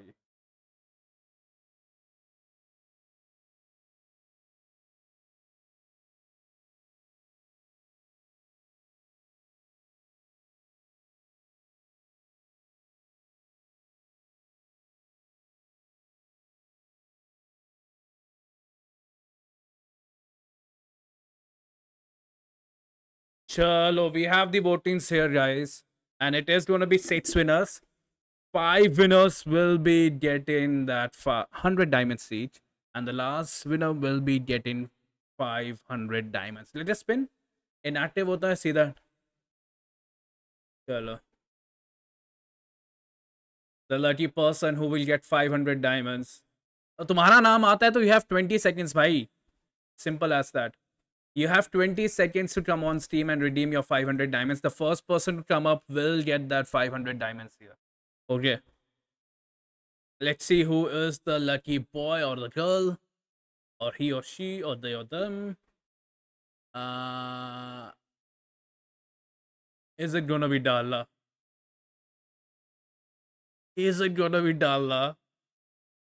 Dala win, yes. Dala, are you in the chat?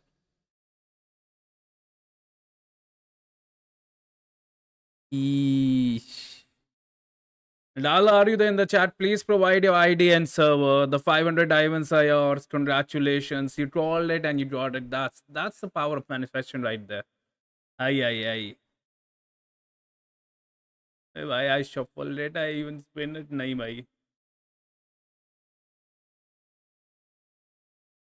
500 diamonds, bhai. It's remove. Now we can do this by next 5%. Okay, wait, nah. Easy karna, bhai. Itna lamba nahi karna. Shuffle, shuffle, shuffle, shuffle, shuffle. The next person to win will get 100. He always wins. Some people have luck, bhai. Soham, are you there?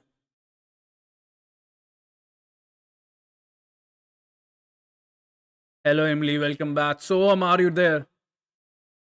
20, 19, 18, 17, 16, 15, 14, 13, 12, 11, 10, 9, 8, 7, 6, 5, 4, 3, 2, 1. Sonam, are you there? Last call. No, Soman, bhai, removed. We cannot wait, bhai. Sonam is not here. Step, yes, step. Shuffle, shuffle, shuffle. We still have 500 diamonds left. 5 lucky winners will get 100 diamonds each. I went to washroom. Nice, yeah. It is a skip. Next, I want fries. Might be there. It is I want fries. I want fries. Are you there? I want fries. Sunny Momo giveaway. No budget, bhai. You were close, Kurapika. You were close. I want fries. You are the winner. Your timer starts now. 20, 19, 18, 17, 16, 15, 14, 13, 12, 11, 10, 9, 8, 7, 6, 5, 4, 3, 2, 1. Last call for I want fries. Are you there? Nope. Removed. Moving on to the next winner here. Shuffle, shuffle, shuffle, shuffle, shuffle. Next person. AFK. Oh, yes, man.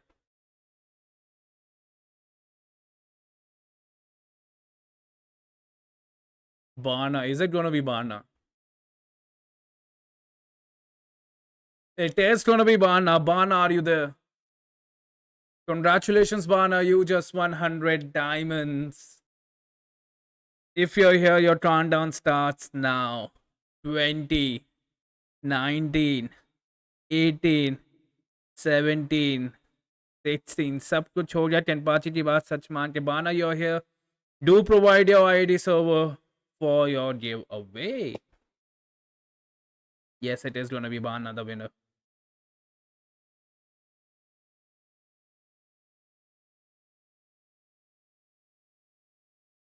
क्या नाटक करने की जरूरत थी? Top 10 XP लेना थे.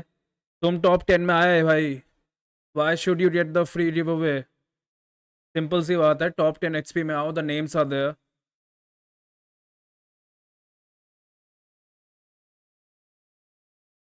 इधर please provide the mods with your ID, server ID as well.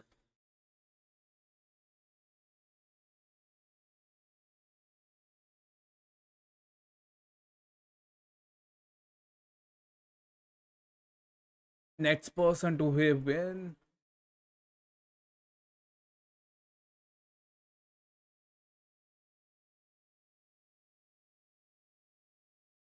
We still have 4 people left, bhai. Tenju OJ, I don't think so he's present. He might be FK as well.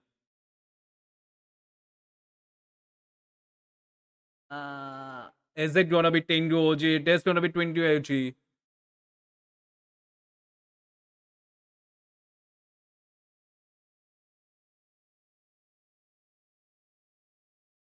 $20, 19, 18, 17, 16, 15, 14, 13, 12, 11, 10, 9, 8, 7. Oh, Tengu is here. Holy shit, I thought AFK. Tengu, just provide your ID, bhai. Tengu. That's a nice name, bhai.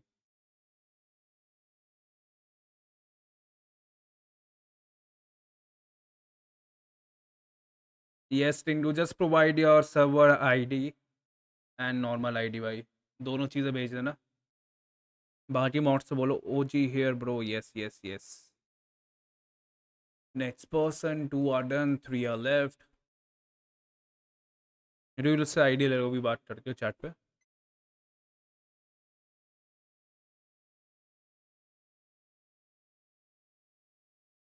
Yes, 3 are left. Supernova. Yes, ID दे दिए, screenshot ले लेना.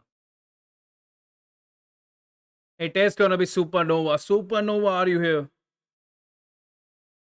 He was present. I don't know अभी भी बैठा है कि नहीं. Supernova, congratulations for winning that 100 diamond. If you're here, your countdown starts now. 20, 19, 18, 17, 16, 15, 14, 13, 12. No way, all. No way, all. Oh, ID ready रख के बैठा है भाई. Congratulations, Supernova. You just won the 100 diamonds, भाई. 2 people are left. Ay.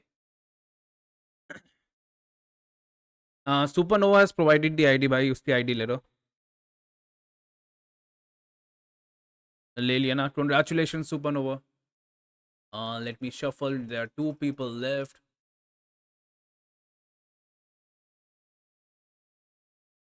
Who's it gonna be?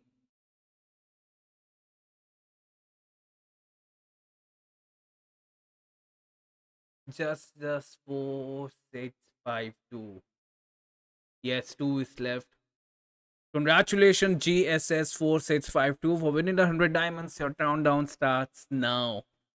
20, 19, 18, 17, 16, 15, 14, 13, 12, 11, 10, 9, 8, 7, 6, 5, 4, 3, 2, 1, and 0.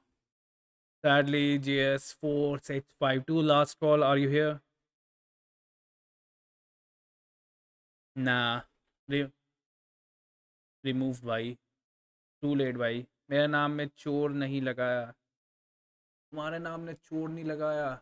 There you go, भाई. चोर लगा दिया. Maybe that will give you the luck.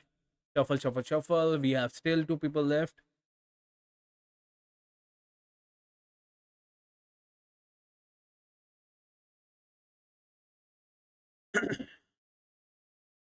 पूरा पिका के ऊपर है. It is going to be Celestial Twilight, I think. Yes. Celestial Twilight, are you here? Congratulations on winning the 100 diamonds. Your time starts now. 20, 19, 18, 17, 16, 15. Congratulations to whoever win the giveaway. You are going to win the giveaway, bhai. You won the giveaway. Just provide your server ID, bhai. Pura Pika, it was close, bhai.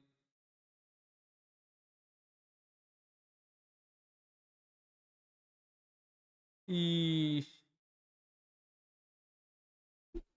The last person. Let's see, bhai. Shuffle, shuffle, shuffle.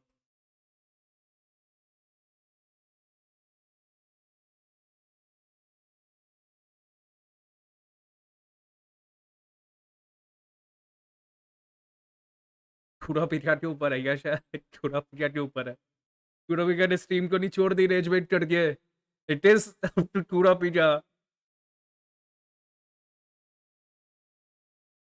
पूरा Pika, congratulations for winning that 100 diamond. आई रेज वेट हो गया. निकल तो नहीं गया वो. लास्ट टाइम ही was close.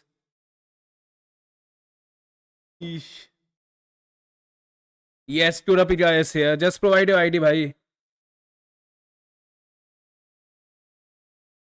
Very sad life. Pura Pika ID ready है भाई. Holy shit. ले लिया रियल आपने? Damn. The diamonds will reach you within 2 weeks. We will provide them to the company. Company वाले तुम्हें 2 week में देंगे. And the company is Moonton as well. They take 2 weeks to, process them. Yes, the ID is there. We got the ID. ID already here. I know, right?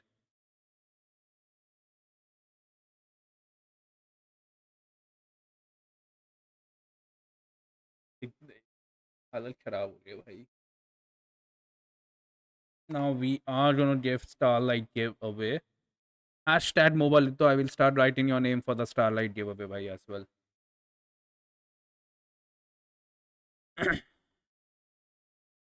do another 1k now. We don't get the budget, bhai. We get 1k budget as well only for giveaway. We have one starlight as well for one of the fans. One of the fans that is following us for a year, bhai. That is gonna be Tosh, bhai. मुझे वो editing के 2k diamonds नहीं भाई. You're not the editor, sadly. You don't have that skill, भाई सरिन जितनी बढ़िया editing करने का. Hashtag mobile लिखो, I will write your name. डाला you already won भाई, आपका नहीं लिखूंगा. केनपाची आपने केनपाची लिखा है. Why are you? आलू भुजिया. हाँ, the people who have won, please मत आओ भाई, किसी और को चांस दे दो.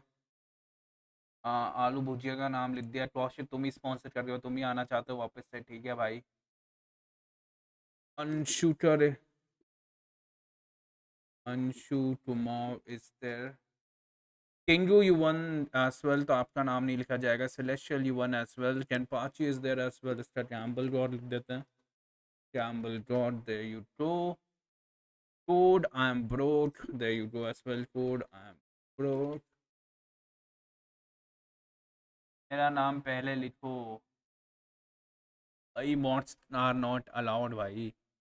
What's hashtag for it? What hash for what? I don't know भाई. hashtag mobile लिख दो. आगे is there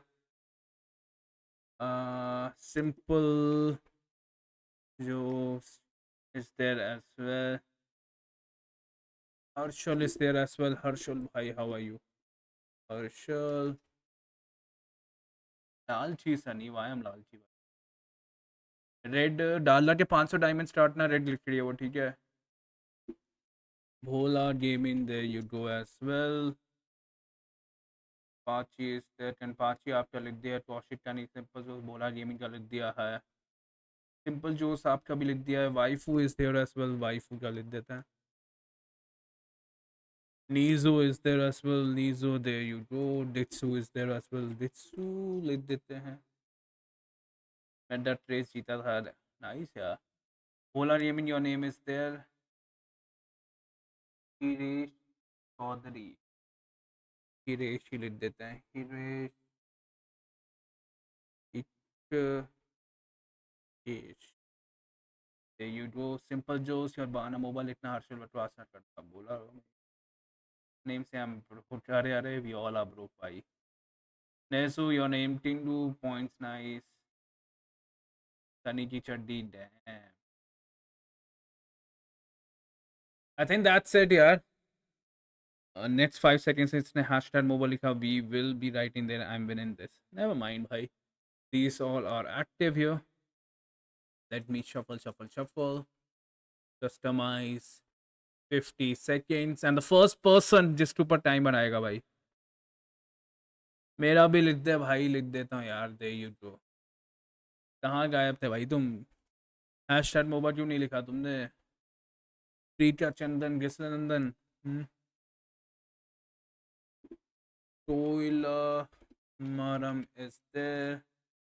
Tetsuka आपका नाम लिखा है. Let me win please.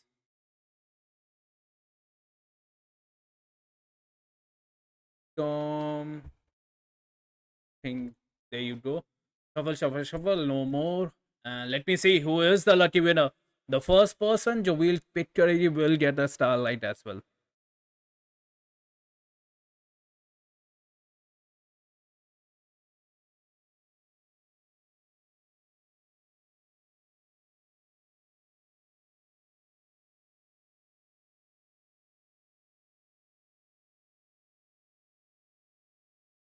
It's gonna be waifu, I think. Kage, it can be Kage as well. It's gonna be Target या Rishikesh.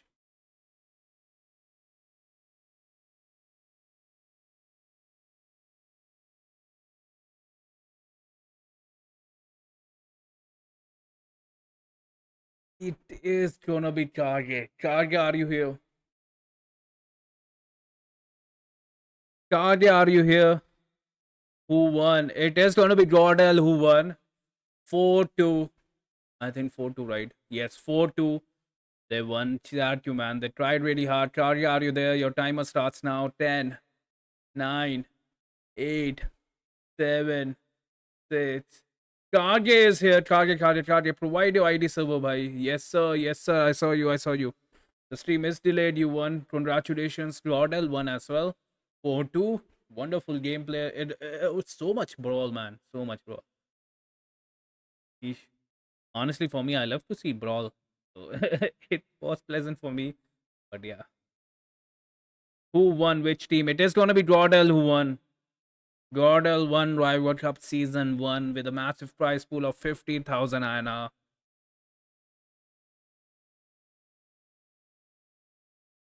Which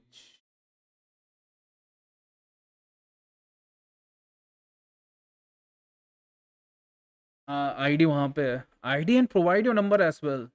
Provide your WhatsApp number as well, Kage. Sunny Bit fan, shout out Ditsu. There you go, yaar. Shout out to you, bhai. I'm your biggest fan. Provide your ID server and as well as your WhatsApp number if you're comfortable. We have to be in contact with you, when we send.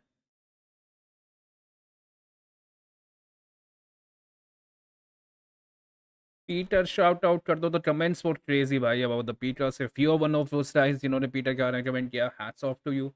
It was really creative and it made us all chuckle, bhai, behind the scenes. The casters, the organizing teams, they were loving those comments. That's were wonderful comments, bhai.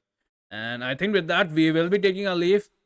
Good night, folks. Thank you for joining. And yeah, we'll be right back with the season 2 with more massive prize pool, with more serious teams, bigger odds. Let me be honest, right? More strategic games.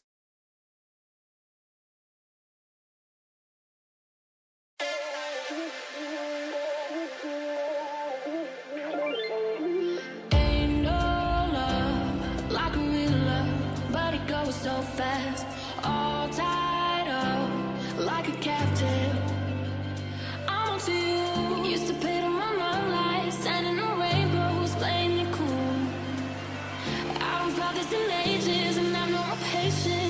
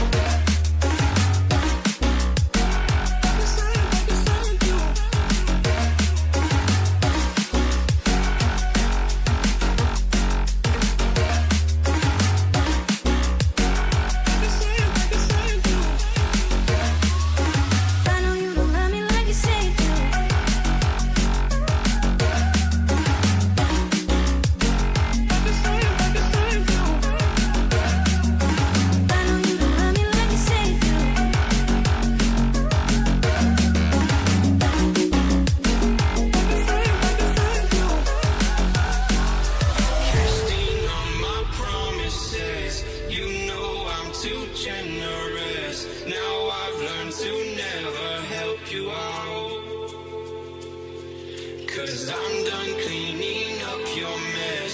Found myself in my regrets. I've become a little stronger now. A little stronger now. A little stronger now. A little stronger now.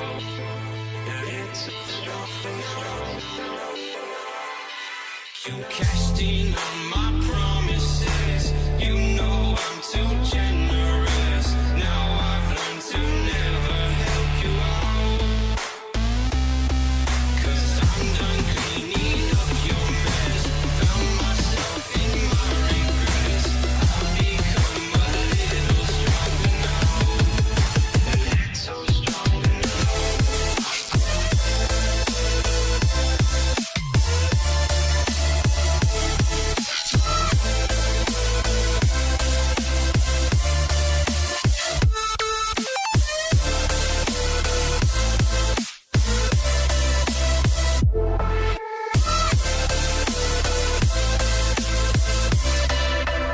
Casting on my promises. You know I'm too generous. Now I've learned to never help you out. 'Cause I'm done cleaning up your mess. Found myself in my regrets. I've become a little stronger now. A little stronger now. Open eye, feel the waves cut through me. Hypnotized by the sounds I'm breathing in. Hold tight, chemicals collide. Hold tight, hold tight, hold tight. Dripping lights paint the skies, all because of you. Dripping